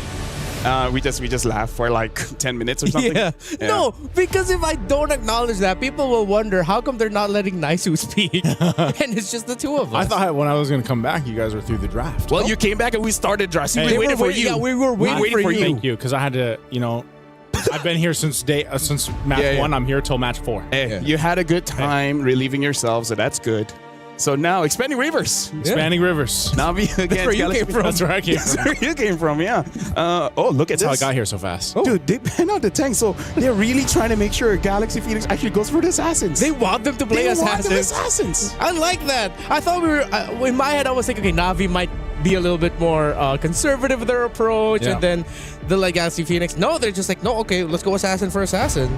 I mean, Keishi, during the height of their championship win, was also a great assassin. I think her Hayabusa was iconic back in 24. I mean, like yesterday we had fireworks. Maybe like the ladies here want fireworks in this game as well. Just boom, boom, bang, bing. Which hero to you is fireworks? Who do you link boom, boom, bang, bang to? Technically, Hanabi, is Japanese, which literally translates to fireworks. So technically, does it? Yeah. Hanabi means fireworks. Oh, that's when. Yeah, Hanabi means fireworks. So why doesn't she have a fireworks skin? They didn't know that's what it meant. It's just a cool name. Japanese name generator. Yeah. Hanabi. What hero would I would say? Actually, there's quite a few Chinese theme skins. I think we have one for There's one for Chang'e. Yeah. For Cho. Yeah, like He's whenever got they do the- skin and then just there's fireworks. Yeah. Isn't it called Dragon Boy or something? like Yeah, that? it's Dragon Boy. Cho. Yeah, Dragon Boy Cho. Speaking of, as you guys were talking about it, I just saw that Cho is getting another new skin. Another one? Another new skin. It looks futuristic. It looks heroish. So that's skin number 76. Yeah. At this point, I don't know if he needs any more, man. Hang on, Navi banning out the Phoveus early on could mean that they're. Do they want to play Arlet? Yeah, it seems like. Are they gonna? Yeah, they might just rush Brio Arlot, but Rush Arlet, or either in blue 2-3. Yeah, because they're thinking that's not gonna show up here. And if Galaxy Phoenix decide to pick up an Arlot in a red 1-2, then that's way too greedy. Yeah. Or is it just an Atlas? Or just a throwaway ban, right? Just ban out the Phoveus, forcing out that Freya ban, because if they don't ban Freya, right, Freya's going to have a good time. Oh, then that's the hero I was thinking of too. I was like, why would you ban out the... Okay. So, still have Jusen's open if they want to rush that. If they want to play a little bit more towards the control side. In terms of the main big carries, Hirara. There we go. To pick up the Hirara. I do have to say, I wouldn't favor a Zushin first pick just yet because the range feels more awkward now because there's more. Now that they nerfed it? Yeah, they nerfed the range, The right? range, yeah. Making it so like Kimi counters her much easier. Like a lot of like even Valentina counters her a little bit easier. And now the Gwyn gets picked up here by Galaxy Phoenix. Okay. Yeah, Oh, and a Belric. Whoa. We saw this banned out, by the way. Was it match 1? Yep, it was match 1. Yep. Yeah, we saw the Belric banned out. So now you get the Belric plus the Guinevere over here. This is a whole lot of crowd control that you can go ahead and play around with. And that, honestly, even with the iframes, Harara, you might have a hard time now going and trying to weave into these fights. Yeah, because Belric is just like happy tree friends, right? Yep. Yeah. You come in, you expect a good time, and then you just get shocked. Yeah. Wow, you just unlocked a part of my brain that I had sealed off for a long time. Hey, you're welcome. That reference. Thank you. I don't get the reference. I'd have to talk to I can show you about happy tree friends. Okay. Oh, yeah, well, yeah, no, we should. Yeah, we should. Yeah. Don't ask us what that is. Anyways, Lilia, we should make control around the mid a little bit difficult here for the Belric if it's not paired up with a mid laner that can dish out the poke in equal measure. Eve, hello. Eve is available. Yeah, and the carry's already there. Might as well just go for it. Yeah. If they don't pick up the Eve, I will be perplexed. I would be flabbergasted. I would be confused. All right, there you go. Does that work? Hey, that's Oxford English, like Yes, right sir. there. Yeah, yes, sir. Honestly, like right now, Na'Vi, they have a pretty anti-tank kind of draft here. So I think, and they go for the Claude instead. So now Na'Vi, they can just ban out picks like the Eve and maybe even potentially the Farsa. Farsa doesn't technically like has that big of a threat towards Na'Vi, but it's something you have to think about. Well, even more in recent games, I think Farsa sort of fell out of favor and more teams are just picking up the Zetian instead. But with the Farsa, I would want to see them consider that because Belric's too slow in my opinion. And to match the speed of the Guinevere, you need something in the mid to help match it. I felt like it'd just be a Gord. We might see a Gord ban. You know what? I agree. Yeah, maybe just a Gord over here. Because, like, you've got the crowd control to follow through, but you can also be the one to start up that crowd control if it's a projectile. So I almost just expect to see the Gord banned out from Na'Vi. Atlas is going to be one of the bans out here from Galaxy Phoenix, as the roam option has to be someone that is sturdy for this lineup from Na'Vi to, you know, allow, because like think of how much damage is here on this damage profile of the first 3 picks. Honestly, Na'Vi, if they get like a Cho roam here with the Lilia, I expect a very early first blood. Yeah. Very early. Yeah, I was leaning towards that too. Like you mentioned tanky, but there's one pick because of the Belric being slow, you could go fast and damage either the Cho or... Plus, Lilia is so obnoxious in the laning phase. Like level 1, you already have both skills. You have your full combo essentially at level 1. Yeah, one of the most annoying mid laner I would say like to deal with as another mid laner and a roamer. Arla gets taken out, so we're sort of torn here whether or not Navi's gonna go for something tanky or for something fast and roaming. Oh, that's the other pick I suggested, Hilda. But are they trying to signal to Na'Vi that, hey, we know your options, you might go Cho? Na'Vi might not ban Eve here. I think Eve should be a ban. Because I don't know, I feel like with all the nerfs, Eve is like top tier. She's the main lady. She's bigger than the universe. She is the universe. She's a queen. That is true. That's lore accurate. Yeah, when I saw this, like how huge Eve really is, like, whoa. Yeah. Wasn't it that Uranus is actually like bigger than the Land of Dawn? Actually, quite a lot of heroes are bigger than the Land of Dawn, including like, Brock. Yeah. Valir. Wait, what did they say? Wait. Are they gonna go tanky for their EXP? Like Terizla? Terizla, yeah. Other than Terizla, I don't think there's any other EXPs that's... Are they gonna go Hylos roam? They could also potentially be going for a slower roam, exactly, like a Hylos, but like why? Just because you get that quick momentary stun for the Claude? That's way too much for just one hero. Hey, maybe they just want to win early, right? Maybe they needed the toilet. That's true. That's true. Yeah, in my time going to the back, I heard the players say like, oh, thank goodness we ended because I was getting hungry. We haven't seen a quick game yet, though. No. In the first 2 matches, we actually haven't had... We had sub 15, so that's quick-ish. Yeah, the quickest game we've had is 14-14. Yeah. Which is still pretty long towards... Like, quick game would be like 10 under. Quick game is like you go to the toilet, come back, and it's done. Yeah. But yeah, Uranus. Huge guy. Yes. You know, in terms of the roam, again, I feel like it's not a bad time for the Cho, because let's face it, what's a bad time for the Cho? Never really. It's rare to find a bad time. Oh well, I'm always the guy that would say, don't pick it into Marcel. I'm the don't pick Cho into Marcel. But the thing is, Cho players has this ego. That's true.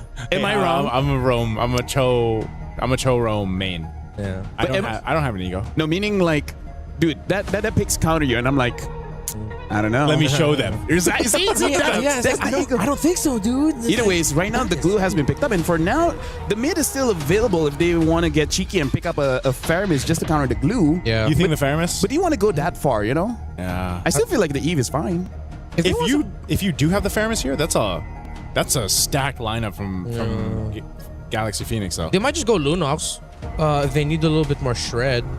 I don't like the lack of reach, but we saw Lunox and Sora earlier. Oh yeah, still the Eve, yeah.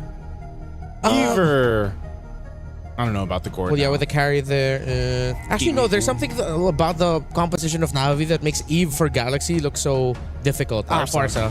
Yeah. One of the picks I call the Farsa because it's good against the Lilia as well as the carry, but other than that, it's like it's a toss up in the air. Yeah. Well, Navi got what they were looking for, which was a little bit more big control AoE-wise through the glue. Every time I see a Uranus game, it's always just the X factor of like either it goes really bad or really great. Yeah. I completely agree with you. So thank you very much, Renmar.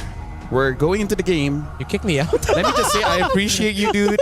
I love you. Why are you kicking me out? The toilet is that way. If you want to go ahead. That's programmed in him at this point. Yeah. Since the draft end. Yeah. No, but thank you. I actually need it. You know what? You guys take over. I really need to go. Thank you very much. Ladies and gentlemen, this is me, LaFell, as well as Nice. Going to cast this one, which I think we're in agreement that Navi has a pretty solid draft, a pretty strong front line, and everything else. I thought you were going to say in agreement. Good thing Renmar's gone. He hasn't left just yet. Well, ladies and gentlemen, we're jumping into the land of Dawn. And yes, now that Renmar is not here, now we feel free. America. Hey, look at him. Look at him over there. He's so cute. Let's take a look at these emblems, man, because this is... Oh, interesting.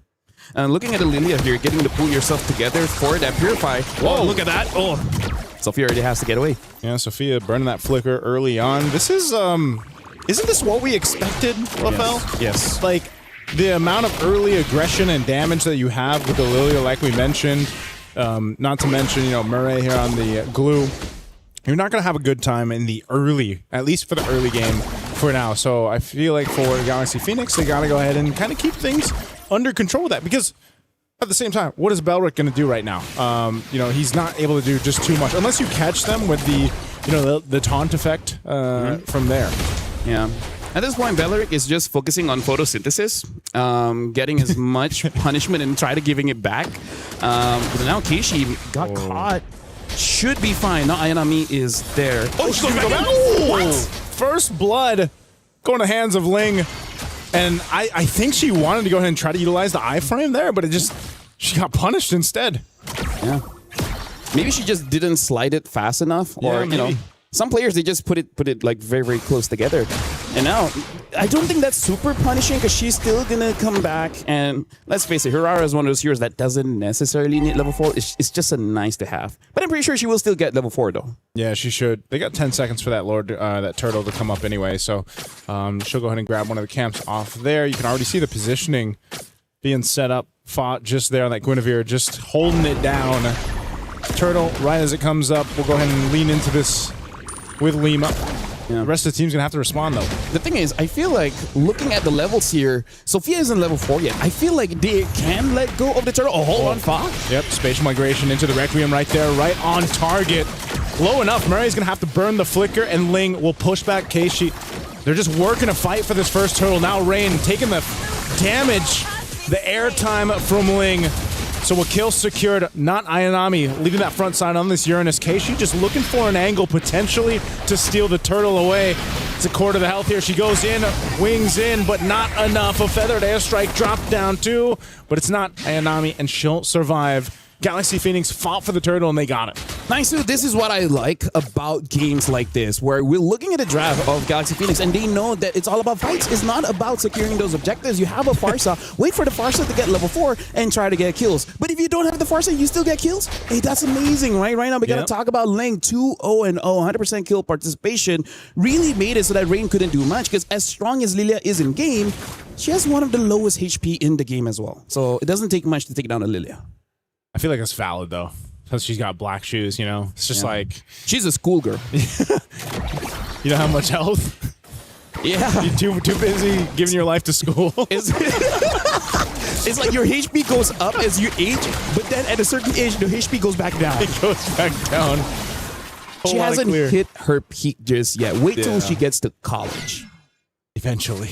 In the Land of Dawn, the time works different. By the way, have you heard of the time is relative? Where? Here? So in time is relative so here? in or Land of Dawn. In physics, time is called a time dilation. It affects by your speed as well as gravity. That's great to know.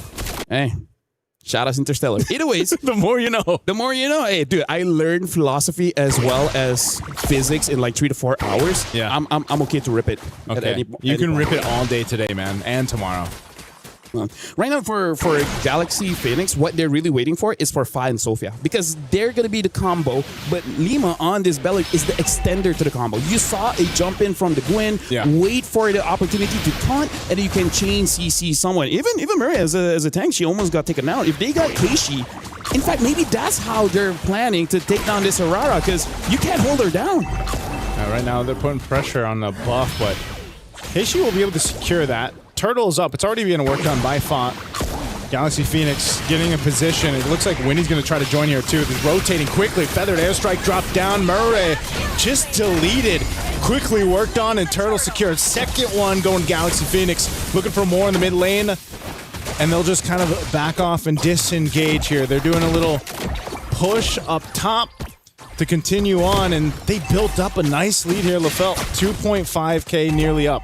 Intended or not, Galaxy Phoenix is using the strength of the draft and the weakness of Navi's draft, which is Navi. They don't have a lot of crowd control. Yeah. Right? It's all damage. No one can really stop Sophia from the back from using her Feather Airstrike. For Galaxy Phoenix, you have to use your timing to make sure that everyone has their skills available and then you go all in. But it has been looking pretty well. We're looking at the items here. Concentrated energy from Fa on this Gwen to make it so that if there is eventually a 1v1 on the side lanes, maybe against Rihanna or Keishi, she has a way to fight. Yeah, right now. Oh, man. Look, I don't even know if they want to fight, though. They just, the way they're playing at Lafel is they're just pushing them off. Yeah. Hey, everyone's afraid of the Farsa. Right? You think you're not afraid of a bird, but the moment the bird drops something on your shoulder, you start to respect it. Yeah. That's how I would respect it too. Right? You know, Feathered Airstrike, deadly enough from the skies. Not to mention Ling using the skies as well in the Sora. This is probably one of the better Sora games we've seen so far too today. A little attempt there from Fa, but Murray will be fine. They're really putting a lot of tension here on this bottom side of the map, that tier 1, but they got to deal with the push happening from Ling, and so for Galaxy Phoenix, Lafel, they got full control right now. You know what? Respect to them. Galaxy Phoenix picking out the parts on this kid. She had to burn the flicker, and now this is the thing. As we've seen previously, you can just replicate that time and time again if you're Galaxy Phoenix. Right now, Rian is kind of stuck between a hard spot here. Oh, they're going full force for this. They're going to get sandwiched in. A Wrath of the Dryad set up from Lima. And they'll unleash with a Blazing Duet, too. Taking down 2. Fa picks up a kill. And now they have a clear sign for this turtle here. Let me just say, Nisu, that play was kind of unnecessary, but it gave them a big dopamine spike. Yeah. So I feel like it's completely okay. Because, again, there was no minions there, so it's not super necessary. But, you know, either way, right now, it gave space for Keishi to get some farm. And we all know Keishi needs the farm. Keishi needs a farm. That was Lima utilizing that photosynthesis that she's had the entire game. She utilized the flicker and the Wrath of the Dryad right there. Instead of expanding the carbon dioxide, she just created some friends. Because I'm assuming Beller's friends are just a few weeks. I'm sure he's got a whole family. He has a family? Yeah. Shout outs to the guy. Yep, shout outs to the guy. Or shout outs to it. I don't want to gender anyone. You know, I've had bad experiences. I think it's literally in his lore. It says he. Oh, yeah? I think so. Okay. Hey, shout outs to Beller, the family man. Botanist. He's a botanist? Whoa. That's probably his owner. Feathered Airstrike on Murray. I don't know. She's not going to have a good time, man. I feel like every single time her flicker's been up, she's had to burn it to be defensive, you know? Yeah. At this point, it kind of feels like a hate crime, right? So I feel like it's something that we have to ask, like, is it part of the plan just to make sure that Mireille doesn't get to play the game? Because I still remember during wildcards, we were talking about punchable faces, and Patrick is one of them. He's definitely on the top of the list. He's on that list. Yep. You got to watch out for that. And right now, it just seems like Na'Vi doesn't have an answer for anything right now. They're just kind of at the whims of, you know, Winnie pushing down this bottom side, Foz jumping in. There's the feathered airstrike paired up with it again, and Murray, because she doesn't have the ability to withstand that burst, she gets bursted down. Actually, now that I look at it more, if you take down Murray, where's the crowd control? Yeah. How do you win fights without crowd control, right? If you can just, if you have like, I don't know, 1.5K lead, you can force it, but now they're down by almost 5,000. Yeah, that's a great question, man, because... Thank you. You know, every single time that Galaxy Phoenix has just... I think that's what they've been doing. They've just been picking on Murray. Take her out of the picture. You've got no crowd control. I gotta say, I play rank a lot. Yeah. A lot of people use that against me. Do you play roam? Yeah. Oh, you do? Yeah. Oh, yeah, we're both roamers. Yeah. Just kill the roamer as much as you can. And then even if you lose, you feel good. Yeah. Right now, Lord going to be the easy take for Galaxy Phoenix, unless somehow, some way, Na'Vi can do anything, but no one's in position as a Lord goes over to Galaxy Phoenix. There is a push down bot from Rianne as she took down the tier 1 turret. Looks like she wants to... Okay, she's going to go back because they got the call. Looks like she might have wanted to push down tier 2. Oh, she canceled it. They actually want to make a play. Hooray. Oh, they're going to go for Sophia. She tries to get away, but they're going to collapse down anyway. And now, with the Hirara in the hands of Keishi, she's able to pop off the kill. Lima could be next. They made a play down bot, and that's one step in many steps that Na'Vi needs. Hey, that's a very good step. You got to take down Sophia, man, because even though this stat line doesn't look like it, that Farsa is a problem. Although with that being said, 10 minutes in now, Winnie is going to be the problem. They can't stop this. Where's the knockup? No one can stop the Blazing Duet.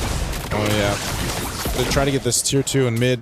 It's not going to happen. That Lord still has to be dealt with by Na'Vi. As is going to go and charge in, getting the shield down, that holy defense. And I think Galaxy Phoenix is going to be entirely happy with the way this first Lord went. They will most likely get another turret here. And so for Na'Vi on the defense, I think you have to start looking, do they actually have potential to extend this game another maybe 6 to 8 minutes at this point? Bottom turret worked on too. That last push trying to get this holy defense shield in the mid won't pop just yet. I gotta say, even if it extends, you're really just hoping that Rianne can just hard carry the game, because in terms of the win condition here, I feel like Na'Vi, they got a high risk, high reward one, because looking at the draft, they win the lane, right? Yeah, but the fact that they didn't win the lane hard enough so that they can get a good snowball makes it so that the strengths of this draft has been muted, right? So I feel like for them to win, it really is on Galaxy Phoenix overextending, and the carry just has way too much damage that they do not expect. Yeah, this is... I think it kind of ends up being the case for a lot of the compositions that bring up the carry. You know, you almost go into this notion of, all right, let's just put it all on the shoulders of the carry, right? Let her get the itemization she needs, which, again, looking at it, she's got the Trinity. I would say it's good enough. Just, you know, just be careful of getting targeted first. I feel like if they're able to take down Sophia, that's a good enough opportunity for you to continue to fight. Like, get rid of the feathered airstrike. Exactly. You're at least in a fighting position. You know, maybe if this wasn't a 6,000 gold deficit that Na'Vi's trying to work from, that might be even more of the case there. Yeah, look at the gold difference here. No big difference in terms of the jungle, but everywhere else, almost 1,000 each. The worst is in the EXP. Ling is having an MVP performance, 3-0-2 on this Sora, really controlling the skies. This really looks like they just took something out of Sun Tzu and being like, hey, if you can't find them on land, fight them in the sky. Actually, they have a lot of sky power with this line. A lot of sky power. So that's... Sora literally means sky. Yes. And they also have that feathered airstrike in the sky. Right now, this Lord is up. Galaxy Phoenix took the last Lord just easily. I don't know if Na'Vi wants to fight this one. They are getting in position to seem like they want to go ahead and fight for it, contest this, but Galaxy Phoenix already starting core to the health. Rain trying to get in zone. Can they actually make this happen? There's a sliver left, but Fa will secure the Lord, and now the Blazing Duet takes out not Ayanami. Rianne's going to be next. She's battling out Fa, but Fa will get another as they fall apart here in the jungle on Na'Vi's side. As Winnie gets a double and Rain cut off from the base. Has to deal with Ling. Ling pops the flicker. And now they're just trying to buy some more time off of it. Murray went down too, trying to delay the inevitable. But with a Lord secured, Galaxy Phoenix taking down 4 members of Na'Vi. They'll just march down this mid lane with a row of minions and the shield already popped in the mid base turret. They've got a clear sight for the win. A feathered airstrike dropped down. Not Ayanami's back in the game. 2 for now. With Na'Vi, they got to clear out the minions and prep for the Lord push. Yeah, right now the Lord is here, and Ling is on the way. Ling can take down a big chunk out of Na'Vi. But looks like they're not going to force it just yet. The minion waves aren't in the right spot. Oh, wait. Unless they try to make it the right spot. They're going to set it up here in the base anyway. A feathered airstrike comes down as well. The follow through from Winnie. Not able to capitalize the kill, but they'll just lock on the base with the Lord up. And they've got enough firepower to do it as Galaxy Phoenix take game 1. Yeah, honestly, right now, Galaxy Phoenix, I would say they're winning based on the draft, but more about drafting for themselves. They like to fight. So just fight. I like it when they understand themselves the most, you know? Like, we like to play late, so let's just get a draft that can play late. We like to fight. We have a lot of suppressed aggression, and then this is the healthiest way for us to express ourselves. Remar, do you have a lot of suppressed aggression? Yes. All right, good to know. I have a number for anger management. Thank you. Actually, I don't. All right. Sorry to bring your hopes up. Now it's about to be very visual aggression. But no, it's okay. That isn't a threat. Well, congratulations, by the way, Galaxy Phoenix. That was dominating. And we were saying that they were going to be the team that wants to fight, coming from Cambodia, which is why I said what I said about the Uranus, man. Yeah. It's either really bad or really great. Unfortunately, I think when you're up against a team that just wants to fight, you're going to need to match that aggression, and Uranus just isn't it. Can I just say, we don't play Claude, but that seems like a very good Claude game where it's like, who's going to stop the guy? Yeah. Right? There's virtually no crowd control. Like really hard crowd control to make it easy to stop it. It's been quite a while where we see a draft that's virtually no crowd control, no, Naisu? Yeah, it was, and that's why they just bullied Murray, man. I mean, Murray had to either burn the flicker or she was dead, and it just wasn't a fun time for her. That's the most American pronunciation I've heard of Murray's IGN. Murray, I do it all the time. We call it Tan. We can call Murray. Yeah, what was she saying? Tan? Yeah, like supposed to be like Tan. Yeah, usually it's like Tan because she's Indonesian. But it's Tan. Yeah, but we call it Tan. Tan. So now she's Murray. Murray. I think even when I saw Murray in the airport, I was like, "What's up, Murray?" Murray. How did she react? She just accepted smiled. it. Oh, okay. She said, "Hi, Sir Nice." But yeah, look at the highlights here. All the chain CC that goes on and the immediate burst damage from the far side. That's one of the best things when you have a far side on your team. You don't need a build up. Yeah. You just need someone to stop for a while. Yeah. And then that person's gone. Yeah, this is why we also saw that Na'Vi was just stuck with picking the glue there at the end because they needed some crowd control.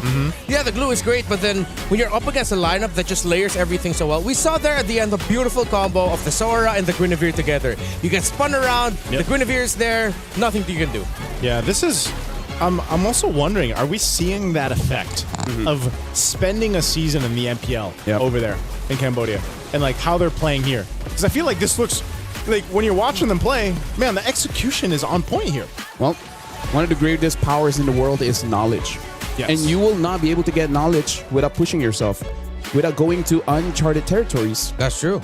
Which was the MPL. Without going against rivals that you wouldn't have the access to anyways. Yeah, that's how we found out things about the world when we were kids. Yeah. Like, don't touch that, we touch it, and then we learned when we get hurt, ow, we'd never touch it again. That's knowledge. Yeah. That's knowledge. That's the storyline of AOT. That's growth. That's growth. Do you guys want to grow? Be uncomfortable. Hey, look at this guy. He was uncomfortable his entire life. Look how tall he is. Was I uncomfortable my whole life? What happened? Was I uncomfortable my whole life? So what does that say You about... had a pretty tough childhood, man. What does that say about me? As a kid, he was bullied because of his ears. Actually, we never see your ears because you're always wearing a headset. What's wrong with my ears, LaFell? I think it's an ear reveal time, Nacho. My ears are fine, man. Okay, so that one, I think it's for your own personal comment. Okay, his ears are okay. Let's talk about this one. I really feel like for Na'Vi, they just put all their eggs in one basket of winning the lane. Yeah. Right? It's just like, we just win so much in mid and in EXP that it wouldn't matter. They put it in the carry too. Yeah. Yeah. They need more crowd control. And we've always said this a lot. No matter how it looks like in the separate matchup, if you're lacking crowd control as a team, you're just not going to have a good time. Especially if you're up against a Gwyn. Yeah. Even if you take out the Sora, just the Guinevere alone. Yeah. Oh boy. Not a good time. That game start for Ling, it's so funny saying Ling for the Sora, but like for Ling to have that kind of start on the Sora was already not a great place to be in if you're Na'Vi, because you saw how many times Ling just was like, you know what, I'm gonna even when we didn't think they'd push at the end there. Yeah. It was Ling that's like, nope, I'll make my own space. Here we go. I'm gonna jump in, shifting skies, set things up for the team, and that's what she was able to do. It's kind of like one of the mindsets of the players. It's like, we're already far ahead. We can afford to try this out. If it doesn't work out, I trust my team. They can just back me up. This is why it's so weird that we're saying this about a Filipino team, wherein it seems like they forgot to look at the big picture of it all, of like, okay, how do you blend together as five? And on the other side, a team that's known for their aggression, they were able to build a beautiful picture together as a team. Let's see if they'll be able to keep that up and sweep Na'Vi for a surprising result, or will Na'Vi force a game number 3 after this break?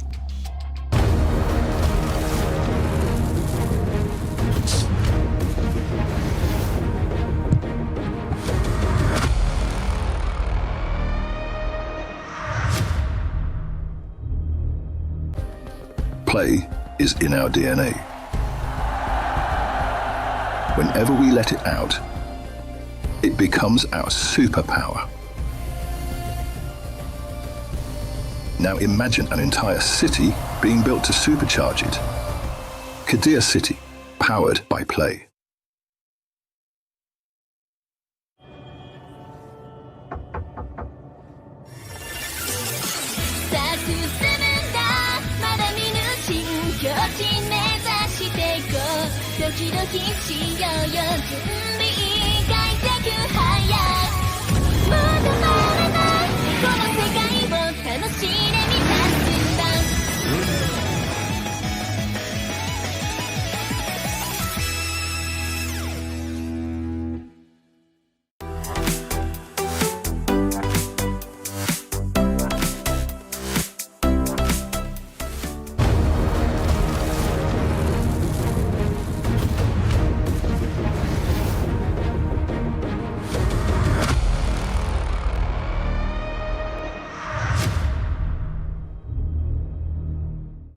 In case you missed it, Galaxy Phoenix from Cambodia has just taken a game off of Na'Vi from the Philippines in dominating fashion. And that's coming off of the fact that they first picked Belleric and Guinevere.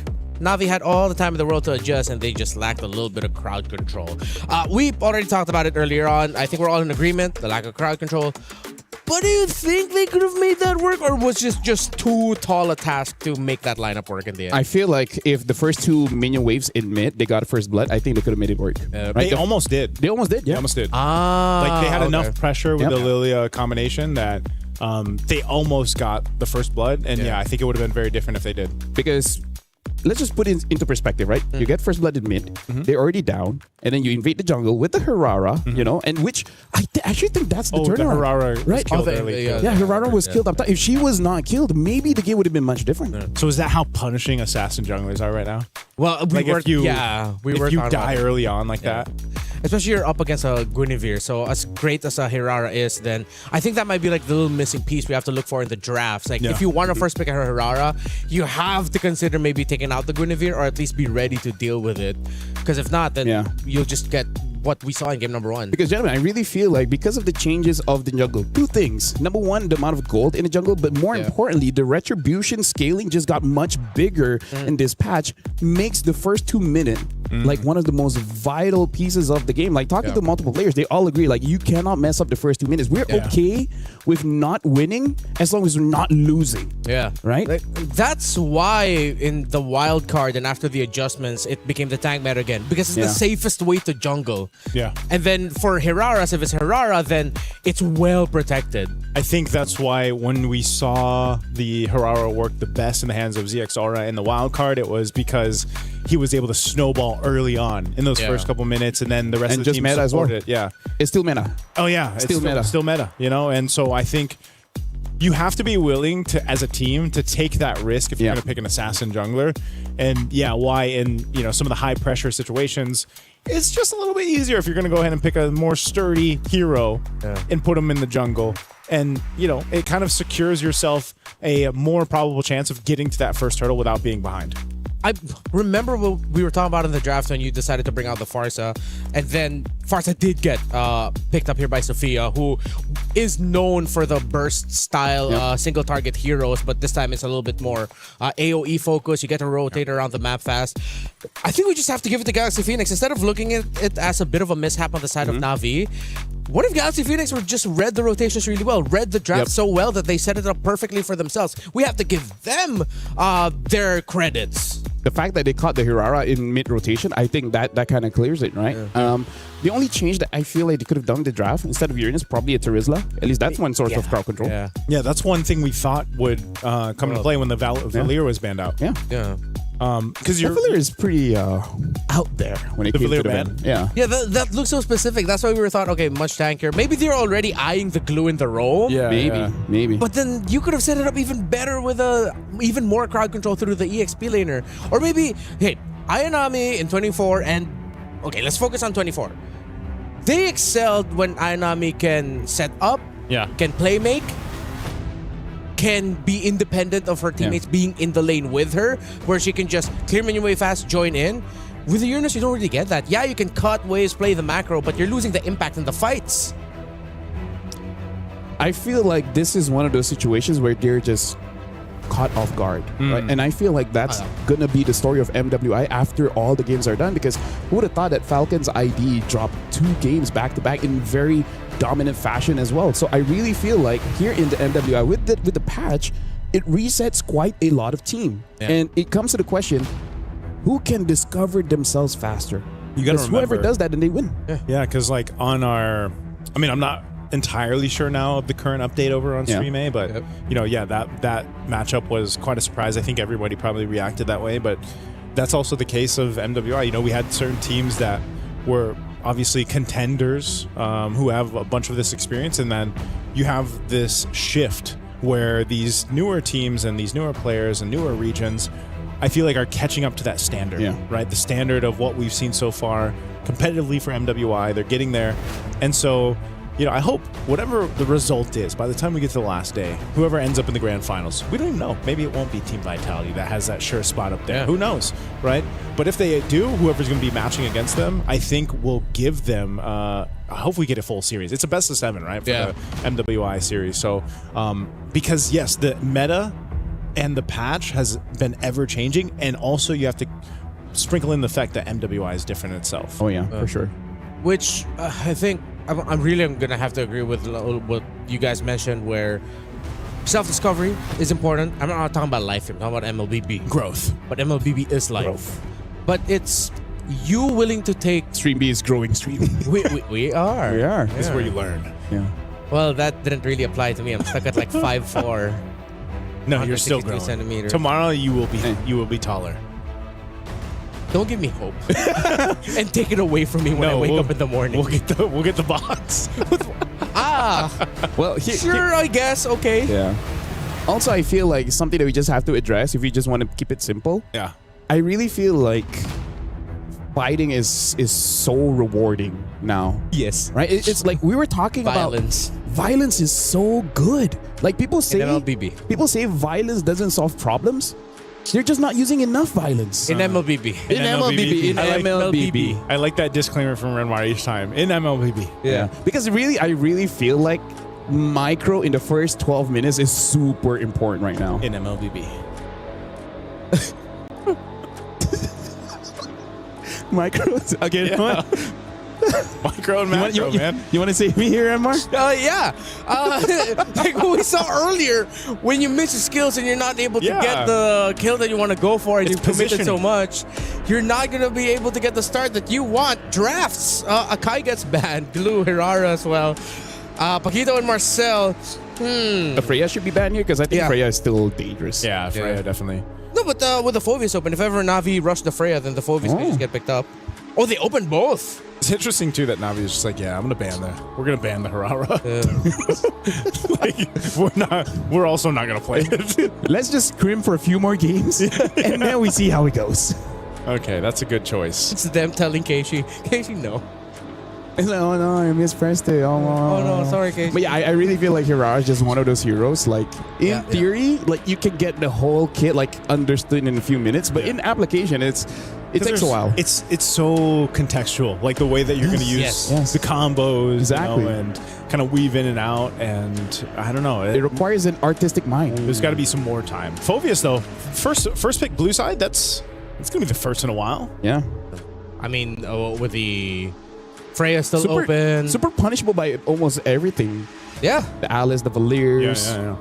The Valir that they banned earlier might actually end up showing up here now. The Guinevere gets picked up. I think, just for Navi, just make sure you have crowd control and really good amounts of it. And I think they shouldn't.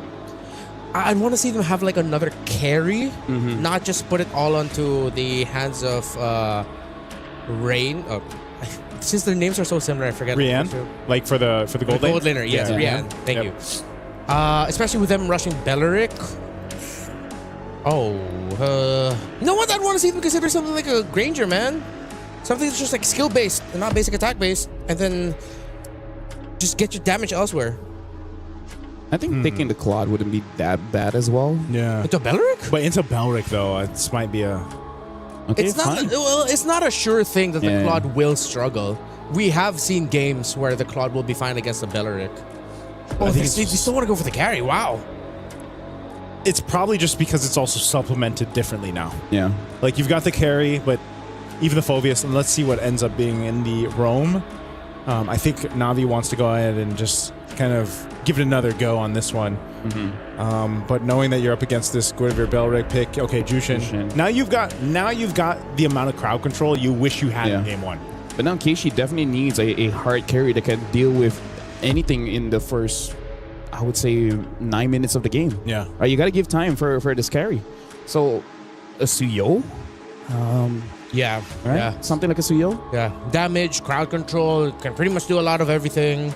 Not really the tankiest in the world, but difficult to take down. Yeah. Suyo would be great. But when you mentioned the Jushin earlier, you also brought up something like a Kimmy being really good against it. I think Lilia would be good also here for Galaxy. Which would mean that is the Jushin too early? Could they have considered other options instead of picking it right away? Even the Gord is good. Yeah, even the Gord, as you mentioned earlier. So it seems like Galaxy Phoenix they are a step ahead, man.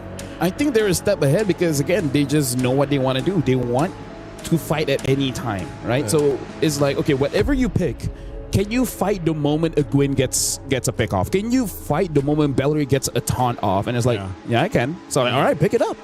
Yeah, I think this is, that's why, They need a draft that has no hesitation. Yeah, you can't hesitate, like the draft, but also your decision making sometimes in some of these cases, like, some teams thrive on the, let's just go for it. Yep. And some teams, I feel like, shoot themselves in the foot when they're like, they're too hesitant on executing the draft that they brought, executing that game plan.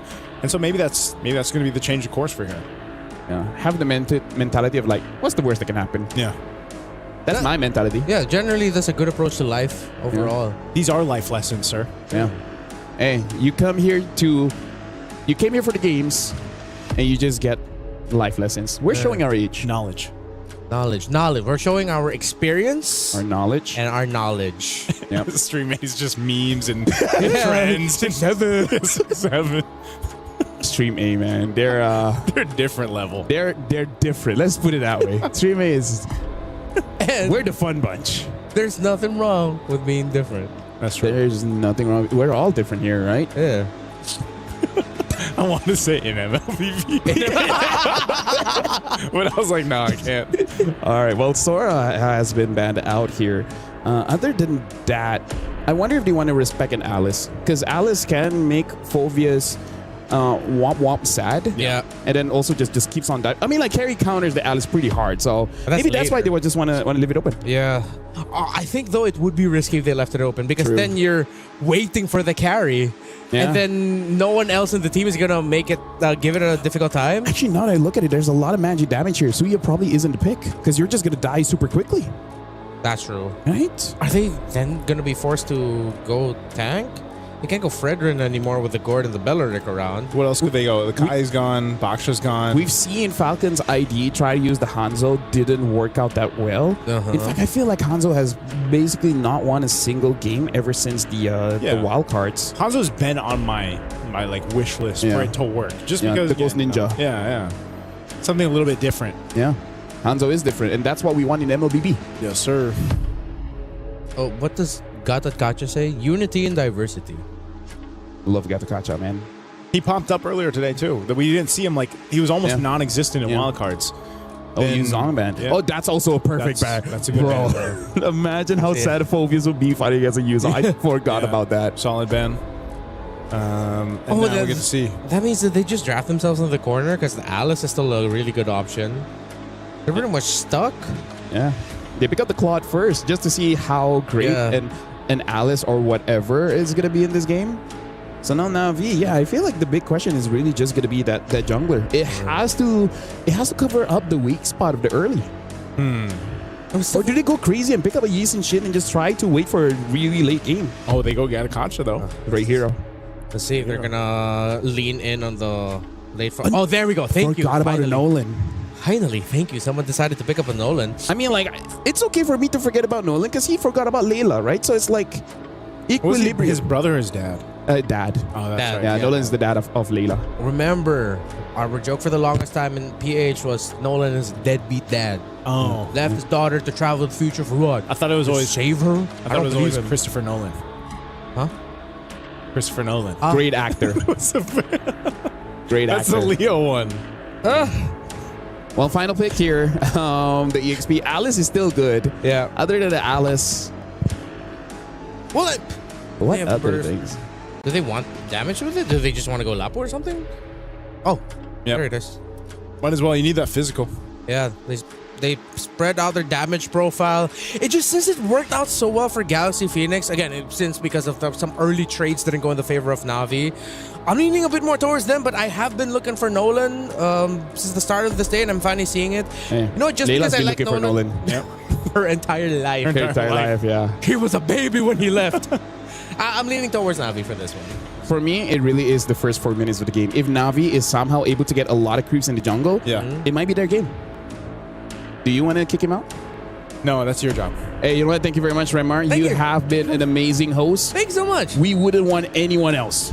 Aw. No one else. Appreciate it. I'll stick to that. My name is Afel. Alongside with me is Nicey. We're going to cast the second game here, which, hey, this time it looks a bit more balanced for both teams. I would say it definitely is balanced. It's a 50-50 for me. I know you guys gave... Did you say Na'Vi? Is that who you went with? If Na'Vi wins the first 4 minutes... First 4 minutes. So you're on the first 4 minutes. Yep. Okay. I'm going to lean towards Na'Vi on this one, too. I think their composition's a much better overall. Covers the grounds. And the weak points that they had in the last game, man. Look at this. Interesting. Looks like Ray is going for an Inspire in her emblem set, covering the shortage of the mana. Oh, hold on. Whoa, that mid-lane lockdown already happening. Sophia, this looks a lot like Game 1's initial fight off in the mid. So as long as Keishi doesn't die in the opposing jungle, then they should be good, right? Because I really feel like if you can't win, just don't lose. That's good enough, right? That's a simple way to look at it, man. Yeah. Oh, there's the setup once again. Utilizing that Guinevere Fa.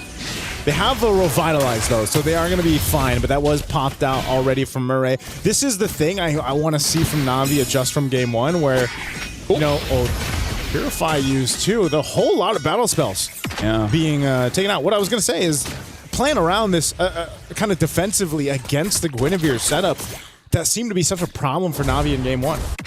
I'm gonna say, like, Gwen is such a Fa hero. Because the moment she jumps out the song, it's like, Fa! Yeah, that's great.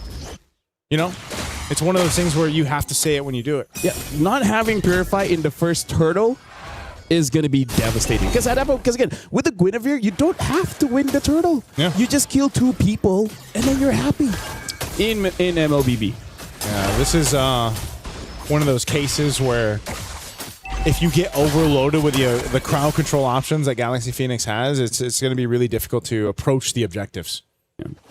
Because right now, I feel like for Na'Vi, they just have to remember what happened in game number 1, where basically they get picked off. It's even the same bush. Look at that. They're just waiting in that left bush in the mid, trying to wait for someone to go through. Oh, but this time, Keishi on a different hero will be able to try to go for Ling. Not going to happen, though. Ling also, she's got her bravest fighter, so she's fine. A little projectile into the gush. They're going to look for this pick off here with the Requiem, not Ayanami. First to go down, first blood over to Galaxy Phoenix, and now Turtle for the taking here. A jump in from Ling just to zone out the rest of Na'Vi. Bravest fighter bringing Keishi low, but the lantern under the turret as Ling gets punished. But Turtle secured for Galaxy Phoenix. Yeah, still a positive for Galaxy Phoenix because they're able to get a kill as well as the Turtle. I'm sure they would prefer if Ling doesn't die there, but I feel like it's still okay because you're going up against Phoveus. Phoveus isn't going to punish a Lapu that much. Yeah. So Ling should still be able to get farmed. She's got to be the brave one, right? So that's what she went for. You got to remember, too, there's a Jushin across from you for Rain right now from Na'Vi. But I think off of that, if you see a lot of those little minor exchanges in terms of what Galaxy Phoenix can get, they compound throughout the game.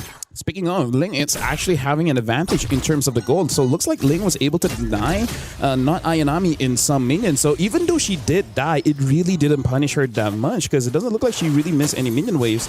So now for Galaxy Phoenix, Na'Vi has to understand their whole idea is Fa is going to pick off someone. Yeah. And then Sophia is just going to follow up, right? It's rinse and repeat, rinse and repeat. At this point, they're like, who's going to be the sacrificial lamb? Someone has to die, and then the rest of the team has to get an advantage somewhere. That's why you pointed this out previously, the fellow, that concentrated energy early item for Fa is just so valuable, man. For any of the Guinevere's that are picked up here. Na'Vi, at least, in a sense, you know, Keishi got an early kill. She's able to go ahead and scale up on Nolan. I'm just wondering, is the Nolan scale going to be enough to contest what Galaxy Phoenix has? I feel like the skill is going to be good if you can get Sophia, right? Because I really feel like it's not what you have, it's about how you use it. Yeah. You got the damage. Yep. But if you can't kill Sophia, if you can't kill Winnie, then there's really no point to your hero. Yeah. Sophia's the key for Na'Vi to get to game 3, man. At this point.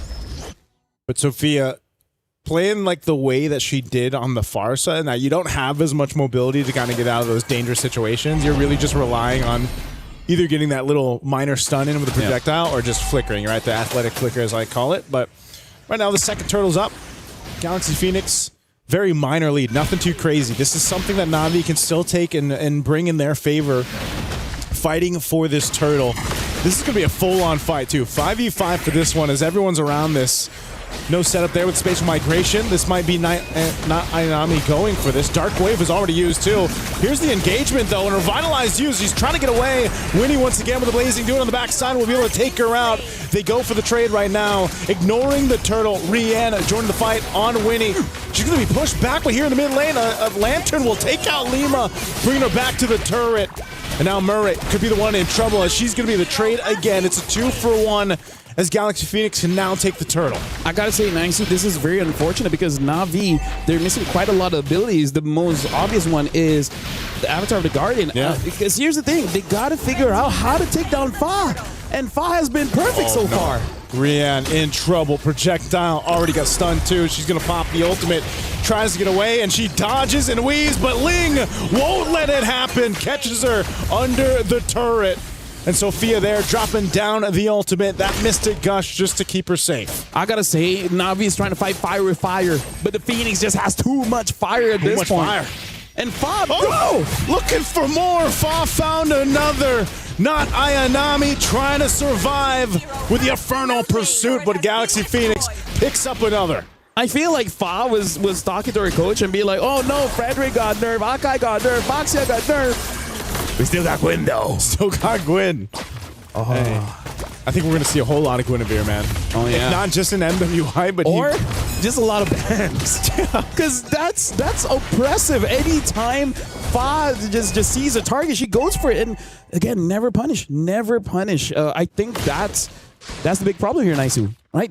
Yeah. Na'Vi hasn't punished anything from Galaxy Phoenix. From game 1 to game 2, now Na'Vi trying to figure out how do we deal with this crowd control steamroll that Galaxy Phoenix's lineup has given them. And you're almost wondering, what is that? What is that going to be? Is it eventually just going to fall into that same position where it's like, all right, is Rian online? Does she have the Trinity? Are we ready to fight here? Once again up top, we're going to drop it down. Rian is gone out of the picture, and now Murray, after the Avatar of the Guardian, she's going to be going for more. Finally, Fa's going to go down too. Not Ayanami, pops the Sophia's flicker. They still going to look for more. Sophia has a stun, gets her with a projectile. They lose Fa, but it's a trade though. Your gold laner for the jungler. Yeah, at this point, it's kind of like good news, bad news. Good news, we're able to take Fa. Bad news, Fa does not have a shutdown. She only had 1 kill. And now Ayanami is here finding Ling. Ling should be able to get out of here, but now with Rian. Oh, can they get Ling? Okay, Bravest Fighter. Flying Clouds, though. Again, that is going to be something to consider. How fast they can bring themselves back to a base defense or into a defense of the fight if they have to with the Flying Clouds. This last turtle is going to be up. 2 already went over to Galaxy Phoenix, and now they're in position here with nearly a 3,000 gold lead to take 3 for 3. A Mystic Gush would drop down from Sophia. There's an Avatar of the Guardian. They're going to try to cut Sophia off, and she's trying to get away. She's still alive. Good Wrath of the Dryad to cover the fire, plus the Blazing Duet on the backside under the turret. Winnie will get back with the BMI and 2 down for Na'Vi. We understand the idea, but again, the execution just wasn't clean enough, and this is one of the reasons why Beleric is so prio, because it's a very good anti-dive comp, right? It's just like, whoever comes in, I alone can basically disperse everyone. He's enough of a deterrent to stop things from happening. Half the time you see her just use the flicker, Wrath of the Dryad combo, and it stops things from even pursuing any further. It's just one of those things that just prevents any kind of action, because damn if you do, damn if you don't. If you don't attack me at all, we're just gonna take things for free. Yeah. But then if you come and attack us, you have a toll to pay, right? You're not gonna get out scot-free. Yep. And this is interesting too. Looking at the items, you see Sophia has the Genius Wand herself on the gourd. Yeah. And then that's actually what allows them, whether it's her, whether it's, utilizing this Guinevere from Fa, they work in conjunction with each other. Look at this. Rain also looks like is going to go for the Sky Piercer. I think even she understands that they need some kind of miracle here. Yeah, they need something to happen. Again, Na'Vi, they've got to find themselves in this kind of space of surviving. Again, a spatial migration, even with the Revitalize just gone in an instant. Murray, she's dealt with this now from game 1 to game 2, and it just seems like Galaxy Phoenix has her number. Lord's going to go ahead and charge in on that top turret, taking out the Holy Defense. Right now, Galaxy Phoenix is just, hey, we have one combo, right? Gwyn jumps in, and then the Gourd ult. Yeah. It's so simple. They've been executing it time and time again. As great as Sophia is, Fa has been relentless on this Guinevere. Like, the stat line is like 117. It seems like whatever, man. But look at this game. She's gonna make a name here in MWI, especially against Na'Vi. Yeah, that's the thing, man. That's why I was asking. That experience, that veterancy they got from competing in an MPL. Even if they didn't get the results that they wanted, I think that was enough to go ahead and give them this kind of confidence, this kind of synergy that we're seeing them execute just even here in this first series for Galaxy Phoenix. Like, they're playing as a team. They have that synergy. They have that call. And it's just who's going to be able to go ahead and stop that momentum they built up in this portion. Whereas in Na'Vi, on the other hand, like you said, where are they going to be able to answer? Whether it's Fa, whether it's Lima, whether it's Sophia setting things up for them. There is like Galaxy Phoenix be like, all of those guys did this to us. Yeah. They keep using Gwyn, Gourd, Farsa, and now we're going to give it over to you. Which honestly, it might also be a different advantage where, MPL Cambodia is like, you know what? We want to help you out. Yeah. Like, we're not competitors in the sense of, in MWI, so we're going to give you all the information. Imagine 9 MPL teams. Yeah. Are like, we're going to go all in on you. And this is the result. They look absolutely amazing. They look clean. They look composed. They look like they know what they're doing. Yeah, this is the thing you mentioned, man. They were uncomfortable there in MPL, and now they've grown to this point where they're just, they to be fair, like, they are giving it to Na'Vi right now. they should be one of the teams for both Stream A and Stream B to look out for moving towards this competition. Hopefully we don't jinx them though. Right now, Galaxy Phoenix is 7,000 up, and Winnie is having a good time. If she dies after this, I apologize. Oh, look at this. Lima going in with the conceal play. They're just trying to set things up in the sandwich play once again. They're going to cut off not Ayanami. She's off from the team. There's the Wrath of the Dryad flicker combo. We see time and time again.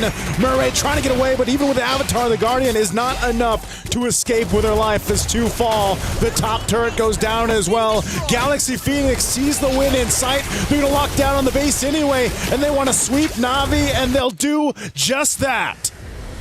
We already have 2 upsets in day 1 of MWI. But I gotta say, that's a very happy win for Galaxy Phoenix. And they deserve it because, again, it's all about just fight, and everything went well. I gotta say, I would be so surprised, Naisu, if somehow, some way, Fa gets that good again. I think it should be a perma ban at this point. You know, you remember, since we shared the desk in the wild card and Renmar did it before he puts his headphones on, you know, we saw this in day 1 of the wild cards where teams were surprising, you know, what we were seeing. And it was, again, this kind of adjustment period for the other competitors to be like, oh, they are using these heroes. These are some of their go-to heroes that are making them work. And I think, yes, 100% Faz Guinevere is going to be one of them. Hell, even the Belric.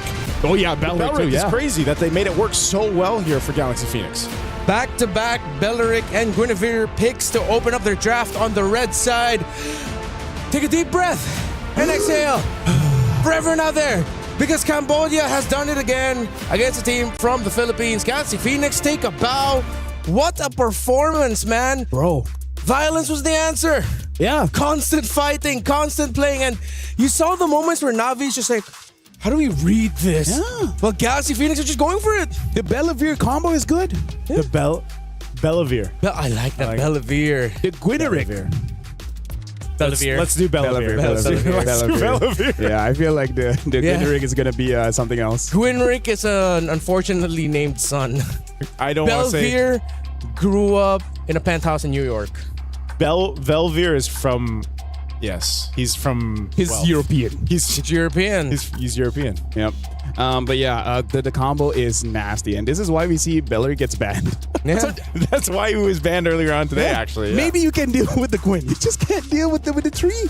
Yeah. No, but there's no synthesis. Like, I agree with you that if there was like MVP for series, it would definitely be Fa. Yeah. Not a lot of Guinevere's can play like how Fa played today. Fa. It's calculated, but at the same time, it felt like you didn't feel any hesitation. Fa! Every single time she said, Fa! Because she knows she's not going to get punished. Yeah. She's Guinevere. She's beautiful, elegant, and slippery. And all she needed was a concentrated energy and brute force. Yeah. Be like, my punch gives me more HP than any damage control to me. Yeah. It really felt like we saw a team in the VPA just wanting to find their timing and overthink things, you know, take things into consideration, calculate. Well, Galaxy Phoenix has already done the math. Yep. During the time where Na'Vi are still trying to calculate. It was beautiful, honestly, to witness how Galaxy Phoenix played this game. Yeah. Free-flowing, it felt natural every time. Look at Lima just walking through on this Belric, utilizing the flicker at the right time, too. Mm-hmm. There was just such good timing. I think the main thing that stood out for me for Galaxy Phoenix was just, again, how in sync they were as a team. You see that a lot of the times, even in the highlights, the follow-throughs. Like, for example, if a kill can't be converted, well, there's someone to follow up, whether it's Ling, whether it's Lima, whether it's whoever, Sophia.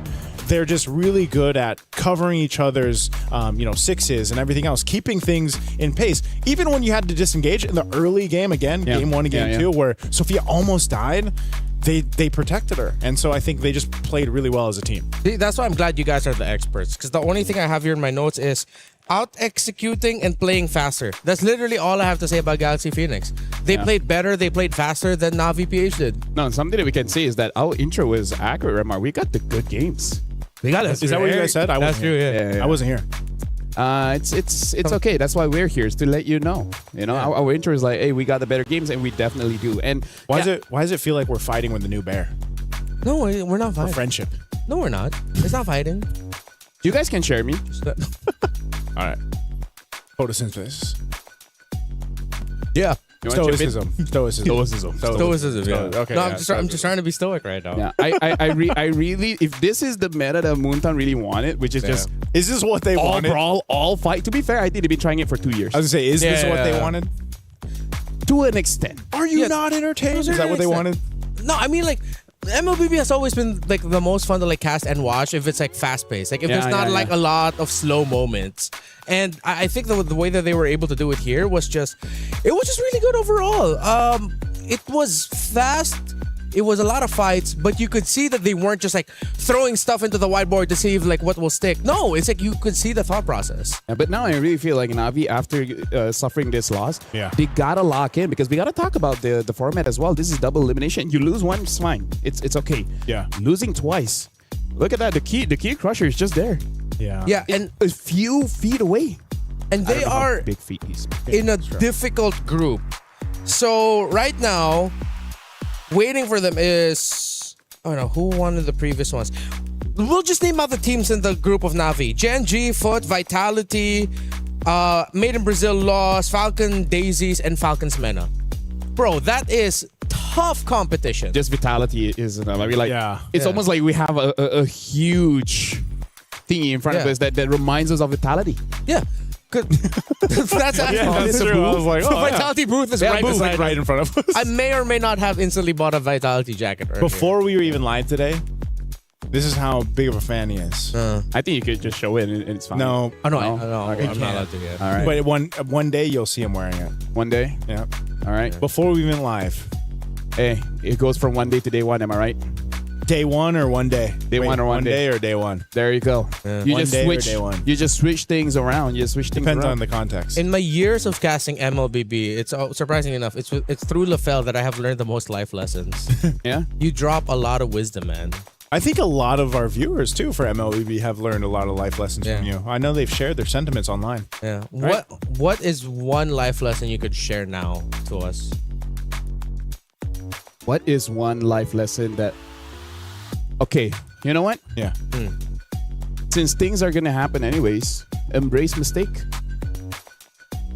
So, in the context of this last game, embrace it. You're like, yeah, you lost, but why? He needs to embrace the mistakes. It's like, yeah, we lost, but why? And what can we do to make this someone else's problem? Whose mistake? Whose mistake? I feel like the mistake is really just not being prepared against that Belleric as well as the Gwyn combo. Oh, mistake. Okay, yeah, okay. I was thinking mistake. So I'm asking like, who is mistake? Oh, like that's on me. That's on me. That was my mistake. But no, I agree. Have you eaten yet? I have. I haven't. No, but yeah, I'm agree. Although the thing is, it feels like it was just like the Matilda and Barretts from the Twisted Minds game. Yeah. Where it's like, try to react to it as much as you want. If there's a team that like has a very clear idea of what they want to do, it's like there's not much you can do to adjust to it in a best of 3. Oh yeah. Right? I guess it's all about the roam jungle combo now. Yeah. Is it just roam jungle? Like all the matches we've had today, roam jungle. Yeah, it was Matilda Barretts. Yeah, Matilda Barretts. Even ever since wildcards, actually. Yeah, Belleric Gwyn. Wait, was it also the same during the MSC wildcards? Yeah, I mean, so we always had a mid trio kind of thing, right? Yeah. Now it's got it to the point where even just the duo, right? Yeah. Like the mid, you can just switch out with anything. We used to say that that's true. We used to say mid trio all the time. I don't even think it matters. Yeah. I think it's just the duo. I think the mid's been cut out. All right, so that's like another thing to add in our list of ideas. Or mid jungle and then roam doesn't matter. It's kind of like you just need 2 out of 3 and then you're good enough. You don't need all 3. Yeah, you don't need to play for priority for all of the roles. So just like two out of those is gonna be enough. So, while we discuss about the mysteries of life and philosophies, just like as the ancient Greeks did, we're gonna talk to a Spartan of a man in Leo on stage. Thank you, gentlemen. We are here at the stage with, of course, the roamer of Galaxy Phoenix. Congratulations, Lema. How do you feel about beating the 2024 MWI champions in Navi PH? Of course, we're so happy right now. Feel so happy because we didn't expect the result, but we just try our best. Yeah. You did very well on your Belleric, and the Thank rest you. of your team looked flawless. I'd like to ask, how did you prepare as a team for MWI 2026 for Paris? For the preparation, maybe we just keep on trainings and try to spend our time together. So what we call the chemistry will go well. That's all. You have great chemistry, we can tell. Watching the games, you were rotating around the map very well. You swept Navi PH. Your next opponents in the next round of the group stage could be Falcons MENA or Falcon Daisies from MENA or for Myanmar. Who do you want to face? I would like to face Falcon Daisy because I have a friend there. Yes. Who's your friend? Starsoy, Starsoy. jungler. Yes, the jungler one. Okay, if you have a message for Starsoy, if ever, for her next match, what do you want to say to Starsoy? Good luck, my friend. See you tomorrow. That's all. All right. Again, Lema, I'm sure there are a lot of fans from Cambodia watching right now. What's your message for all of the Cambodian fans and your new fans all around the world? First of all, I'd like to say my language, okay? Yes. អរគុណអ្នកទាំងអស់គ្នាដែលក្រុមតពួកខ្ញុំពីចម្ងាយពួកខ្ញុំនឹងខំប្រឹងធ្វើបានល្អជាងហ្នឹងហើយសង្ឃឹមថាអ្នកទាំងអស់គ្នានឹងបន្តការគាំទ្រ Yes. Akun Lema, once again, the roamer of Galaxy Phoenix. Lema, amazing Belleric. Congratulations on your sweep. You guys are watching MWI 2026. We're just opening up on the first day of the group stage. My name is Leo. When we come back, we'll have the boys back on decks to take care of the final match of the day on broadcast here on Stream B. We're going to a quick break. Don't go anywhere. We'll be right back. You're watching Esports World Cup here live from Paris, France.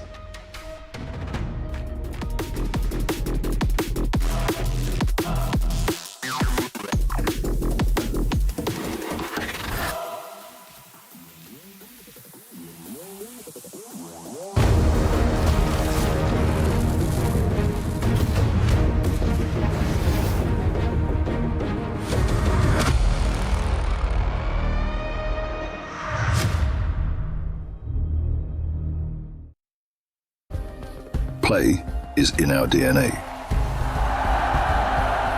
Whenever we let it out, it becomes our superpower. Now imagine an entire city being built to supercharge it. Kadir City, powered by play.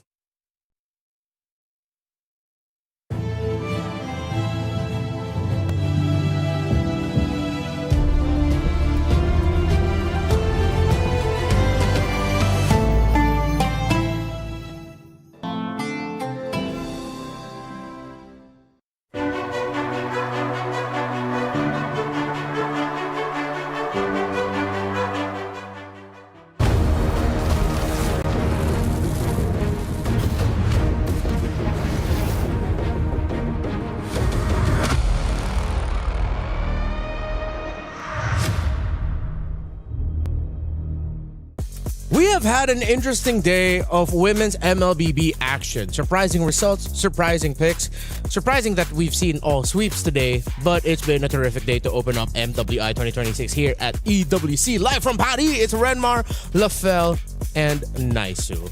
And I have a question for all. Yes. Wait, for us or the audience?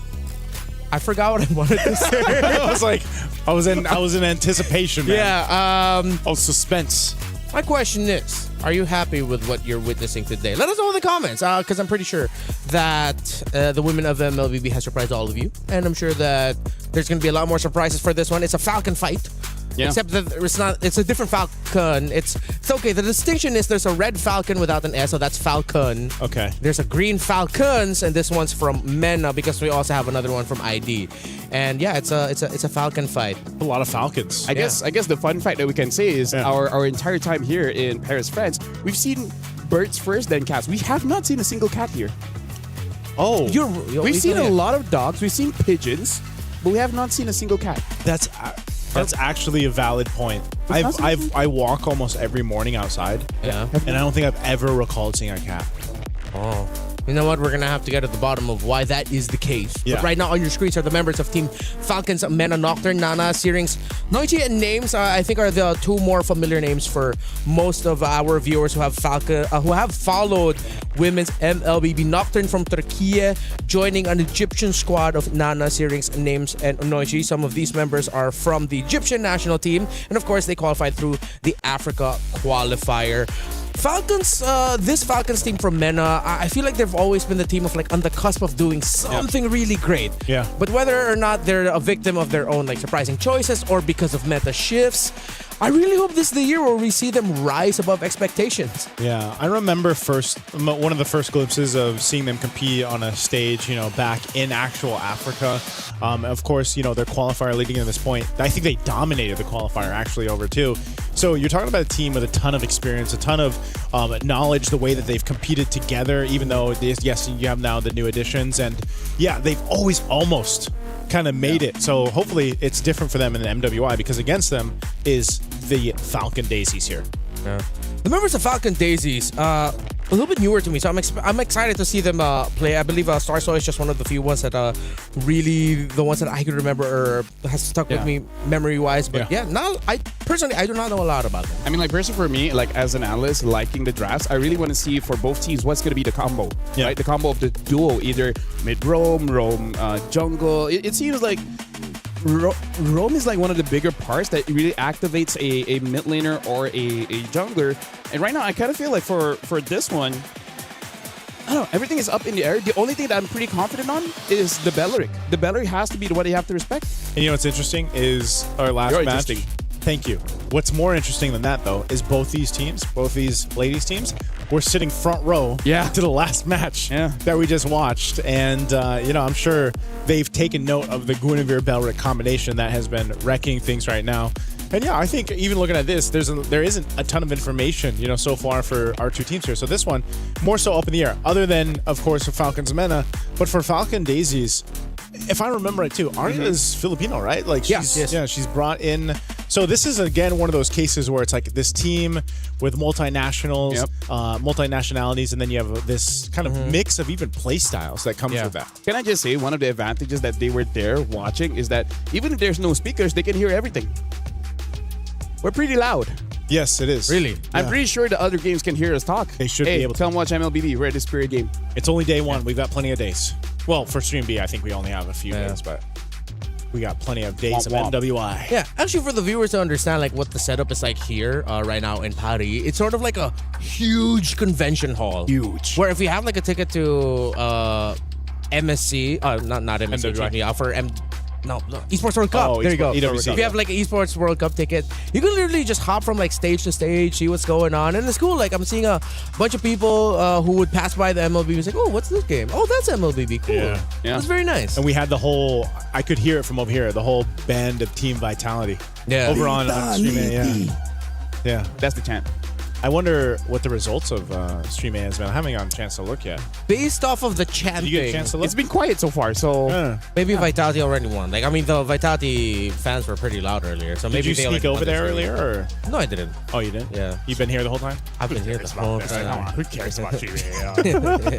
This is the place where it's popping. You go here. This is where you get a chance to win. What is it? 50,000 diamonds? Yes. Maybe it's there too. No, it's you know what? That should be our. No. This is our marketing for Stream B. If you want a chance to win 50,000 diamonds, you watch Stream B. If you want to be a bear, there's a lot of steps, but watching this one is step one. Yeah.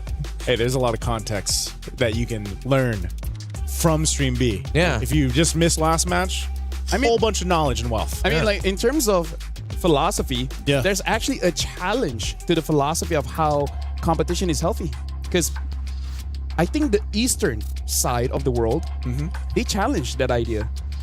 What? Didn't Sun Tzu make Art of War? That's true. That's true. That's true. Yeah, but it was an Eastern philosopher that basically said that the inherent structure of a competition is inherently toxic. Where are you really doing it for self-improvement, or is it just you abusing your talents to make yourself feel good against inferior people?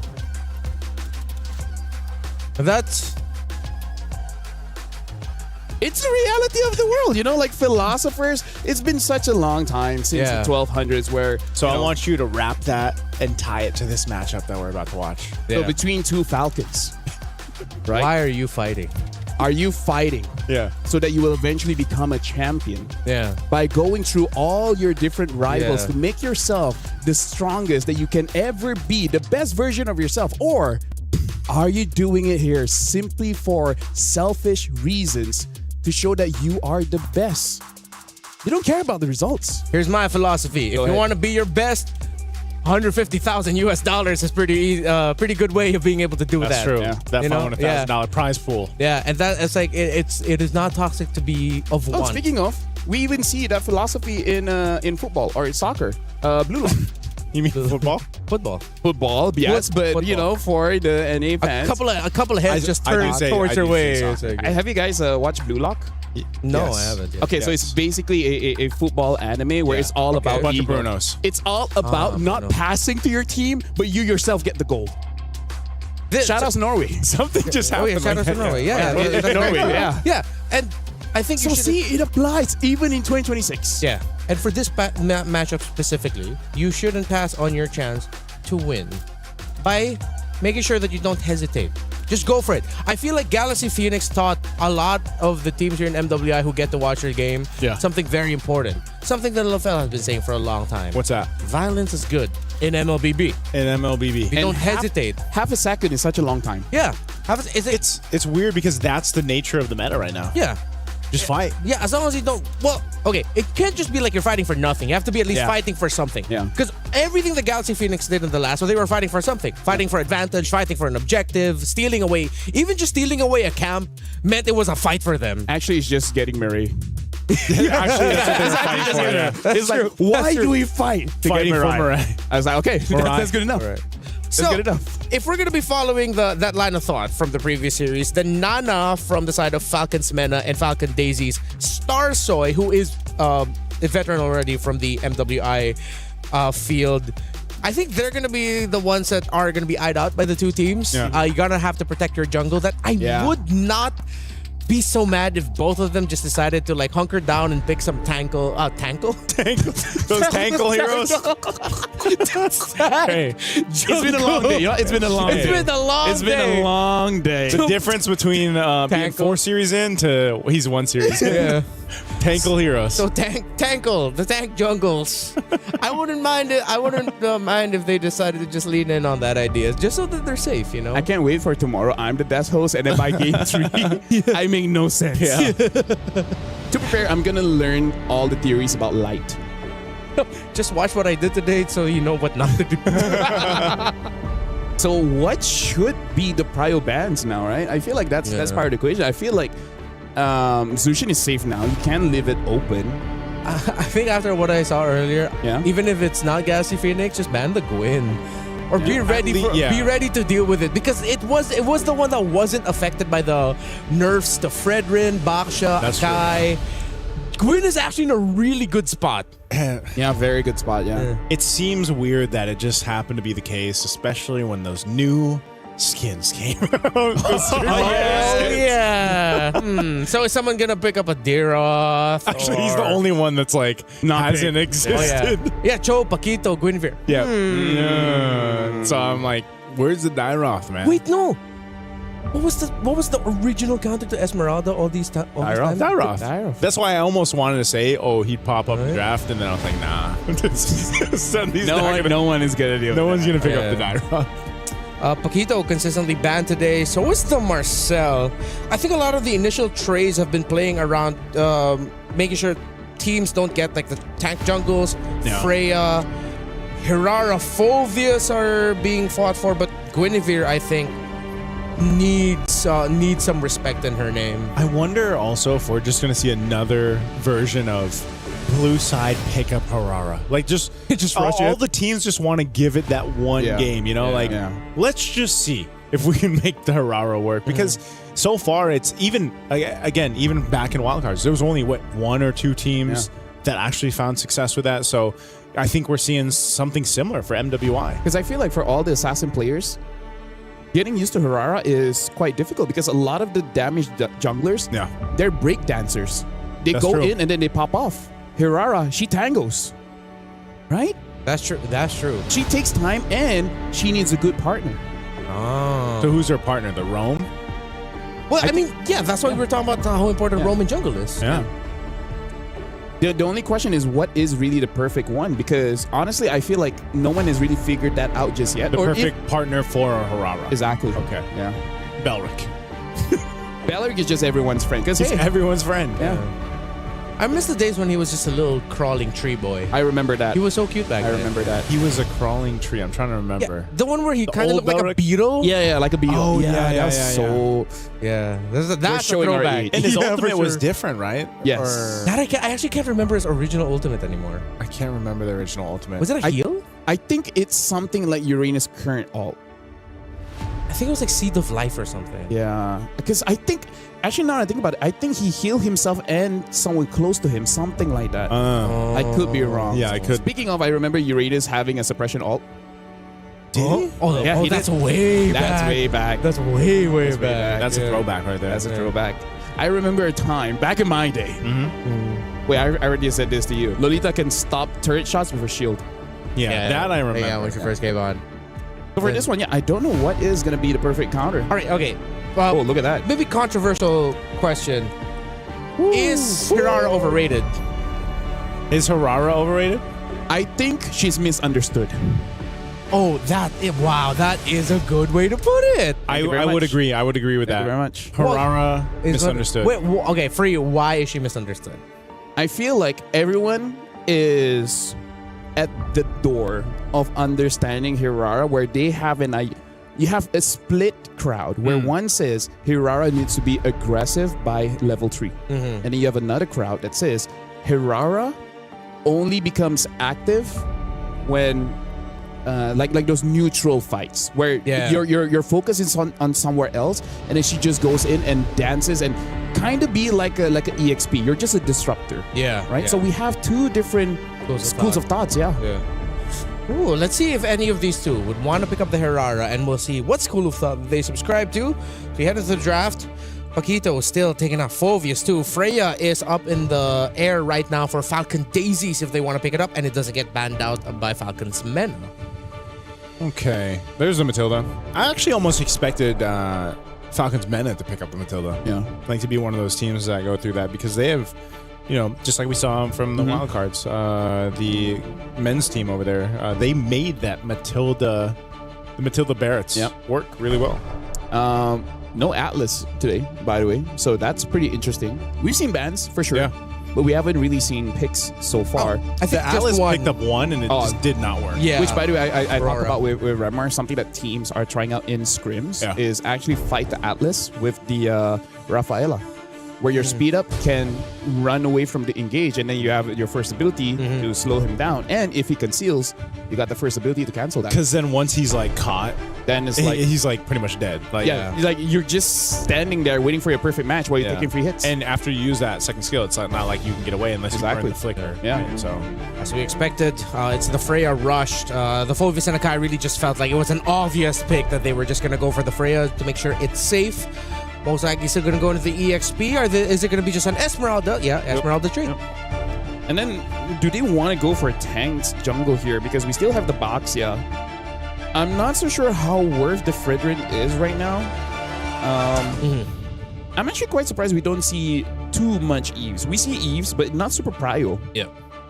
Maybe just because they have the idea that Eve is perfect against tank jungle, so don't show it up too early, and there goes the Harara. Okay, so my theory of teams wanting to go ahead and give it a test, give it a whirl, is staying true, at least from series to series so far. This time we'll see it in the hands of Team Falcons Mena, trying to make it work, and also the Esmeralda over here. So I'm wondering, again, what do you pair up with it so that you have the best chance of success for the Harara to work? Because, right there, it's open. Belric and the Kimmy goes to Falcon Daisies. I'm kind of glad that we are at a point where we're kind of scared of Belric. Yeah. Right? Yeah. Because he's never truly been a part of the meta. Yeah, he's never been a threat. At most, a niche counter. Yeah. Niche counter or just very select teams who's like, okay, we're willing to play. And the last time I remembered that was the day when he was still a little beetle boy. Yeah. Before he grew up into the tree. So it's good to see. Oh, the Hylos pickup. This is very interesting. Interesting in the sense that I think there are other picks that you can prio, but you pick up the Hylos. Very interesting, no? It is. what are they trying to supplement? It seems like it's more they're trying to set up for something. Because if you're thinking that the stun is just to delay the Freya just a little bit, it's too much for one hero. You're gonna be taking a lot of damage in the mid from the Kimmy and the Belleric being there. So I think Falcon should not overlook a Lilia potentially getting picked up by Falcon's mana. Can we entertain the idea that maybe this is a pairing for Hirara where you need a front line that consistently slows the enemy so that Hirara can go in and out pretty safe? Yeah. Like considering the Esmus. Maybe. We'll see, right? Maybe it doesn't work. Maybe it does work. At this point, I'm here as a fan. Yeah, but I think that's why it's so correct when you said, I feel like she's just kind of misunderstood because even teams, they're trying to get the reps in and trying to see what is the best way to make Hirara. Because I think once teams figure that out, and maybe we even see this more so once we get to also to MSC here at EWC, once that's figured out, it's going to be kind of crazy what you're actually the potential for Hirara is. Or maybe teams just kind of eventually just say, you know what, no more. We don't want to deal with it anymore. But there it is, Red 4, Lilia comes through. Yeah, and now adding your thought to the slows. Even the Lilia, once that picks up Ice Queen, that's good setup for the Hirara. There's a lot of slows here. Yeah. Even for Esme, right? Because Esme, she just really wants to stick onto someone, but some people are just too fast. Yeah. So does that mean that you want to... finally get to see a Link today. Okay. Oh, we can't even hear the cheers. Yeah, we like the Link too. Yes, sir. Oh, it's nice to have an audience. Yeah. Oh, wait. And our audience are all experts. A CC. Haven't seen the CC for a while. So, Chotomate. Yeah, I'm trying to think. Because of the Belleric, it makes... Which one is the goal there? Is it the CC or the Freya? I think it... Well, that's the question, right? I think it's going to be. Unless they end up switching. Yeah, they both can be. I think in lane, Freya does a little bit better against Esmeralda. CC, sometimes you're just like stuck there like, oh, okay, you're shielded. I'll use my blitz. Oh, it's like you're just hitting at shields over and over again. While the Freya can constantly damage. I'm trying to think like, what can they pick in gold? This is always a tough part of Moskov? With the Ling, the knockback, that would be good. Yeah. That's a good pickup. And against the Freya as well. Yeah. Right? Unless they go for something really funny like an Obsidian, but no, with the Bella or Bruno. Just go Moskov. Clint. Huh. I see the idea, but it's not without its risks. Yeah. Right? You try to kill them first. Yeah. But if you don't kill them first, they're gonna kill you. That's the philosophy in life. Kill them first, if not in MLBB. In MLBB. In MLBB. Yeah. Sometimes the best defense is amazing offense. Quick reminder for all y'all. Get checked for paranoia. Nice too, Lafelle. Let's go. So, thank you very much, Remar. Yes, my name is Lafelle. Alongside with Nice. I think the biggest question mark is really going to be on this Ling. The Ling. I feel like Ling, 2 items is going to be pretty strong. The only question is, what is that second item, right? I feel like Berserker will be the first. Yeah. And it's either the Windtalker or the Haas Claw. I've seen some people experiment with the Sky Piercer, but I think teams will try to stay off that. Like, was his buff good enough? I've gone up against some Lings when we flew back to our own countries. Yeah. It looked kind of nasty. But now, ladies and gentlemen, we are jumping into the game in the Land of Dawn. We got to see Starsoy on this Ling. Can she make it work against the Hirara being used by Nana? And then we go for a pause. All right. We're going to have to wait a little bit longer. You know? But yeah, I think, looking at the emblems too. Fatal for the Ling just to have more crits. A little more, the crit. Which honestly, it's less about the Ling buff and more about the Berserker Fury buff. Now that's nasty. Yeah. You have physical damage, you have crit chance, you have crit damage increase, and then you have true damage whenever you crit. That's quite a lot of on-hit bursts. So this is going to answer the question too. If you're stalled out early on in an assassin jungle, right? Yeah. How punishing exactly is that? Because now that you have two assassins against each other, who what context does that bring into, let's say, first turtle even, right? Whoever gets pressure. Or is it going to be the case where both the teams just don't even put pressure there? They just let their, assassin junglers build up the way that they need to in a natural process. And then you fight it out full power for your first turtle. Because if you think about it, Hirara versus a Ling in general, it's a very different. They're both going to be looking for that opener. Yes. So it's up to the rest of the team to secure the space that they need for that to happen. if I was a coach, the thing that I would do is do what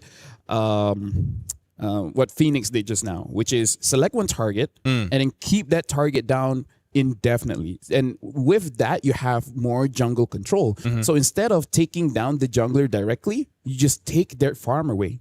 And that's just going to be enough, especially if you're the Ling, because you can take their farm and then immediately go back to your own jungle. And then that snowball is just going to be too much for anyone to really deal with. Yeah, so who is the main...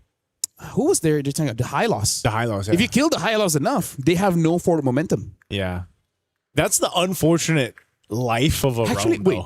It's Ling against a Lilia. Lilia does not have a lot of HP. Yeah. The Ling needs no items to take down a Lilia. Yeah. As soon as you hit level 4, you're maybe even before. Yeah. You know how many times we've seen almost a first blood happen in the first minute? Yep. But let's jump back into the game. This is what we were talking about.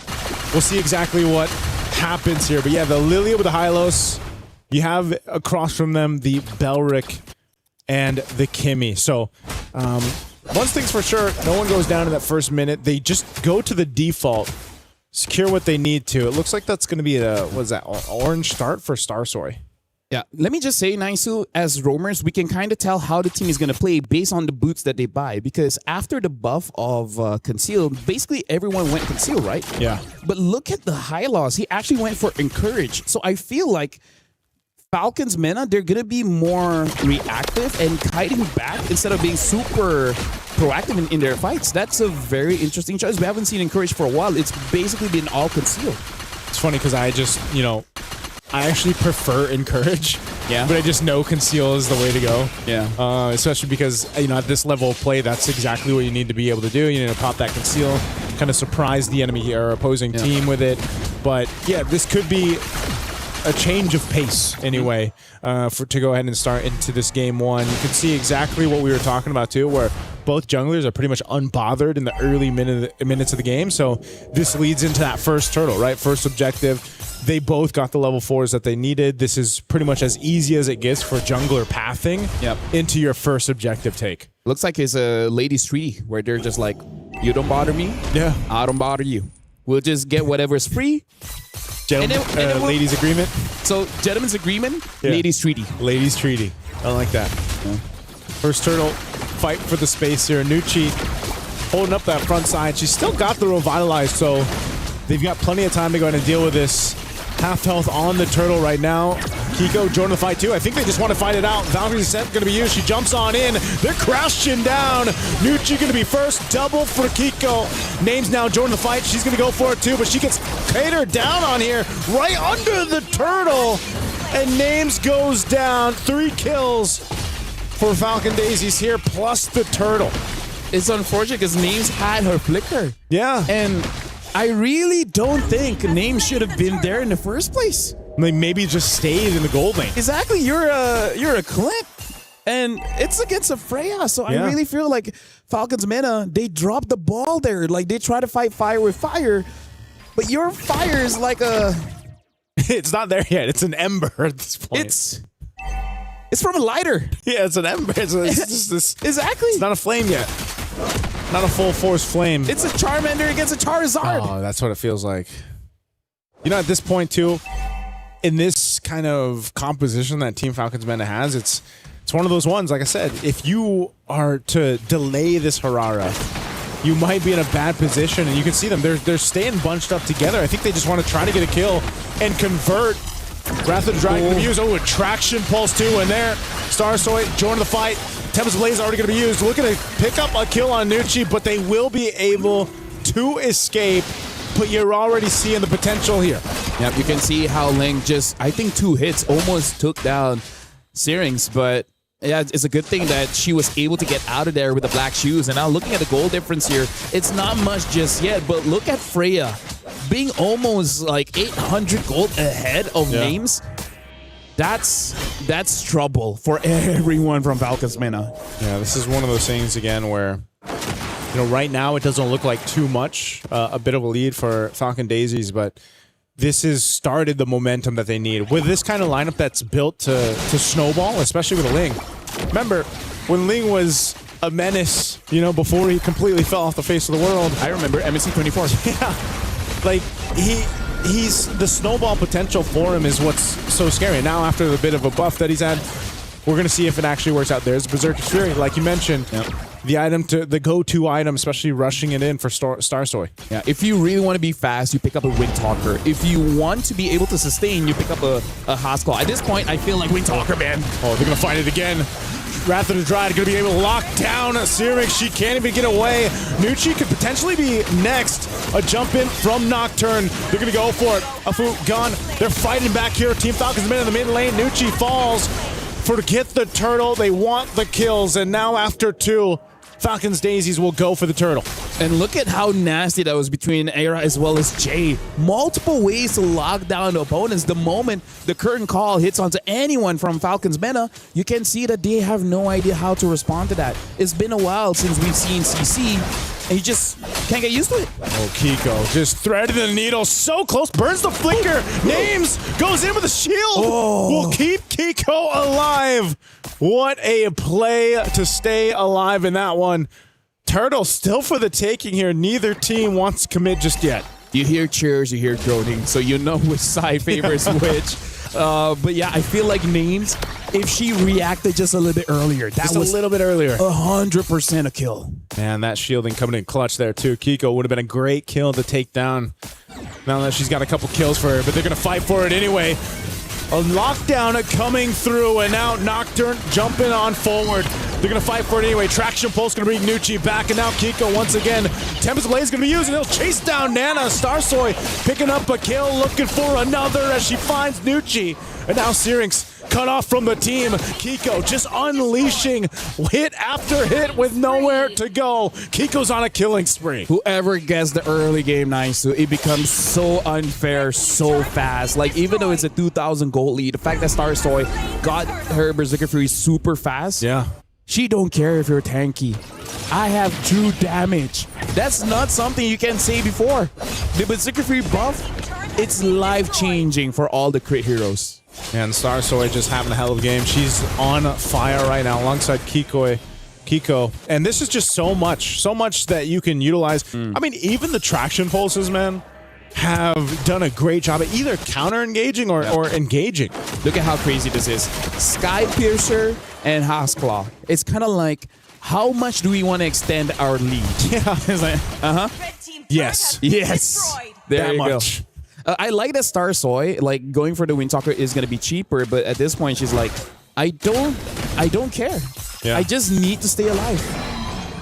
This is such an impressive game 1 from Falcon Daisies, especially considering what they brought in the draft. I mean, this is why we open the day with highlighting MWI's meta. You know, from year to year, it's always refreshing to see what the ladies decide to draft. You know, it's a different style of play, but then again, also you have the meta that's ever changing, ever shifting right now.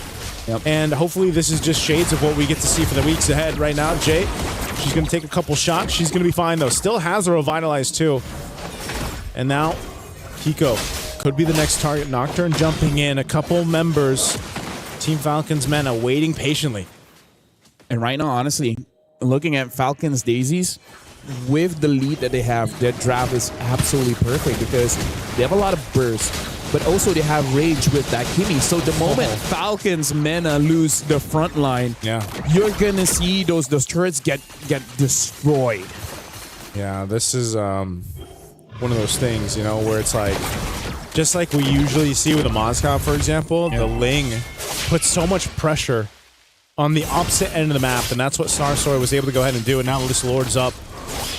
Falcons Mena, they want to go ahead and contest this. Half health. They got to make a decision very quickly, but I think it's going to be way too late because you got Syrinx on the other side of the map, so that is a free Lord take for Falcon Daisies. Right now, it's just that Falcon Daisies, they have an unpunishable dive, right? Yeah. Unless Falcons Mena had a Belleric, there's no hesitation. The Freya can go in. What are they going to do, right? The Ling goes in. What are you going to do? I don't see a Cho. I don't see a Kaja. I don't see anyone to lock us down. And even if someone makes a mistake, look at the firepower of the Kimmy, the Freya, heck, even the CC. Yeah. Right? I think that's one of the stories for today. Unpunished. Unpunished. It seems like that's been the storyline, at least for our matches over here on Stream B, but I think the closest thing they have to a lockdown is the Glorious Pathway from Nucci. They try to slow them down at least and get that stun off, but it's just not enough. And with this Lord making its way slowly down that bottom side, Falcon Daisies, they've got the idea here. Sea Halberd picked up by Kiko. Gonna help kind of handle some of that revitalized healing and the rest of the sustainability that comes with Falcon's Mena here. But they've got to get prepped and ready for this base push. Yeah. I feel like for the coaching staff, for Falcons Mena as well, has to really rethink about the draft, because this is kind of like what Navi did earlier, and hoping that they get such a huge lead early that it doesn't care. And look at Nuki. Woo-wee! 50% HP gone by 1 CC. Yeah, traction pulse used as well. But the Lord was cleared up. Still just trying to get that Holy Defense Shield. Top one's going to pop as well. Good push there from Starsoy. Falcons Mena have to figure something out here as they're trying to hold on desperately. The last bit of turrets that they have. They're going to go for this stun. They've got some damage on Jay. She's going to be fine, though. Pop of the Revitalize, and she's able to get out there just fine. Tier 2 turret down and taken care of. Falcon Daisies take what they want. I feel like at this point, it really is on the mistakes of Falcon Daisy, because I don't think that Falcon's Mena has a comebackable draft. They have quite good wave clear with the Lilia, but then you're hoping for names to have enough burst damage to really take down Falcons. Look at the items right now. It's not looking good. Endless battle into the Malefic Gun, and that's part of the reason why Clint really needs a very good early game. Your items are just expensive, which I really feel like that's the biggest mistake that Falcons Mena did, was the fact that Neems tried to join Turtle 1 against a Freya, against a Ling, against a Kimmy. Should have just stayed in lane. It's one of those things where mistakes cause objectives and objectives cause games, right? That's what we're seeing built up here. And here's another one. A team fight's going to break out in the jungle. Here's Starsoy off the backside, but Syrinx will go down first. It's a double for Kiko. They burn the flicker. They find it. 2 pickoffs easily. Just cutting them off for Team Falcons Mena. Unless Falcons Mena can stall the game to 90 minutes, I don't see them having the firepower. Yeah. I really don't.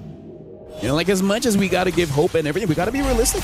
With the draft that Falcon Daisies have, it's a rough game. It is a rough game. It's one of those things where there's almost just too many ways for this compositions from Falcon Daisies to pick what they want. Yeah. That last team fight, that last little sandwich play was exactly what we're talking about. And Falcons Mena just keeps going for it. Now Nucci going to be in trouble too. Locking down once again. Glorious Pathway on the defense. Starstory will join the fight. Goes in. Syrinx down once again. They still have the base turrets, but without Syrinx, without a Revitalize, without a Glorious Pathway, what kind of defense can Falcons Mena have? Nice. So today I learned, right, if Hirara gets tied down with the current call, even with the iframe, she can't move. She can't move. They're going to have to try to figure a way to move through this. Bottom turret already down. Nucci going to be next. She is deleted and gone. Looking for more. Lord still up. Tempest Blades just for some finesse. And the base is going to be locked on as Falcon Daisies look to end the game. They're taking so much damage, though. They still have to respect the damage coming through from names, and they can't end the game just yet. Not yet, but here's the thing. Like, Falcons Mena, I feel like most of the damage came from Syrinx, so I think that's good. Looking at the gold difference here, it really doesn't matter that much, except when you look at the jungle. Almost 4,000 difference, and this is one of the scariest things about the Ling, is that the Ling is so fast that a 200 gold lead will eventually feel like 4,000. So with the endless battle as well, the on-hit damage from Starsoy, like, imagine if she jumps down and that just so happens to be a crit. It's going to be a crit. There's going to be true damage, and then there's going to be true damage on the Endless Battle as well. Endless Battle, as well as Hasclaw, as well as the Berserker Fury, has so much physical items there, so the scaling on Ling's first hit is going to be enough for it to be like, yeah, you don't want this smoke. You don't want this. You don't want anything to do with this, and that's kind of been the nature. That's why I'm so surprised that we continue to see Falcons Mena just be like, yeah, we do want something to do with this. Like, they've been showing up in the jungle every time, like, hey, and imagine like they go in and say, that's all you got? That's all you got? That's how it's felt. But some of us are still up. LaFell, I think at this point too, they might be just looking for that kind of Hail Mary, just trying to make something where they either get a massive shutdown, a ton of gold, and the right target here. But at this point, it's almost a wish up into the air. You got 20 seconds for this Lord to come up. You already lost one of your base turrets. The shields are down. This is where that decision making comes into play for Falcons Mena as well. Do we contest? Do we fight? Do we just hold on in our base? What do they do here? I'm gonna bring a counter argument and just say Falcons Daisies. Yeah. If you don't close out the game soon, every minute that you give Falcons Mena is an opportunity for a mistake to happen. Right? So as much as you are so comfortable in the lead, 13-1, 10k gold lead, the moment you're like, we don't have to end this now. We need more airtime. And eventually, Falcons, you just need to get lucky once. Right? That's also the thing that you guys have to understand. You just need to get lucky once, and then after that, everything's in your favor. Oh, man. We'll see if this is going to be in their favor. It was about 4 minutes ago when he said they need 9 minutes. So they got another 4 minutes to go. And yeah. Maybe for Falcons Mena, by that time, they would have bought themselves enough time to catch up on some of the itemization, defensiveness as well, and they can look to punish Falcon Daisies if they get a little overzealous, if they overstep this. Now, this could clearly be a win push with this Lord already making its way down bottom. Just depends on how they play this. And it's very sick. This is very nice coming in from Falcons Daisy. So clean. Yeah. It's going to be a tough one for Falcons Mena to defend. Yeah, Names is going to clear out that top wave at least. Going to work on this mid too. They have to deal with the Lord. Trying to buy some time here, Kiko. But still, this is a great defense so far from Falcons Mena. Lord's got to be worked on unless they push this a little bit further. Gore's pathway to slow things down. But so far, so good for Falcons Mena. Clearing out the waves. They've bought themselves more time. Let's talk about what will happen if this game goes long enough. Nana on this Herrera will have very low cooldowns, making it so that she can fight. Oh, hold on, someone got caught. They're going to go for Nucci, Wrath of Dry, and everything else. The team has to show up for her, and they will be enough, but Starsoy will take out Syrinx. So Nucci will survive, but the trade for the mid lane for Falcons Mena. That's the advantage when you have a crit hero. Yeah. Syrinx didn't have time for the black shoes or the flicker. Like, the burst is just too much. She couldn't expect it. Oh, traction pulse again. Starsoy waiting on the wings here. They just want to clear out the waves. That's all they have to do. But I'll tell you what, man, Falcons Mena doing a phenomenal job at defending. Again, they're down thousands and thousands of gold, but they've essentially brought them up to this point in about 7 minutes from the last time that Falcon Daisies were knocking on the base turrets. Eventually, Nana will be so good in a long team fight, and Names will be so good in a short team fight. Look at it, even with the BOD, right? Look at Names. Names is just one item away. Either you go for a win of nature just to make sure you don't die instantly to Starsoy, or actually, I think that is going to be the item. The other item I would consider is perhaps a rose gold. Yeah. But looks like it's going to be the win of nature route. Looking at Herrera as well. Cooldown reduction. I think at this point, there's going to be enough cooldown for Herrera to actually have a good tango in a fight around the Lord. So even though the goal lead for Falcons Daisies is 12,000, it's becoming less and less important. Yeah. At that point, it's almost just the ability to go ahead and switch out defensive items. It's like now we're in the territory where it's item juggling. Immortal Winter. Yeah, going for that. They do have full control around this Lord right now, and this is going to be, it's just going to go in their favor. So they'll be able to go ahead and grab this. Now this is where, because you're past that 18-minute mark too, and the game has dragged on to this point. Now you got to deal with defending against an evolved Lord. Now you got to be able to go ahead and juggle this out better. Now, I will say, Falcons Mena has bought themselves the time where they're actually capable of making that happen. I think they had a short discussion where they said they're the strongest inside their own base. Yeah. Right? There's just no way where Falcons Daisies can go in without taking damage. So I think they took a calculated risk and say that this is going to be a tough Lord to defend against. But if we can defend it, we win. Force pathway, drop down mid lane. They want to hold out as long as they can. That's a lot of damage on Jay. She's going to be careful here too. Nana goes back to heal up. Mid turret finally goes down. Lord's at half health. They're going to be able to clear this out. Jay, though, isn't a part of the fight. She already popped the Revitalize too. So once again, Falcons Mena will successfully defend against an Evolved Lord nearing that 20-minute mark. If you can defend that Lord, you can win. You can win. You can. I feel like they can now because even Nocturne has scaled up to the point where she's becoming nigh unkillable. Yeah. So Falcons Daisies, this could be one of the biggest upsets of being like 13,000 ahead and then still losing. Yeah, there's a potential for this to completely flip on the heads of Falcon Daisies here if they're not careful enough. Even taking out 2 base turrets. Again, we're talking about the threat of now the late game composition and itemization from Falcons Mena. You can see that Wind of Nature was picked up there. 4 names. Harara as well. Nearly there. You know, just sometimes enough damage, but it's Nocturne. There's the BOD. And even for Syrinx, Syrinx has died multiple times, but her damage throughput on the Lilia is stopping Falcon Daisies in their tracks half the time. She's taking a lot of damage here. Jay's going to go for it. Goes in with the Wrath Dryad off the conceal. Kiko looking for an angle on the backside too alongside Starsoy. She's going to jump in. Tempest Blade is going to be used. Crash Chin down. Looking to pick up a kill. They find a names. That's a big pickup. Nucci falls. The 1-for-2 trade. Chasing them down to the jungle they go. You can't escape Starsoy though. She's looking for another. Takes them down. Arya will get the kill. 1 left. It's only Syrinx.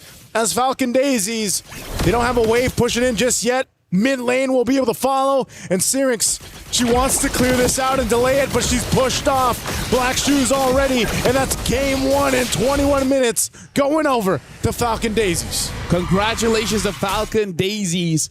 But I gotta say, I gotta bring it up instantly. For Falcons Mena to win, names, you can't make that kind of play. I don't know why she dashed in the middle of the team fight. She should have dashed away, but she dashed in. That's your only dash. So, yeah, I mean, like, here's the thing. Everyone makes those mistakes. Yeah. Right? Everyone makes those mistakes, but not a 500,000 USD tournament. This is where the point is like one small mistake costs you thousands. Yeah. You know, it's one of those things, too, where once again, I don't know. Harara is just not working for teams.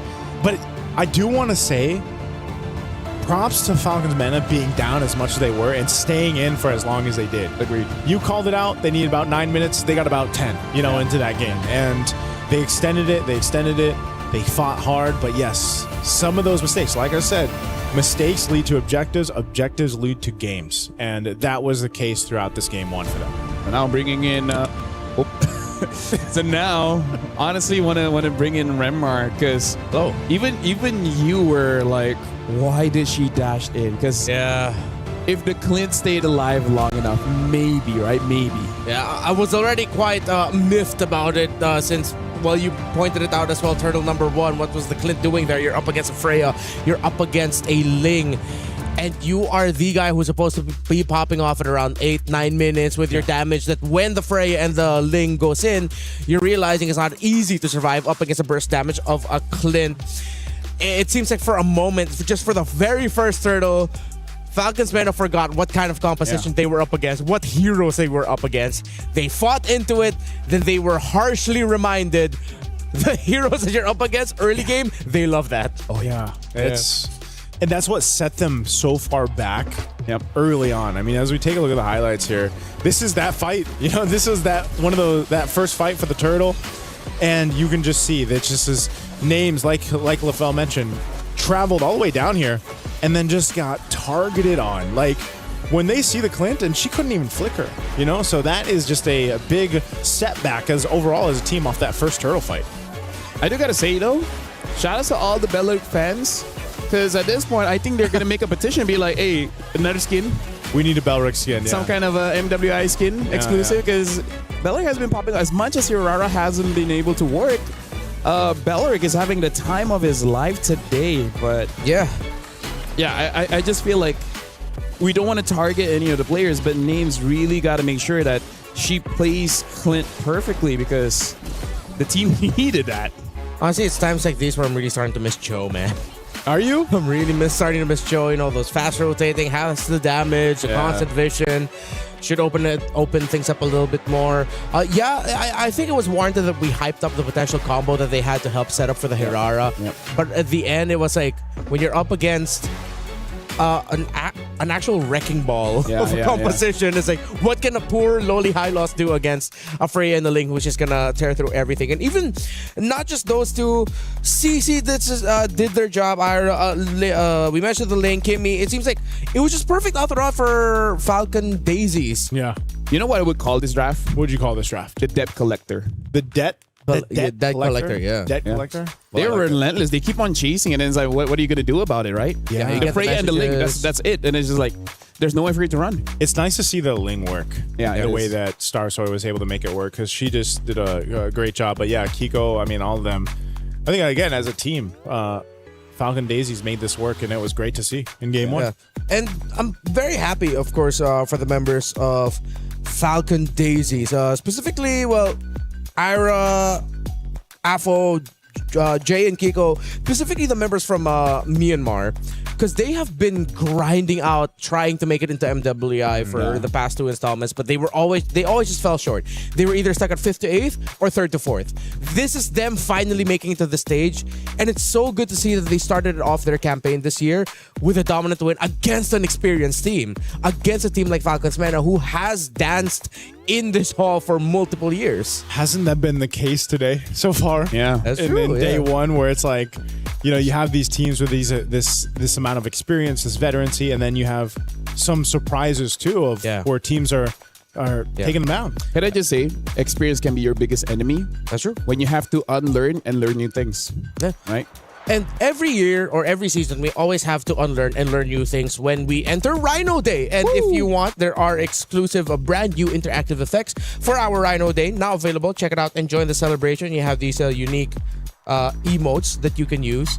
Go ahead, do that. Happy Rhino. Well, Rhino Day has passed, but I am very happy that they have finally started calling it Rhino Day. When did that happen? Like, when did people start calling it Rhino Day? I don't know. I've always just said Happy Rhino Day. Really? Yeah. Can we go to a short break? Sure. Let's go to a short break. We'll be right back in just a bit.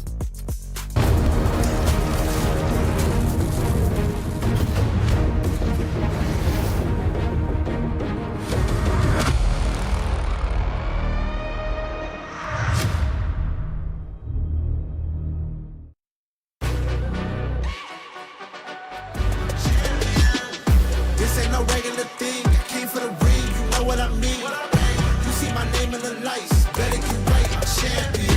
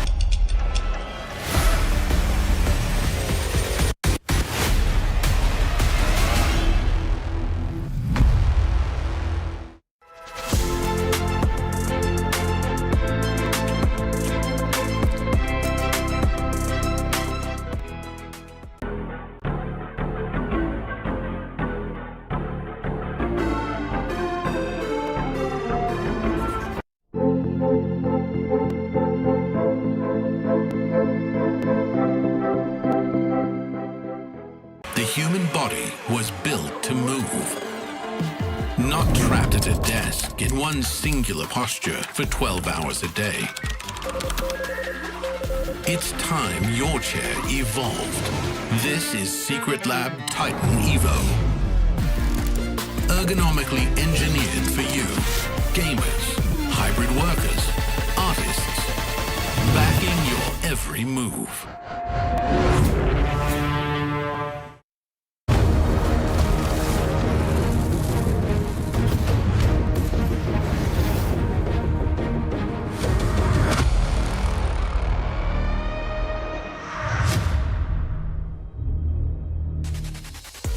In MLBB, there are only winners and losers.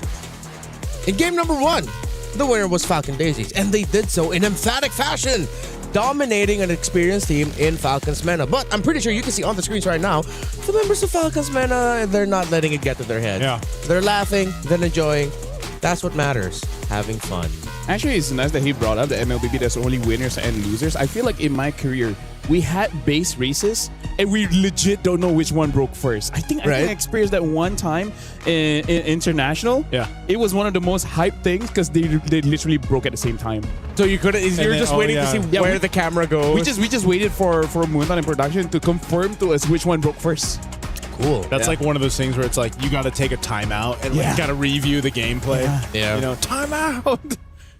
I mean, I guess the screen would tell you who won, but no, not even. It's like you'd have to wait, and I'm pretty sure it's like back end, like which camera do we cut to show the victor? Because like hard to tell. Well, imagine how crazy it would be if you brought up that story and game number 2 ends like that. No, God, if that happens, there's no. That's the caster's either curse or bless. Caster's manifestation. Caster's scripting. Yeah. Yeah. Hey, we would be amazing script writers. We would. Yeah. Caster's. The only problem with us is that it will maybe not be approved. if approval already takes a while, imagine if it was the casters. This is why we're in front of the camera and not the people thinking the more important things behind the scenes. That's why we don't ask for approval. Yeah. If we know it's gonna get rejected, why ask for it? What was I saying? It's better to ask for forgiveness than permission. There you go. There it is. Another life lesson. Hey, you guys are learning quite a lot. You guys want to send some gifts over? But I feel like the life lessons I'm sharing are not that great. Yeah, I don't know. I mean, it depends. Depends on how you look at it. I learned a lot from you watching MLBH.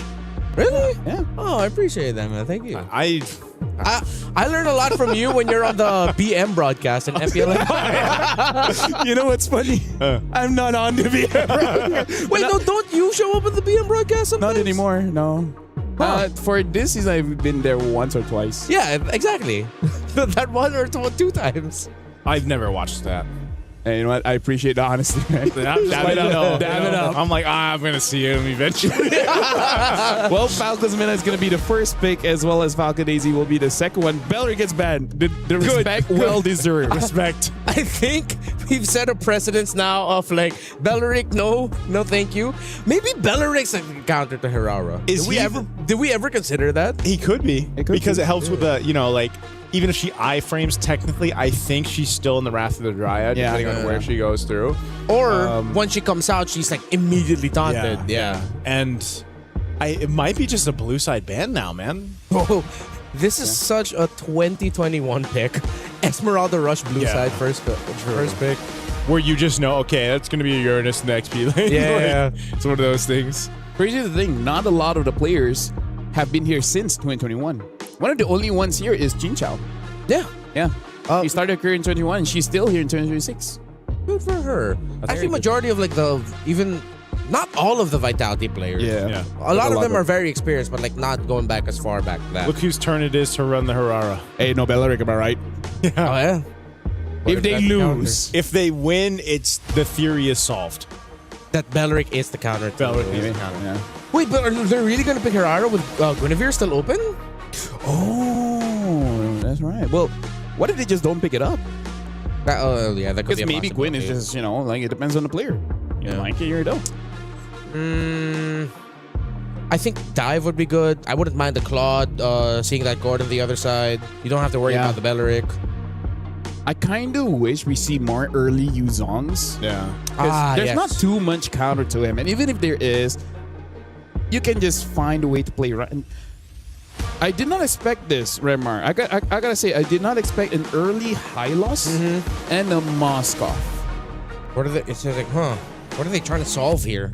Early Hylos and Moskov. Yeah, this is very different than the patterns that we've seen. Are they gonna open up the map or? What are they fighting for? This could be the Hylos could be a supplement to. Well, maybe. Oh wait, no, yeah, they can't pick up the Claude anymore. Is it a supplement to whatever they're picking in the jungle? Ban. Haven't seen that in a while. Yeah, Fanny Man. Totally forgot about that one. So, yeah, I really. We were talking about how there was a team, was it Twisted Mind, that draft very honestly? Yeah. So now we have the opposite of that. Yeah. This is a very deceiving draft. For Falcons meta? Yeah. It's funny that it's a very deceptive draft with very honest picks. Yep. Actually, yeah. It's like, it's like now you're overthinking, like, and I can't help but overthink. For me, like if I was a coach, I'm like, you're setting something up, aren't you? Like there's something here. There must be something I'm not seeing here. Like what? Somehow I lost EXP and then as me jungle? This is like a trust issues thing, like a trust issues draft, where you're not 100% sure. That's another theme for today. Trust issues. Trust issues. That Suyo ban, so really honing in on the jungle options here. Yeah. Why? What's up? Are they just gonna front the back? Is it just then gonna be a Fred Kimmy here for mana? But then they're up against a Gord and you don't see the gold and carry's still open. I'm just gonna say with this kind of opener, I don't know how to finish the draft. Yeah. Actually, now with the carry ban out, I'm leaning towards the Fred Kimmy. The Fred Kimmy? Yeah. Yeah, I can see the Fred Kimmy working. But then you're really relying on either just your durability in the team fights and then playing for the Mozgov. Yeah. Actually, maybe it's better to go for Boxia Kimmy so that you don't have to rush the glowing one and go straight for Sky Piercer. Or what about the juice? Actually, yeah. I think the Boxia's utility is still something that we should respect. The clear is still very slow, but you know, the anti-heal is very nice to have. Yeah. To be fair to Falcon Daisies, they're reading into the potential of a utility jungle with a CC pick. Yeah. What about Juice and Fred? I'm worried not enough damage. Yeah. Unless they somehow miraculously rush Sky Piercer on that juice after you get the gem. Yeah. But that's like that's such a demanding. Yeah, that's very demanding. Yeah, I'm with you on that one. you're just telling Cyrix, hey Cyrix, could you get like 3-4 kills early on? Yeah. Could you like do everything? You could do everything for us. Crowd control, damage, and looking good while doing it. Yeah. I like the discussion that we saw there, a glimpse of it from Team Falcons Meta, because I think the last two picks are so. Wait, hold on. This is Akai Rome, right? Yeah. It registered in my head. It does a Harara. Okay, Yisushing is picked up as well. Kadena. Dude, that's a flavor, nice. I thought they'd go like. And Hanabi. Then the Hanabi? So we saw Hanabi 1 earlier today. Yeah. I've never thought I would ever hear someone say Hanabi 1 with the split push. Yeah. Yep. With the back door. Quinn with the moves. Yeah. That is only something that would happen to us in our ranked games. But hey, I'm glad that we got to see something as crazy as that. Okay, one thing last thing I'll say here, Kadita, funnily enough, when she has items, can completely negate all of the shields of the Hanabi, leaving her wide open. Even if you don't land your combo to crowd control her, you can just burn through her shields. That's it. I'm gonna pass it back to you guys. Thank you very much, Remar. This is Lafel as well as Naisu. He just dropped his pen. I'm pretty sure you guys can hear that. He's been dropping a lot of things today, by the way, man. I mean, not just today. Remember the ride here? The moment we all decide to go bear. Hope you have that insurance. Well, going into this game. Sorry, it's called care. Hope you have the care. Going into this game, ladies and gentlemen, we're jumping into the land of Dawn. We gotta see whether Falcons Meta with this very interesting draft, will it really work? I love Kadita, but you know. I love Kadita too, but I think this is a revenge game for Syrinx too. I think she really wants to burst down Falcon Daisies here because she had a heck of a time. Nice little flicker out there. She had a heck of a time in the Lilia in the previous game. So already a battle spell down? No, that's going to actually be a trade. Nocturne had to burn hers, so some battle spells going out. Something to note here is that Nocturne does not have any movement speed in her emblem setup, so maybe sticking onto targets won't be the easiest. And we're looking at Syrinx here. Oh, hold on. Hirara. Oh, little iframe utilization there. Star Soy will actually be all right, though. But she's going to work on her purple. I'm wondering if, I don't know if they're going to be able to continue to put pressure on her, so she'll be able to secure her buff.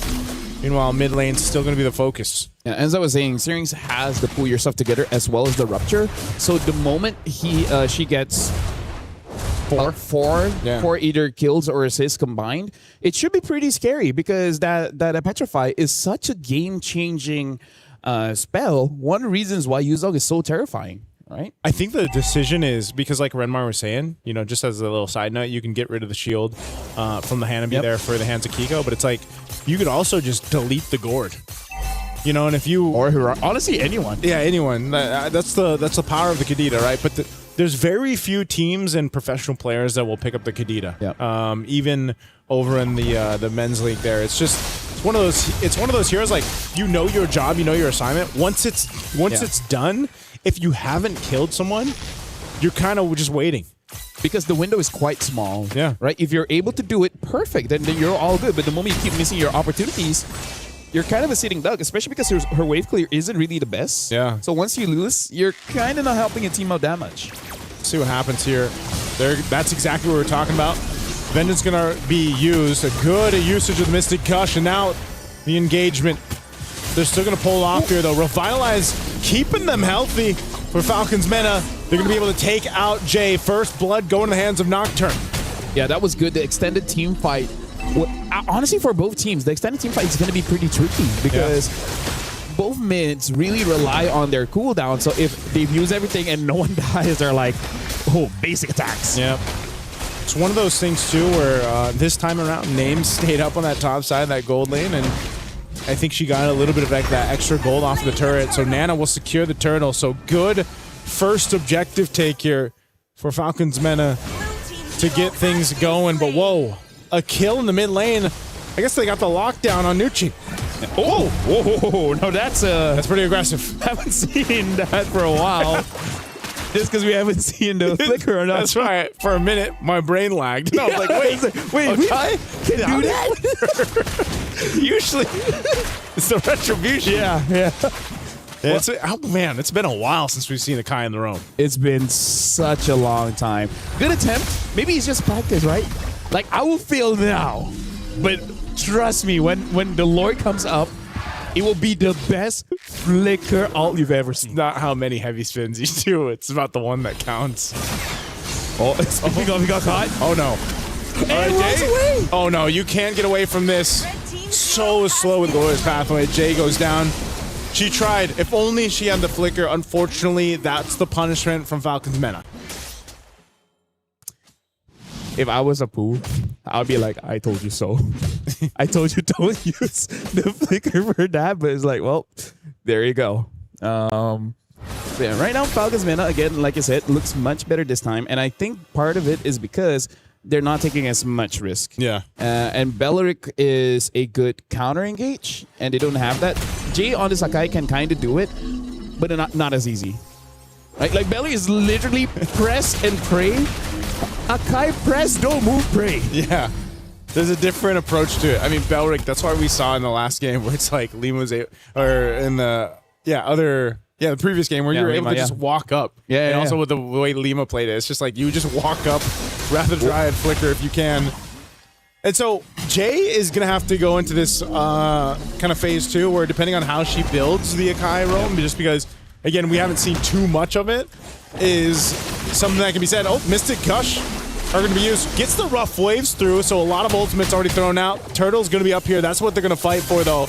Now Arya, she's half health. She's being focused down. Mount Shock are going to be used. They're going to go for the mid lane, too. Jay getting knocked into the air. There's a Starham.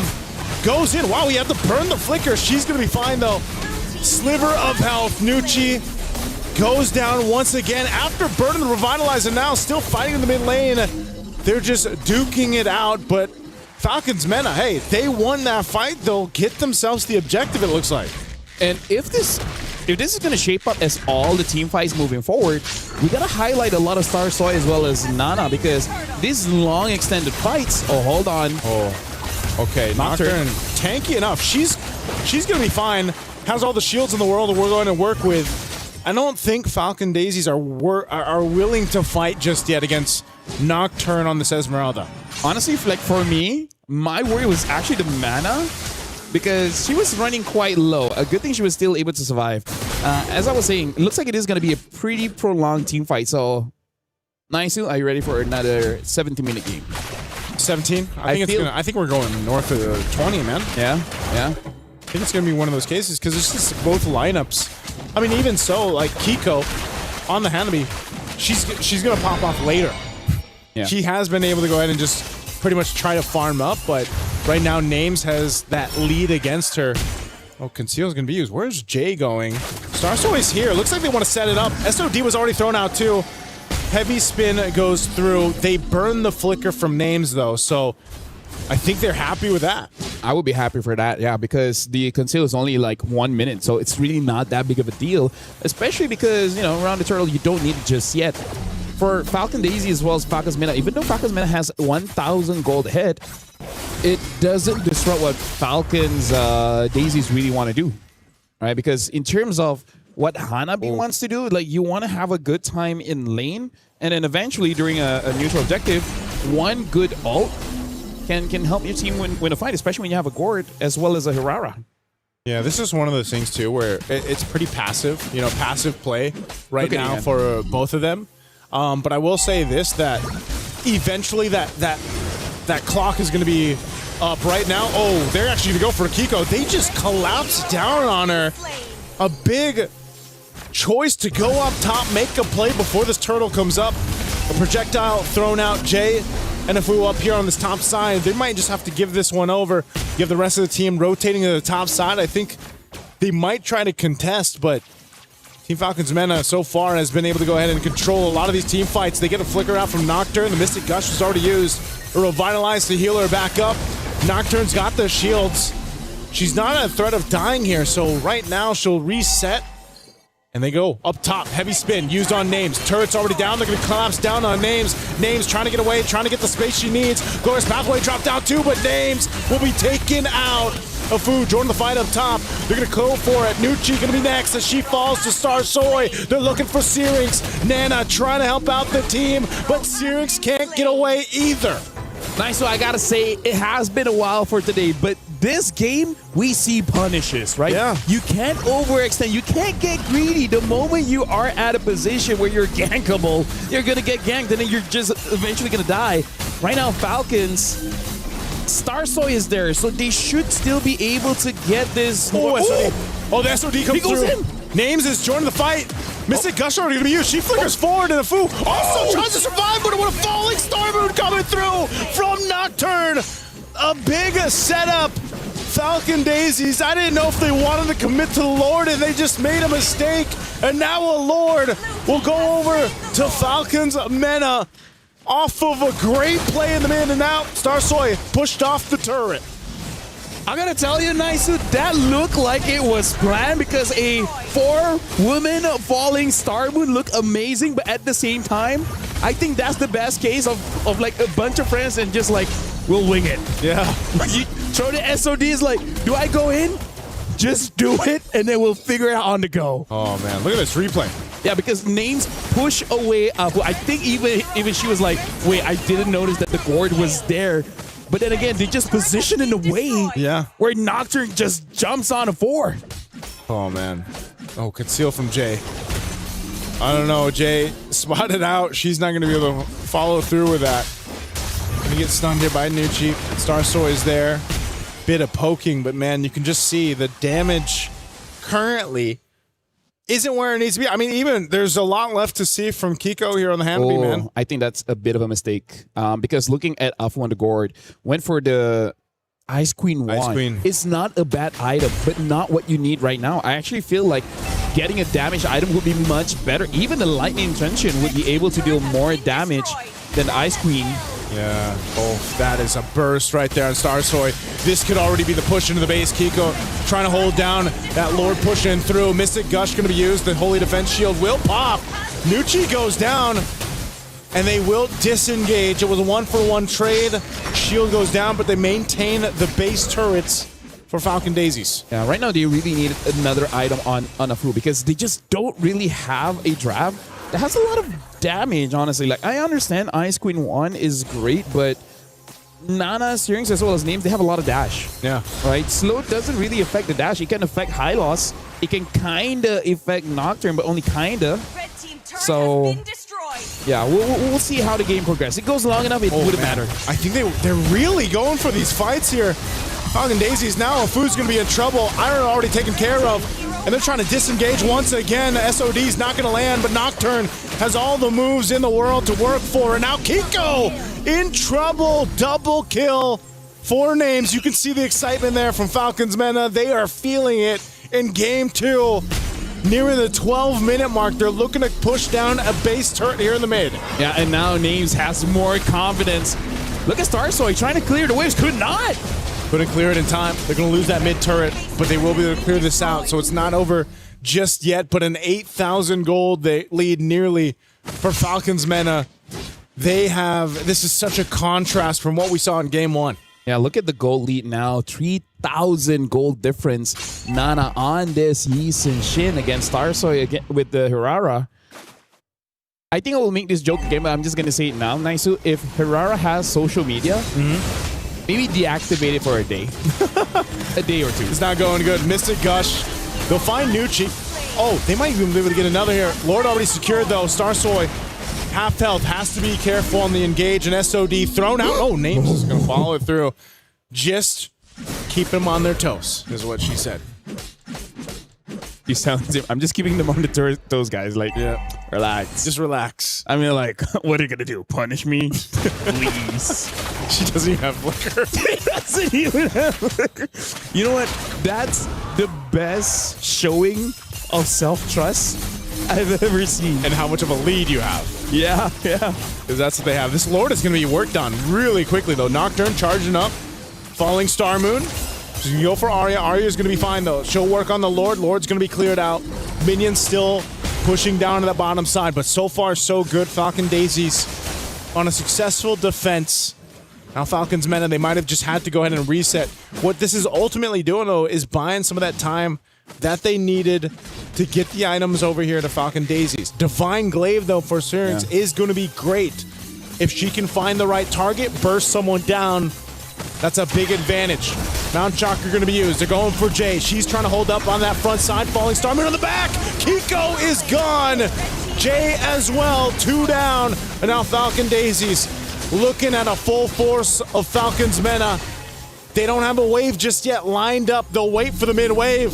And it's going to be 5 versus 3. Falcon Daisies, they got to clear this out. They still have a Mystic Gush. They could throw it down in that mid to clear the wave. And Arya popping the Vengeance. There's the Mystic Gush. They're going to focus on the base anyway. Starsoy trying to help them out. Here's another wave. This should be it as Falcons Mena take us to our first game 3 of the day.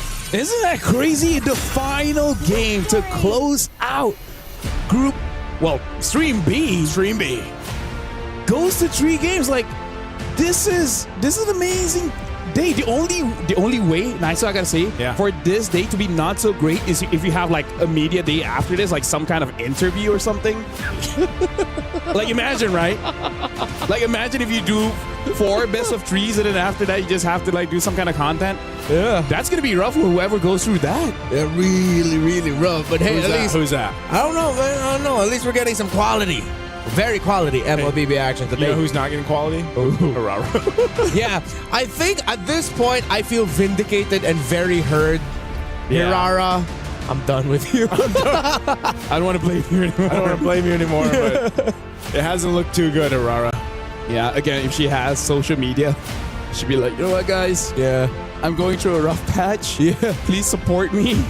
I'll see you all next week. The typical what if I deactivate? Yeah. I'll see you guys later. Deactivating. I am seeing all your comments, and I just want you all to know that you are being heard.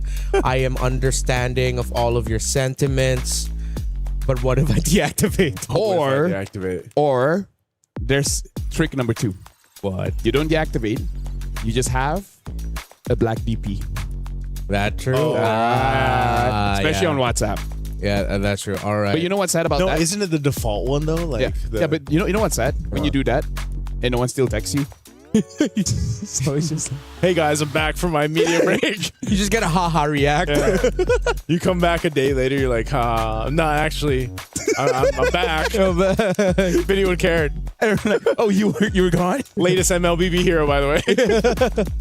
First one won. Yeah, that's true. Yeah, it did. But then I think throughout the day, I feel like we've seen teams who have now put Hirara at the top of their list of, all right, how do we make sure that we stop this hero from doing what it wants to do? Yeah. And then whether it's a specific pick, whether it's you play a specific way, I think Hirara has been shut down for at least for today. Because maybe the Hirara mains are suddenly gonna come back tomorrow and say, hey, this is how to play her so that it's not so hard on you. But it's been a really tough time for Hirara. Yeah. Very tough time because, again, her playstyle is just something that might take a while to get used to, you know? Yeah. I feel like it's just one of those things where it's like, if you can't get that entry that you're looking for and then you're slowed down too much, yeah. It's almost like you can't do what you need to do as an assassin jungler. It also felt like there were some weird times and angles. That was a really funny interaction with the Flicker and the Mystic Gush, but I think Nocturne is my personal dark horse. Nana clearly is the MVP for Falcons Mena here, but Nocturne with the Falling Star moves had some really good timings. Yeah, I really feel like Esmeralda won quite a lot in this patch. You know, more HP, more shields, really make her super viable, especially because apparently some of the EXP laners here, they actually really do like using Esme. The only reason they don't is just because she's not part of the meta. Now that she is, they're having quite a good time. But also, let's talk about how Falcons Mena, the way that they just came back. Like, yeah, we had a pretty rough game one, but now we just bring the heat. Yeah. Again, when we came back from the little break that we had after game number one, when we saw the little nice shot of the players over there, the members of Falcons Mena, they were laughing. They were still having a good time. It didn't look like that the loss from game number one got to them. It seems like they already knew what they needed to fix, what they needed to adjust, and then just like, let's just apply it. Let's just have fun. And then even the way Name celebrated, that was like, Her and Nucci both. I mean, you saw the celebrations on there because I think that's what's important too. You know, if you have a rough game, you go back into game two, you kind of have to reset mentally. This is something we always talk about too on these international tournaments. You got to be able to reset really quickly, and you know, to see them have their smile on the face is good to see. Yeah, these are players that have been very uncomfortable when they lost. And now they've slowly gotten comfortable with it so that it doesn't bother them anymore. That's probably the best thing about experience, right? Because if you're inexperienced, you lose one and you feel like it's the end of the world. Yeah. But if you step away, it's like, no, it isn't. You still have chances. Yeah. That is another life lesson for you. If you fail, don't be afraid to fail again. Because if you fail 5 more times, you're not a failure. You're just a loser. But every loser eventually becomes a winner. There's a whole lot of life lessons today alone. Yeah. If you can do something about it tomorrow. What? Yeah. Oh no, that's it. Oh. Okay. Well, I was ready for the second part. I just wanted the awkward time. With great responsibility. Yeah, with great responsibility comes unlimited power. I think that's the quote. Yeah, honestly, like if you can do something about it tomorrow, then rest today and do it tomorrow. I think if you can do it today, do it. Which, by the way, one life lesson my dad taught me very early on. Okay. If you can do it in 5 minutes, do it now. If you can do it in 5 minutes, just might as well do it now. Yeah. That's actually pretty good. Meaning like if you can complete it. Yeah. If you can like complete for the task. example, is like the reason he asked me to do is to throw away the trash. You know, like take it out and put it at the trash. Like if you can do this in 5 minutes, you might as well do it now. Because during that time I was like, I'll do it later. And honestly, that really changed a lot of my mindset doing things. Because at that point, I'm like, actually, I can just do it now. Yeah. Makes sense. Makes you very productive. So does that mean you never procrastinate? If it takes longer than 5 minutes, then I'll procrastinate. It was like 5 minutes and like 5 seconds. Like, nah. It's like way too long. It's over the 5 minute threshold. I look at the dishes and there's like 20 plates. So you calculate each plate. 6 minutes, I'll do it tomorrow. Yeah. And then the next day is just more. Yeah. I'll do it at night. But then the kids piling up. So now let's talk about this game right now. Falcons, man, and they're like, you dealt with us at 20% of our strength. Yeah. Now we put 25. I think it was more than 25. That was a pretty dominating That was a pretty dominating game. They looked pretty sure. Although there were some moments where you could see it was like a little bit of a coin flip when it came to the very specific fights. There were some sequences definitely where it looks like Falcon Daisies could have won it, but then eventually they were just able to eke it out and just survive longer, which I hope this time around game number 3 isn't a sweep stomp. Is it a stomp? I hope it's like a back and forth, a swamp. I like swamps. Swamps are nice. A steep. The what? Yes, a steep. The one with the STE double PE. Steep. All right, Swamps. so yeah, as we teach you more about land, we're gonna go on a short break. Wait, that's the.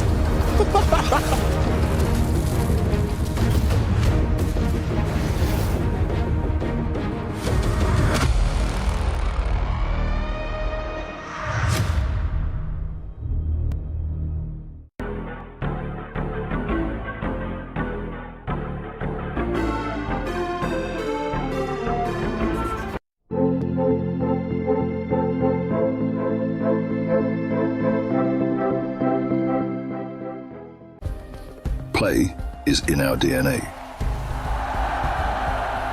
Whenever we let it out, it becomes our superpower. Now imagine an entire city being built to supercharge it. Kadir City, powered by play.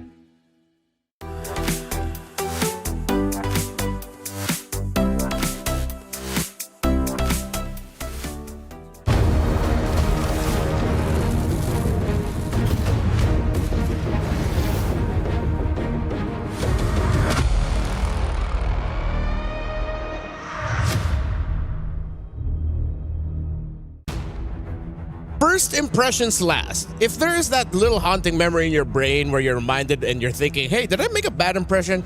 You probably did. But the women of MLBB today definitely made a great impression to everyone here with the unique picks, the unique action, and now we're going to be closing out what has been a fantastic day here on Stream B for MWI 2026 with our very first third game. I didn't expect this. Well, Hirara made a bad impression. Yeah, she definitely. Wait, no. Funny enough, she made a good impression. She started it off with a win today, but then it's like she catfished us. She catfished. That's the best way you can describe it. She catfished us. Hirara's like, look at me. I'm such a great hero pick. Look at me excel. Nope. Well, now we're jumping into the draft here pretty fast. Looks like Falcon Daisies will be the first pick. Expanding Rivers, by the way, Falcon's Meta is on the second one. Banning out the EXPs here. Looks like Falcon Daisies just want to make sure that Aira has a good time in the EXP. And we find ourselves in a similar scenario as game number 1. Falcon Daisies on the blue side, Falcon's Mena on the red side, and we're in Rivers, as you pointed out. So in that time, it was Paquito, Fovius, Akai as the bans of Falcon Daisies. It seems like they're going to be going a little bit of a different route. They'll open up the Akai and ban the Esmeralda instead, which I feel like was warranted. That was a great Esmeralda game earlier by Falcon's Menace Nocturne. Belleric is open. I wonder if it's first pickable. I would. I wonder, are we in that age, in that era? Oh. Huh. I mean, Alice is a very good hero for sure. I feel like it's because it's one of those picks where they know that there's a lot you can trade out. Yeah. So they just pick a really stable one and just build around what's left. So I wonder if eventually Falcon's meta will still go for the Belleric just to make sure that if Falcon Daisies wants a dive-heavy hero, well, dive-heavy comp, then it could use Song early play. This is what I've been asking for. Finally, like you just said it earlier. Yeah. Like, yeah, okay, good. They rewatched the series like, oh yeah. There's not a lot of heroes, honestly, that could match it. Although Alice did go back as the old classic counter to the Yu Zhong. Some Lapu-Lapu players can play it, but it's a little bit up in the air. Because for me, really, like, Yu Zhong doesn't have... Like, he has winning matchups, but he doesn't really have losing matchups. Everything else is kind of like skill-based. If you're good enough, you're definitely going to win. And if you're not good enough, then you just lose the trades. Hanabi this early, though, is it? Too honest. It's... I don't know how to feel about this. I'm not super against Hanabi, which, by the way, who made the joke in Moontown to be like, you know what would be funny? We create a ninja hero that can't dash. Yeah. Somehow she makes shields for herself. Oh, or here's is it the Belleric. wrong headset? No, it's that one? All right. Belleric's here. Belleric Yu Zhong Gourd. Pretty interesting Ling ban. I can see it, but at the same time, it's like, I don't know how the synergy works. What's up, Naisu? What's up? Yeah. Wait, why would they ban the link? Did they think the producer wanted to have a cam follow you just to make sure that you're safe? Yeah. Yeah. Good thing I'm safe. It is a good thing you're safe. We were so worried. How can you protect yourself? Yeah, but the camera didn't follow you. So if there was another dude with a camera that was following you, that wasn't us. That wasn't us. Good to know. Well, Hyru gets banned out here. Yeah. Crazy about that guy. Be like, you know what's funny? We created ninja here that can't dash. Yeah. That can't dash. Wait, why are they thinking they're gonna go Harris? You already have a Lilia, you have an Atlas. Even the Hanabi's okay. It's like, why would you ban it out? Hey. I'm thinking, looking at Falcon's meta, that they're just gonna go for a traditional marksman also to match it. They just go, what, Moskov? Yeah, I think eventually the Moskov will be okay. Yeah. Moskov's alright if you want to play the front to back with a chance to go for some unique angles. Oh my god, I just think of a good line, but I think it's too late now. What is it? I feel like in game number 1 we have like Freya and Ling and everything. Yeah. I could have delivered a line where like, we came here to take names and kick ass. Yeah. And they took names. Oh. Missed opportunity. Missed You opportunity. get another chance, maybe. Yeah. In the days. You say maybe or baby? Maybe. All right, thank you very I'm much. not calling you baby. Maybe. Not on broadcast. Not on broadcast. In MLBB. In MLBB. In MLBB. Well, Moscow gets picked up. I knew it. You are so smart. Yeah. No, but were you suggesting the Moskov for the other team? No, no, they have a Hanabi. Oh, all right. My bad. It's been a long day. It's a long day. In MLBB. Hey, it's a long We've day. been on the same amount of matches here, Redmar. I get it. Yeah. Thank you. You know, Moskov picked up, but yeah. And there's, they picked up Herrera. Mena wins. No, we're not dogging on Falcon. We're just dogging on the Herrera. On the pick. Herrera. Wait. It's been a bad day for Herrera. What if it's like you open with the win and you end with the win? Oh. So that's how you make yourself memorable. Yeah. Okay, I'm alright with It's not about winning or losing. It's the friends you made along the way. That's true. And hey, this is such a crazy lineup, by the way. Yeah. From Falcon Daisies, man. I'm like, this is the kind of draft that makes me go, this. Ooh-wee. This. And maybe there's a secret to it. What's the secret sauce? The secret sauce here. I don't know. Okay, they have a lot of AoE. Everyone has AoE.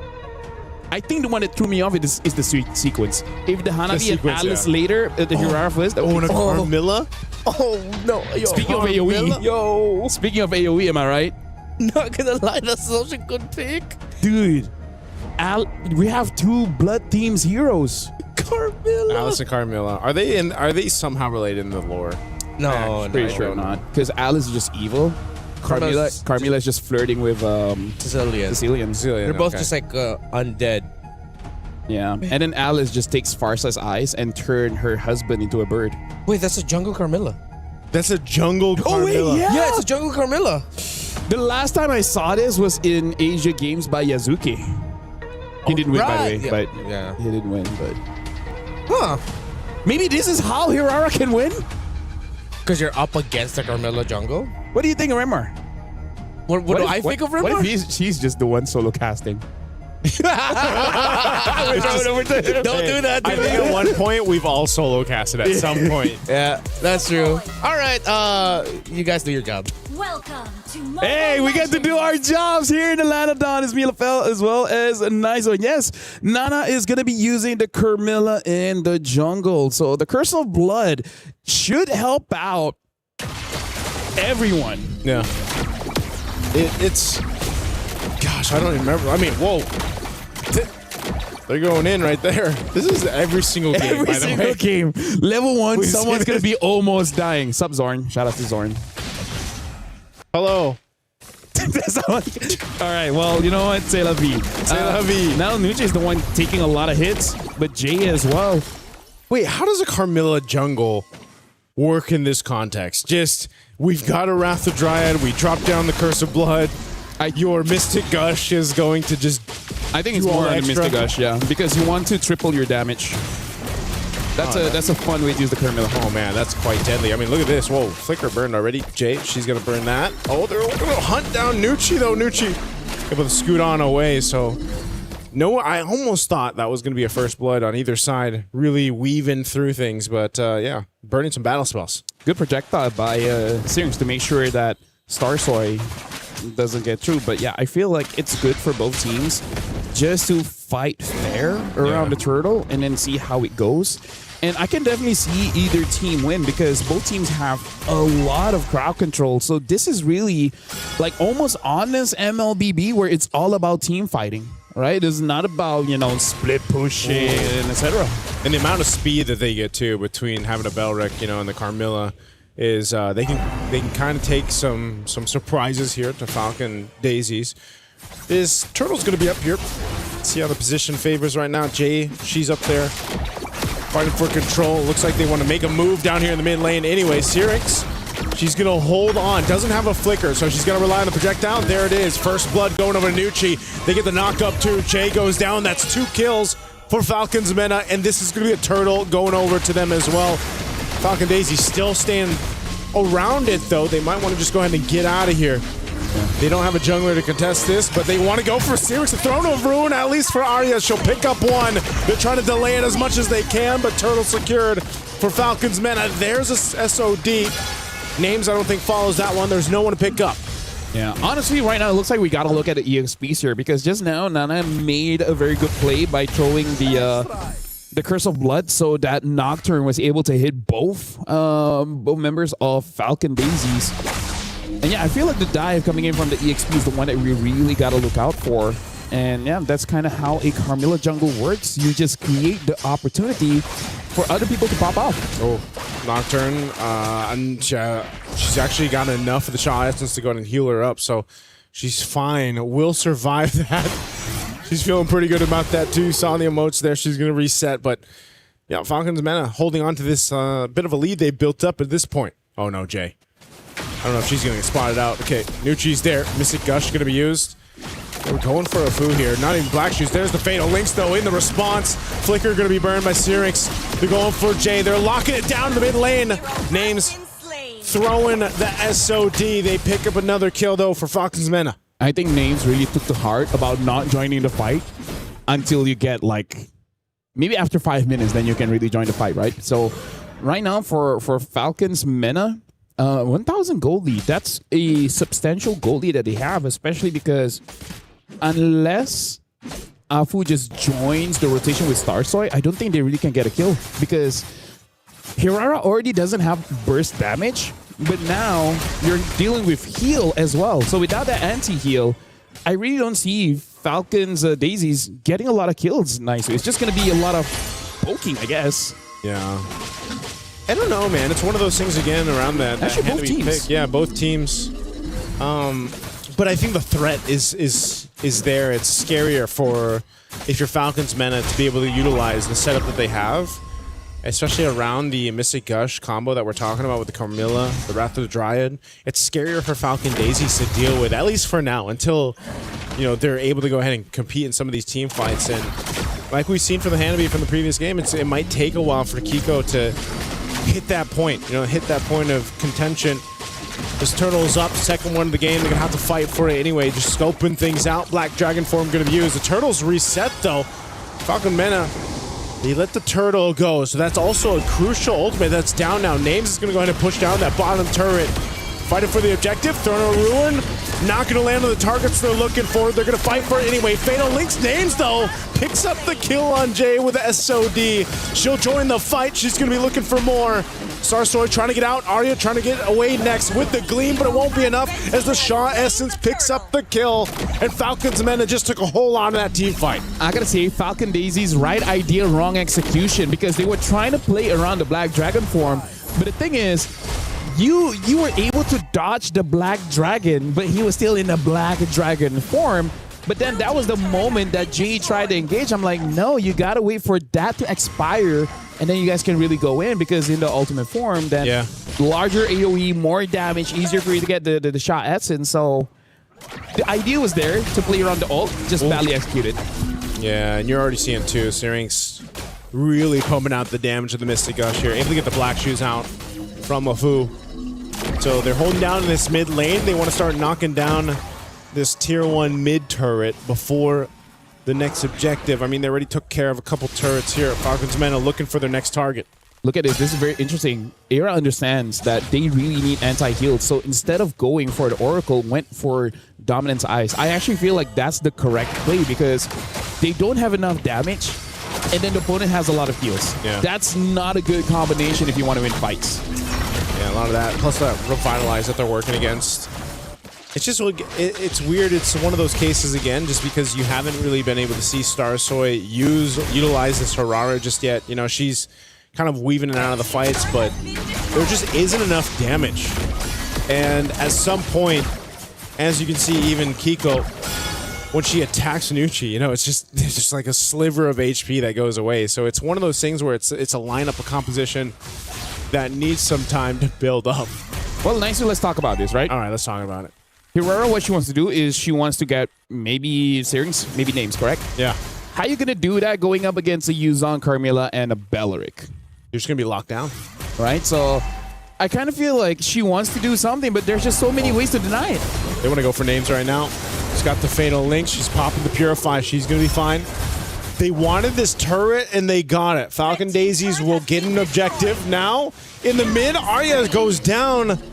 Nocturne will pick up that one. She's having a hell of a game on this Yuzhong, and also a Turtle going. Starsoy trying to take it down, and she won't make it happen. So 3 for 3 on the Turtles here for Falcon's Mena. Yeah, it's just unfortunate. I just feel like the synergy of the draft of Falcon Daisies really isn't there in ISU. Yeah, we talked about it in the draft, and you can see it. It's so apparent here. Now in the mid lane, the taunt for the Wrath of the Dryad, bringing Jay back. She's gone. Kiko's gone as well. Falcon's Mena picks up 2 in the mid lane. They can't get the turret just yet, though. There's a sliver of health left.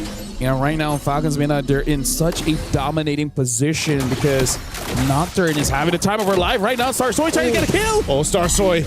Oh, Nocturne. No. Oh, and she knows it too, man. 4-0-2. Oh. Confident as hell on this Yuzhong. With the Mena emote as well. The what do you call it? Like exclusive? Region exclusive emotes. Yeah, so I do gotta say I would do the same thing too. Like, I'm almost dead and you still didn't have enough damage to take me down. Like, that's a bro. Yeah, she is massive right now in the Yuzhong. There's just, whether it's Black Dragon form or not, she's able to provide so much value. Mystic Gush dropped down. They get the flicker out from Jay early on. That's not available now, so that's a big battle spell out of the picture. They're going to continue to stay on this side of the jungle. Look at that. That's very interesting. Nocturne went for first item Queen's Wings. So not even going for the War Axe. And then she's still such a menace, non-damage, just surviving. She wanted those wings, man. Dragon wings weren't enough. Against Alice, like, I will take your wings. I need my own. Technically, that's her. That is her item. That is her item. Those are her wings. It's like the War Axe to the Alice. Yeah, that's true. Yeah. Look at that. Look at the build, too, from Nocturne. Yeah, like, again, just focusing on the defense, because Queen's Wings is still a very good first item just because it has a lot of stats and it makes it so that, say, the first 8 minutes of the game, you're very difficult to take down because during that time, there's not a lot of ways to reduce your heal. Yeah, right now, too, they're looking for another pick in the mid lane. A Mystic Gush dropped down. That's actually a big ultimate not available for Syrinx. But still, the Fatal Links are there. There's no flicker for Jay. Falcon Daisies, how do they want to approach this? Do they actually want to fight? Jay might have to be the one to look for a potential pick, but you have a Purify on names. They're relatively safe. Half health from the Lord. It's going to go for a reset. I got to say, Era and Starsoy, they need to team up. Be like, let's dive and kill someone. There to use the Black Dragon form, too. Now they're going to be sticking on Starsoy. Nocturne's cut off from the team. They're going to try to blitz this Lord, and Nocturne holding on. 1v3! Fatal Link's going to be used, but not before she takes someone out with her. Lord's still going to be worked on. Jay's gone. The trade is 2 for 1. Nocturne knew the assignment, and she got the team the Lord. So I'm going to be looking at Naisu as well as Remar. You guys just give a thumbs up or thumbs down. If we had an MVP, Nocturne. Yep, there you go. Thought so. So now, here does have the Oracle, but at this point, you kind of need a Chastise Pauldron. Right? So losing by 6,000 gold at this point, looking at the items that, oh my god, that's even a Sky Piercer from Starsoy. She's really trying to create some kind of miracle, hoping that she gets one. And then another, maybe like 3 stacks with Hirara should be enough. It's just, you're seeing it in the team fights, man. I think this composition from Team Falcon's Mena just doesn't even give them the opportunity. You know, the opportunity to get in range. Even if they see Starsoy get in range or someone from Falcon Daisy's get in range, you have so many tools to deal with it. Wrath of the Dryad alone has been devastating. Nucci is pretty much just been able to post up, drop it down, revitalize as well. Lord's going to go ahead and get this charge up on the top side. Pop in this last shield up. There it is, top turret. They still have that bottom one. It goes down as well as it's pushed down by Names. She's going to work on this turret too. She has no fear right now. Names trying to get some distance, pushing back Jay. There's the projectile. They want to fight under the turret anyway. A Mystic Gush used as well. They'll clear out the turret. Nocturne will get away with 1 HP. And right now, Falcon's Mena will go ahead and take down 1 base turret. Yeah, Falcons right now, they're struggling to make their heroes work together, right? Yeah. Because again, that's what it means when there's no synergy. It's not that the heroes are bad, it's just that as friends, they don't cover any of the downfalls of the other heroes, or they don't even complement the advantages that other heroes really have. Like, for example, Jay can get a big setup, but then the follow-up isn't going to be that great. And then for Starsoy, you want to go in and you want to assassinate someone, but then I don't know, there's no one there to help you, right? So the draft is not that synergistic. Yeah. That's why. Yeah. Oh, Arya's going to get dragged back. Tries to get away here. Black Dragon form 2. They're just going to force it under the turret. I mean, they don't have minion waves here to push through with. So I think they just want to go and potentially force a fight. So Falcon the Mena won't be able to get anything off of that. 30 seconds for this Lord to come up. What I was going to say is, it just feels like at this point for Falcon Daisies, if they want to turn this game over, they need a whole lot to happen. A lot of that has to be Kiko too. She has the trinity of items. Yep. She needs a bit of defense, but maybe. I think she's going for the Malefic Gun. Yeah, she needs that range. That's what I'm saying. It's so difficult for them to actually get into a team fight and get through that kind of wall that's set up by Falcon's Mena. I would say in a prolonged team fight, maybe Falcon Daisies has an opportunity. Apu, I saw that she has the Enchanted Talisman. Yeah. Right, cooldown as well as, more importantly, the mana regeneration. So in an extended team fight, maybe they can do it well. I feel like they gotta force a mistake from Nocturne. If they're able to do that, they have a chance. Well, she Black Dragon formed. Malefic Gun was picked up by Kiko too. Goes in with a Petrify. Trying to lock down the target. Names thrown out. The SOD, but Nocturne's gone. A quarter of the health on the Lord here. It's going to be secured up by Names. Flicker forward with the Fatal Links. They want to win the team fight. Mystic Gush is going to be used. Starsoy locking down Syrinx. She's trying to hunt her down. Meanwhile, another fight, but Names is still alive. Names is going against Arya, trying to gain distance, pushing her back. Names has all the space in the world. She picks up the kills. What a move from Names. 3-0-4 on the Moskov, and that is what we wanted to look out for. Falcons Mena looking to punch in the win here. I feel like Names heard us talk about Nocturne and she took that personally. She took that a bit too personally, but yeah, that was, I feel like Falcons, they had the right idea, right? But Hirara just didn't have enough. Although I do have to say, I feel like that was a skill issue. Yeah, Black Shoe's going to be used. They're going to clear it out. Mystic Gush, that's just overloading with damage. Falcons Mena with a massive lead at the 15-minute mark of this game. They'll win the series against Falcons Daisies. And again, I feel like maybe that's why they were in such a good mood, because they immediately understand after game number one, it's like, yes, we lost, but it was our fault. We made one mistake and never again.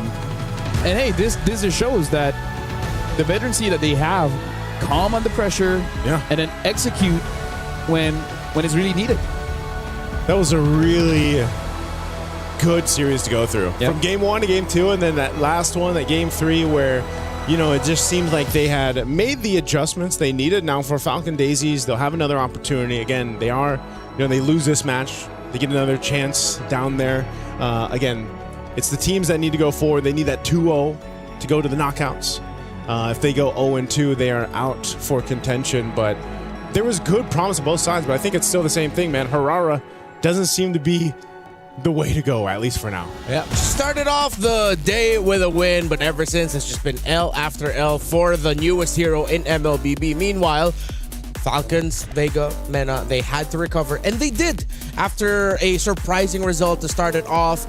Getting dominated early on in the series in game number 1 by the Daisies.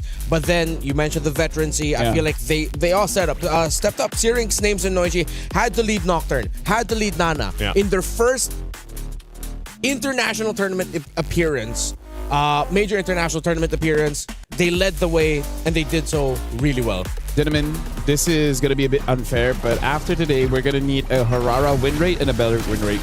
Just to see the contrast, right? I mean, like, we're a professional tournament. Doesn't the fans deserve this kind of knowledge? We can request memes, right? I would want to see a meme of Belleric's head on Hirara's body. Yes. What? The real Hirara is Belleric. I have a wild imagination, but I can't see that. I cannot. All right, what about... No, it has to be Belleric's face on her. I'm okay. I'm not saying it's a bad idea. I'm just saying it's a long day for me. Okay, for you. Hey. It's been a long day for him too, man. Oh, that's true. For all I of had us. to cast 2 best of 3s. Okay, for all of us. And he was all. It's a long day for all of us. That's true. That's true. Yeah, but it's been a. For some, it's longer than others. That's true. That's true. That's true. It's been a great day of MLBB action, and just when we thought we'd be seeing another surprise to end out the day. Sometimes you just gotta go with like what's the usual results that we're used to, and it's Falcons Mena being able to get the win over a relatively younger team, and I want to say inexperienced, but a team that is, of course, here on their very first. They're going through growing pains right now. Yeah, growing pains. Yeah, both of them. Yeah, for sure. But it seems like Falcons Mena got to recover a little bit faster. While for the Daisies, at least it's happened. Yeah. At least you got to get a win, so you could at least go into the lower bracket portion and at least have a lot of things to be proud of, because you were able to get that win. You know that you can play really well with a dominating lineup that likes to bully. So why consider Hirara? No more Hirara. I'm good with Hirara. I want to see them with like snowball, aggression, fast pace. So like, right now it's like good news, bad news. Good news, you're not eliminated. Yeah. Bad news, you can never lose again. Yeah. That's true. That's true. That's the way to look at it. And maybe, I think maybe, I don't know, bring out the Ling, bring out something else. Yeah, their Ling was great. Ling was great. The Ling was great. Well, to be fair, Falcons Mena started taking away the Freya after. That's after true. that That's one true. game, Because I feel like now that was back-to-back games losses for Hanabi, for Kiko. Yes, there was. Yes, there was. And I just feel like Hanabi, even when it was played by Quinn earlier today, it's like it was doing okay, but they won because it was a split push, right? And it was a decision for a team fight that happened before that. But Hanabi just hasn't been working in terms of like how long it takes for the Hanabi to build up to that power spike to actually be utilized in some of the team fights. And also, yes, Belric just seems to be the little thorn in the side of a lot of these heroes right now that have been tested in MWI so far. Because I feel like Hanabi wins, but they didn't win because of Hanabi. Yeah, right. That's It just so happened to be there. Yeah, it just so happened to be there, and I really feel like Hanabi's strength isn't actually the late game. Her strength is really just the laning phase because you just get good trades. Yeah. And then maybe in pushing. But again, that's the kind of gimmick that will eventually phase out. And the thing is, other heroes can do the same, but sometimes better. Yeah, you really have to build around the Hanabi, and then you make sure that it has a strong front line, which is what Team Rayong was able to do earlier. They paired it up with the glue in the roam, and they were able to hold down a strong front for it so that the Hanabi can just freely hit, which is why Quinn ended up with a really good KDA. I think close to 10 kills, less than 3 or 4 deaths, and a great handful of assists for her also. Because that's what we were saying in the draft. Like, in order for the Hanabi to most likely work, like, you need that certain condition, and which is like everyone's gonna protect her and give her the space where she can shine. And it just felt like, you know, in these matchups, this case from game 2 and 3, we didn't see that for Kiko. And it was a very different game for Kiko when she had the Freya in game 1. Well, we didn't. It's because I think I'm sorry to really keep pinning it on the Hirara. But poor Hirara. It feels like playing 4 against 5. Hey man, when Team Rayong won with a Hanabi earlier, their jungler wasn't Hirara, it was a Lancelot. Their roam was a glue.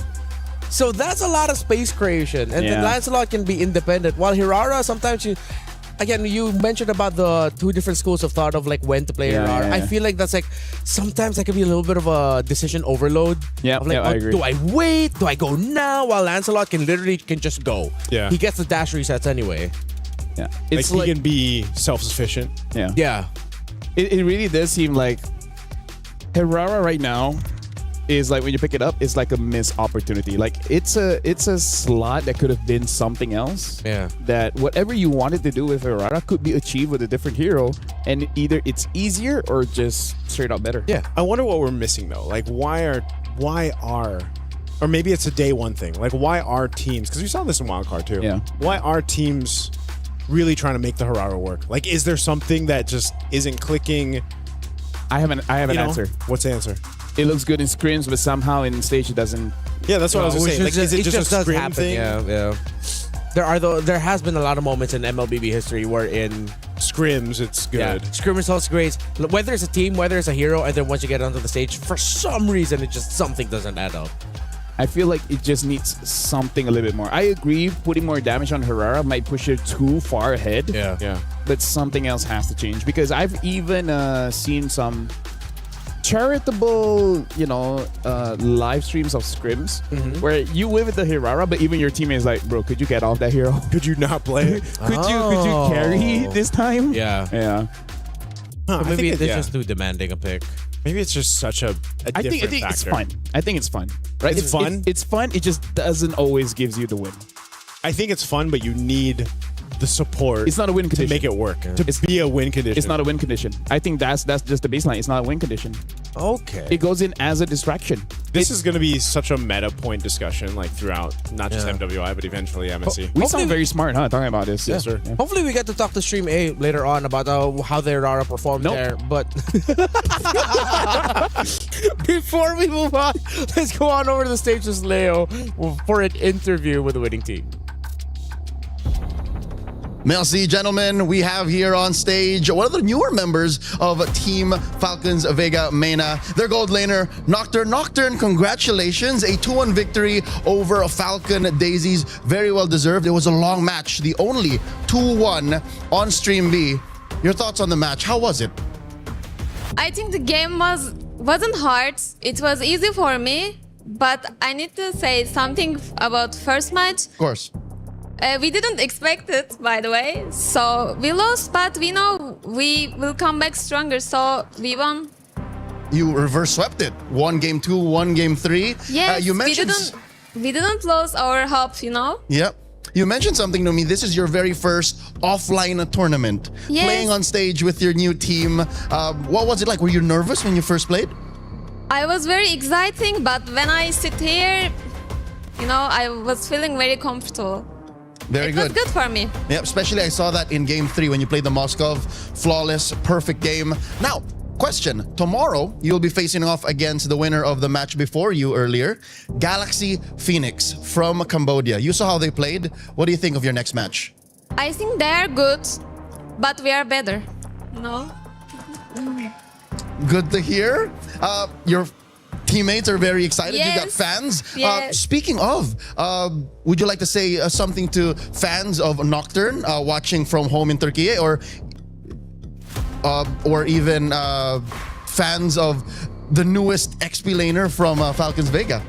Okay, first of all, I want to say we told you in interview better Falcons wins, so we won this game.